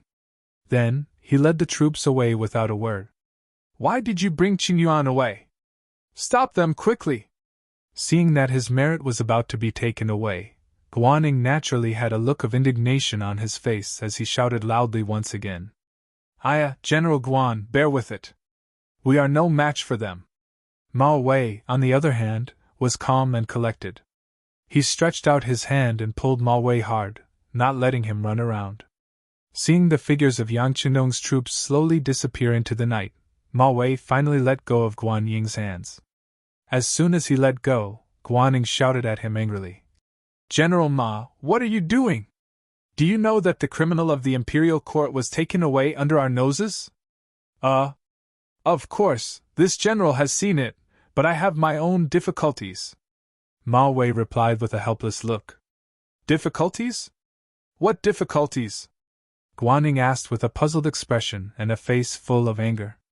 He knew that if he couldn't explain things clearly, he wouldn't be able to get through this ordeal. With a guilty look, Ma Wei whispered the story of how he embezzled the money that the mercenaries used to buy the pork. What? After hearing what had happened, Guan Ying was naturally furious. He shouted in a roaring tone.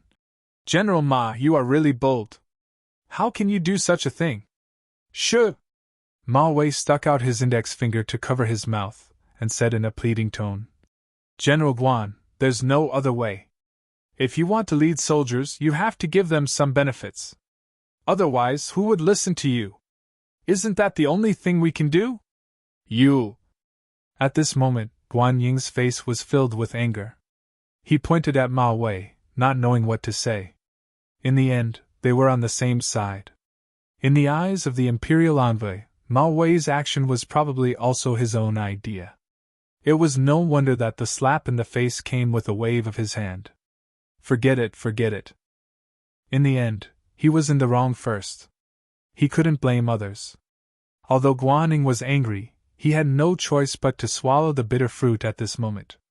Ma Wei saw that his emotions had stabilized, and said in an insatiable tone, General Guan, now that things have come to this, can we write a battle report and say that Qing Yuan bit his tongue and committed suicide in prison? Absolutely not. Guan Ying hurriedly waved his hand, but he was afraid that Ma Wei would misunderstand, so he said in an explaining tone. It's not that I don't want to do this, but the brocade guards are everywhere. Presumably tonight's matter will be reported to the Emperor through secret channels. It's fine if we speak the truth, but if there is even a trace of falsehood, it would be deceiving the Emperor. Do you know the severity of this? It was Ma Wei's turn to change his expression. He quickly cupped his fist and said, Thank you for your reminder, General Guan. I was reckless. Forget it, it's not a big deal. From the beginning of the battle, the National Treasury has never given enough food to the Guangdong Guards.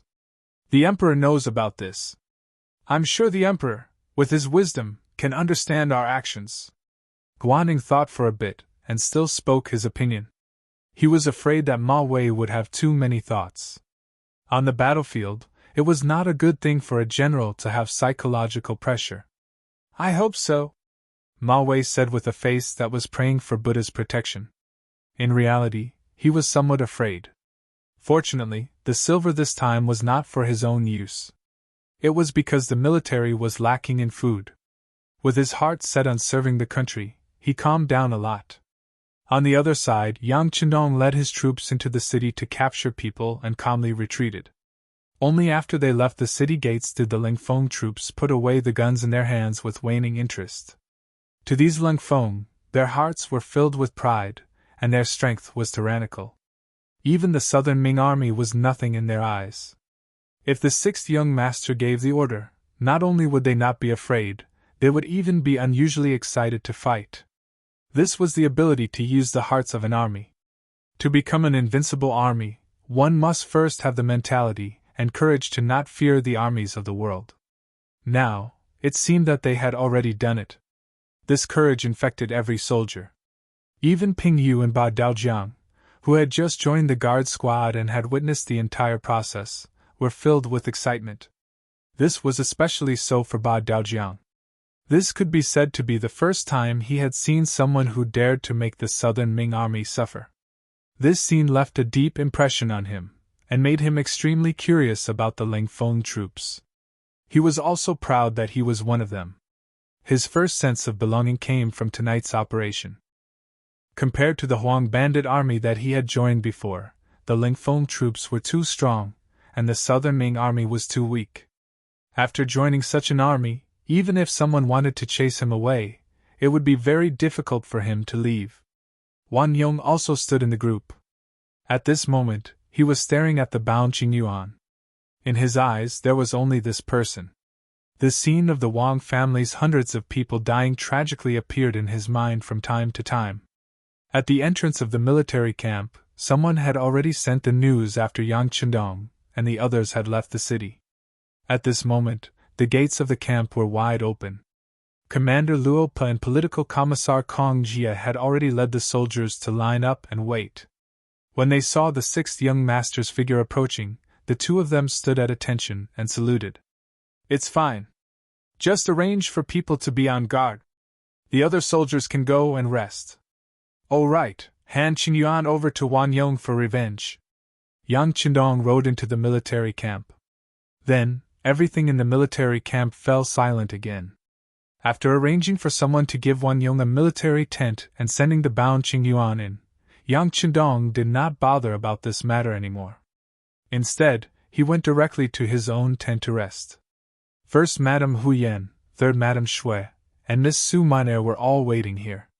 When the two madams heard that Yang Chendong had left the military camp at night, and that the entire military camp was under martial law, they were naturally worried. Su Miner saw that the two madams did not go to rest, so she did not go to sleep by herself. Besides, she was also very curious about what Yang Chendong was doing, so she also stayed. She had not been by Yang Chendong's side for a long time. Speaking of which, the two of them had not even had a chance to be alone. As a result, the sixth young master still gave her a mysterious feeling. Of course, Su Miner had tried different ways to ask Huyen and Madame Shui about this loyal and courageous duke. However, the two madams were very smart. They would say what they should, and would not say anything more than what they should not. This made Yang Chendong even more mysterious. Tonight, the military camp was suddenly under martial law. Even outside the tent where Yang Chendong usually chatted and ate with the madams, there were more guards. How could this change escape Su Miner's eyes? She carefully observed, and her heart was filled with shock. What does this young master want to do? Will he be in danger? That shouldn't be the case. Based on the confidence he displayed on the battlefield, I really don't know who could threaten him. He should be fine. When thinking of this, Su Miner herself did not know that she was already faintly worried about Yang Chendong. As for why she thought so, she was afraid that she could not figure it out for the time being. Su Miner did not stop all this until Yang Chendong returned to the military camp tent safely. Even when Yang Chendong's gaze casually swept over her, she blushed for a while. As people said, everyone loved beautiful women. How could a hero not be loved by beautiful women? Sixth young master is back. My husband is back. Huyen and Madame Shui stood up one after another. Their concern was completely expressed on their faces and words. Haha, I went out to do some small things. I've made Yenna and Shui worry. It's really my fault. How about this? In order to make up for it, both of you can stay here tonight. Ha! Yang Chendong's face was not serious at all. Instead, it was full of tenderness and sweetness. As soon as he said this, Huyen and Madame Shui in the tent both blushed and became hot. They were shy and happy. They were happy to have a husband who loved them so much. However, it was inevitable that they would feel embarrassed to say such words of love in front of so many people at the same time. This was not the future. On the street, there were people who courted and kissed in public. The onlookers would even give them their blessings. If all this happened at this time, it would only attract people's sidelong glances. It was normal for people to feel ashamed. Yang Chendong's action made the two madams very shy. Even the two madams' personal maids, Xiao Qing and Xiao Wei, blushed and lowered their heads. They were very embarrassed. Su Miner's face was even more embarrassed. At this time, her face was red and swollen, as if she had a fever. After hearing this, she did not even dare to raise her head. She just bowed and almost ran out of the tent with the help of her maid, Xiao Yun. Behind her came Yang Chendong's laughter.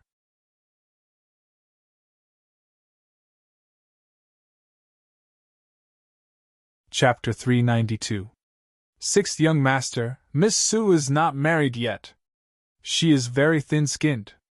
If you do this, she will inevitably feel embarrassed. Hu Yan walked forward and took the initiative to remove the military windbreaker that Yang Chenong was wearing. Then, she said with a coquettish expression, "Haha, who asked her to come over and join in the fun for no reason? I didn't invite her either," Yang Chenong said casually.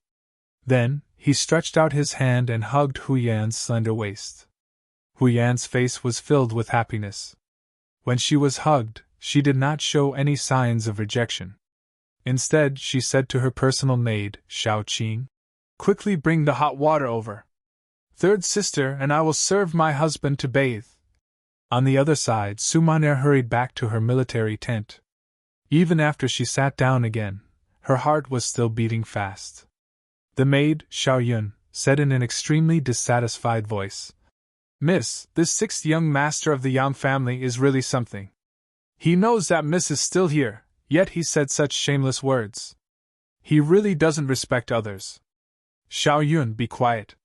Su Maner's body shook when she heard this. Then, she said in a slightly stern voice, "Xiao Yun, you can't say such things in the future. You have to understand that we came here of our own free will. No one forced us. Do you know? If he insists on chasing us away because of your words and actions, then how will we achieve the goal of this trip? Even if I die, I won't be able to face my family." After Su Maner's expression became serious, Xiao Yun had already shut her mouth. When she saw that her master's expression became more and more serious as she spoke, and her eyes were about to turn red, she hurriedly came forward. "Miss, Xiao Yun was wrong. I won't dare to do it again in the future. Xiao Yun, it's not that I have to scold you. I also know that you are fighting for justice for me. But who asked me to be born like this? At this moment, I finally saw the hope of revenge. Even if I have to risk my life, I have to give it a try. So, we can't make a single mistake in the future. Do you understand?" "Miss, Xiao Yun understands. But do you really trust him that much? If we really do it, will he really fulfill his promise?" Xiao Yun nodded in agreement. At the same time, there was a trace of suspicion in her expression. Towards Xiao Yun's question, Su Maner was also unable to give the most correct answer. But in order to avenge her family, what else could she do other than choose to believe? Therefore, she could only nod and shake her head as she said, "I don't know either, but he shouldn't go back on his word. He wouldn't lie to me, right? Miss, let's hope so. Let's hope our sacrifice is worth it. All right, it's late. Miss, you should sleep first." Xiao Yun sighed in her heart. She didn't know if what Miss was doing was right or wrong, but there was one thing that was not wrong, and that was that she would definitely follow by Miss's side. Even in the face of death, she would not retreat half a step. That night, Su Maner couldn't sleep. After that, she even had a nightmare. That was, she had completed her mission, but the person who promised her didn't avenge the Su family. On the contrary, the sixth young master of the Yang family, who was harmed by her, even came to question her with a bloody face. She was scared half to death in her dream. That night, Yang Chendong naturally slept extremely well. Hugging left and right, it didn't take long for him to enter a sweet dream. He really slept all the way until dawn. That night, Wan Yong didn't sleep at all. First, he cut Qing Yuan over 100 times. If he hadn't used a cloth to gag the other party's mouth earlier, he was afraid that the miserable screams that night would have caused the entire military camp to be unable to sleep peacefully. After killing Qing Yuan, Wan Yong knelt in front of Yang Chendong's tent until dawn, until Yang Chendong came out for his morning exercise. When Yang Chendong came out of the tent in camouflage clothes, Tiger's mane, who was guarding outside, jogged over. "Young master, he's been kneeling here for most of the night. Qing Yuan was also killed by him." Got it. Send him to the auxiliary regiment like this. Let him learn to abide by the rules first, and wash away the evil aura on him." Yang Chendong nodded lightly. Then, he brought Beta Persei, Chiu Vi, Ping Yu, Ba Daojiang, and the others from the first guard team and started jogging in the military camp. Yang Qindong didn't want to keep all the capable people by his side, especially people like Wang Yong who had a strong evil aura. If he didn't know the rules, Yang Qindong would rather not have him than keep a bomb by his side. But thinking about it, if Wang Yong really had the ability, he would climb up step by step and eventually become a true warrior. 1451 AD, the second year of Tianshun, the third year of Ming, the 6th month of Jingtai. The Guangdong Yellow Bandit Army began their final frenzied counterattack. With Wuzhou Prefecture and Xuanzhou Prefecture as the center. In the north, at Mengzhu Ridge, Heavenly King Cui Yan led 20,000 troops and was ambushed by the 2nd Regiment, Kong Qianxin's 3rd Battalion, 2 auxiliary battalions, and Pingle's General Hixing. After the battle, Heavenly King Cui Yan died. Less than 10% of the 20,000 troops escaped. In the south, Heavenly King's son Jianlong had just left the city when he was met with the 2nd Regiment, Wu Xing's 1st Battalion, 2 auxiliary battalions, and Shao's General Yu Guang's fierce attacks. After losing, he lost Gao Prefecture and retreated to Laizhou Prefecture. Facing the 40 rocket launchers, he couldn't defend the city and retreated to the seaside to leave. However, not long after, there was no more news. What the others did not know was that the Yang family's navy was already waiting for them at sea. Under the personal leadership of the navy's first commander Yu Guang, in less than an hour, the ship that Sun Jianlong and his 15,000 men were on was destroyed at sea.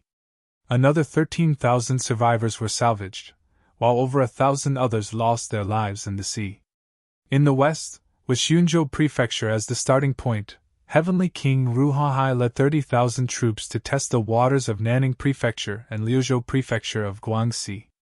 However, because the enemy was well prepared and had the advantage in numbers, the attacks were neutralized. In the end, after losing 10,000 troops, they retreated to Xuanzhou Prefecture to rest. At this point, Huan Yuliang's so-called four-sided attack strategy had completely collapsed. Not only that, the east and north of Wuzhou Prefecture had already been stationed by the southern Ming army to suppress the bandits. At this moment, the people in the city were in a state of panic. Some of the leaders also had their own thoughts and plans. This was already the 3rd day since Yang Qindong brought troops to Wuzhou Prefecture. Ever since he arrived 3 days ago, he didn't immediately attack the city. On the contrary, he ordered people to defend it tightly. From time to time, the drums of the army would sound, causing the Huang bandits in the city to be like birds startled by the twang of a bow. Kong Lingxin's 3 battalions to the north also had the same attitude. They also surrounded the enemy without attacking, and their war drums beat loudly. Yang Qindong's actions had once confused Guan Ying and Mao Wei. The two of them walked into the large military tent and came in front of the 6th young master. Imperial Envoy. Once the 2 generals entered the tent, they cupped their fists and bowed. The 2 generals have come. Serve tea. Yang Qindong wasn't wearing a military uniform. Instead, he wore a normal green robe. Just from this, it could be seen that he didn't have any desire to fight. At this moment, he was holding a brush and practicing calligraphy. No need. Guaning waved his hand and refused the good intentions. He raised his head to look at Yang Qindong and said in a serious tone, Imperial Envoy, I don't know why the Huang bandits are right in front of you, but you must surround them and not attack. Please teach me. Guan Ying's attitude was even cold. Yang Qindong saw all of this and let out a long breath in his heart. At the very beginning, Guan Ying had treated him with this attitude. Yang Qindong didn't pay attention to it. Instead, he used practical actions to wake the other up. He let him know what it meant to shock the world with a single brilliant feat. Guan Ying's attitude towards him had changed completely after the victory at the Battle of Canton Prefecture City. However, ever since he openly snatched the captive Qingyuan in Zhaoqing Prefecture, the relationship between the two had clearly changed. They became much more unfamiliar. Now, he had directly come to question him. It could be seen that this person truly had a problem with him. At some point in time, Yang Qindong even had the thought of recruiting him for his own use. Guan Ying was indeed a talent. At least, he was much more pragmatic than some of the other Ming dynasty generals. However, a general of the southern Ming dynasty was still a general of the southern Ming dynasty. His heart was still more inclined towards the great Ming. This kind of person could be called a loyal official, but could also be called a foolishly loyal general. They all had a similar characteristic. They wouldn't easily change their original intentions.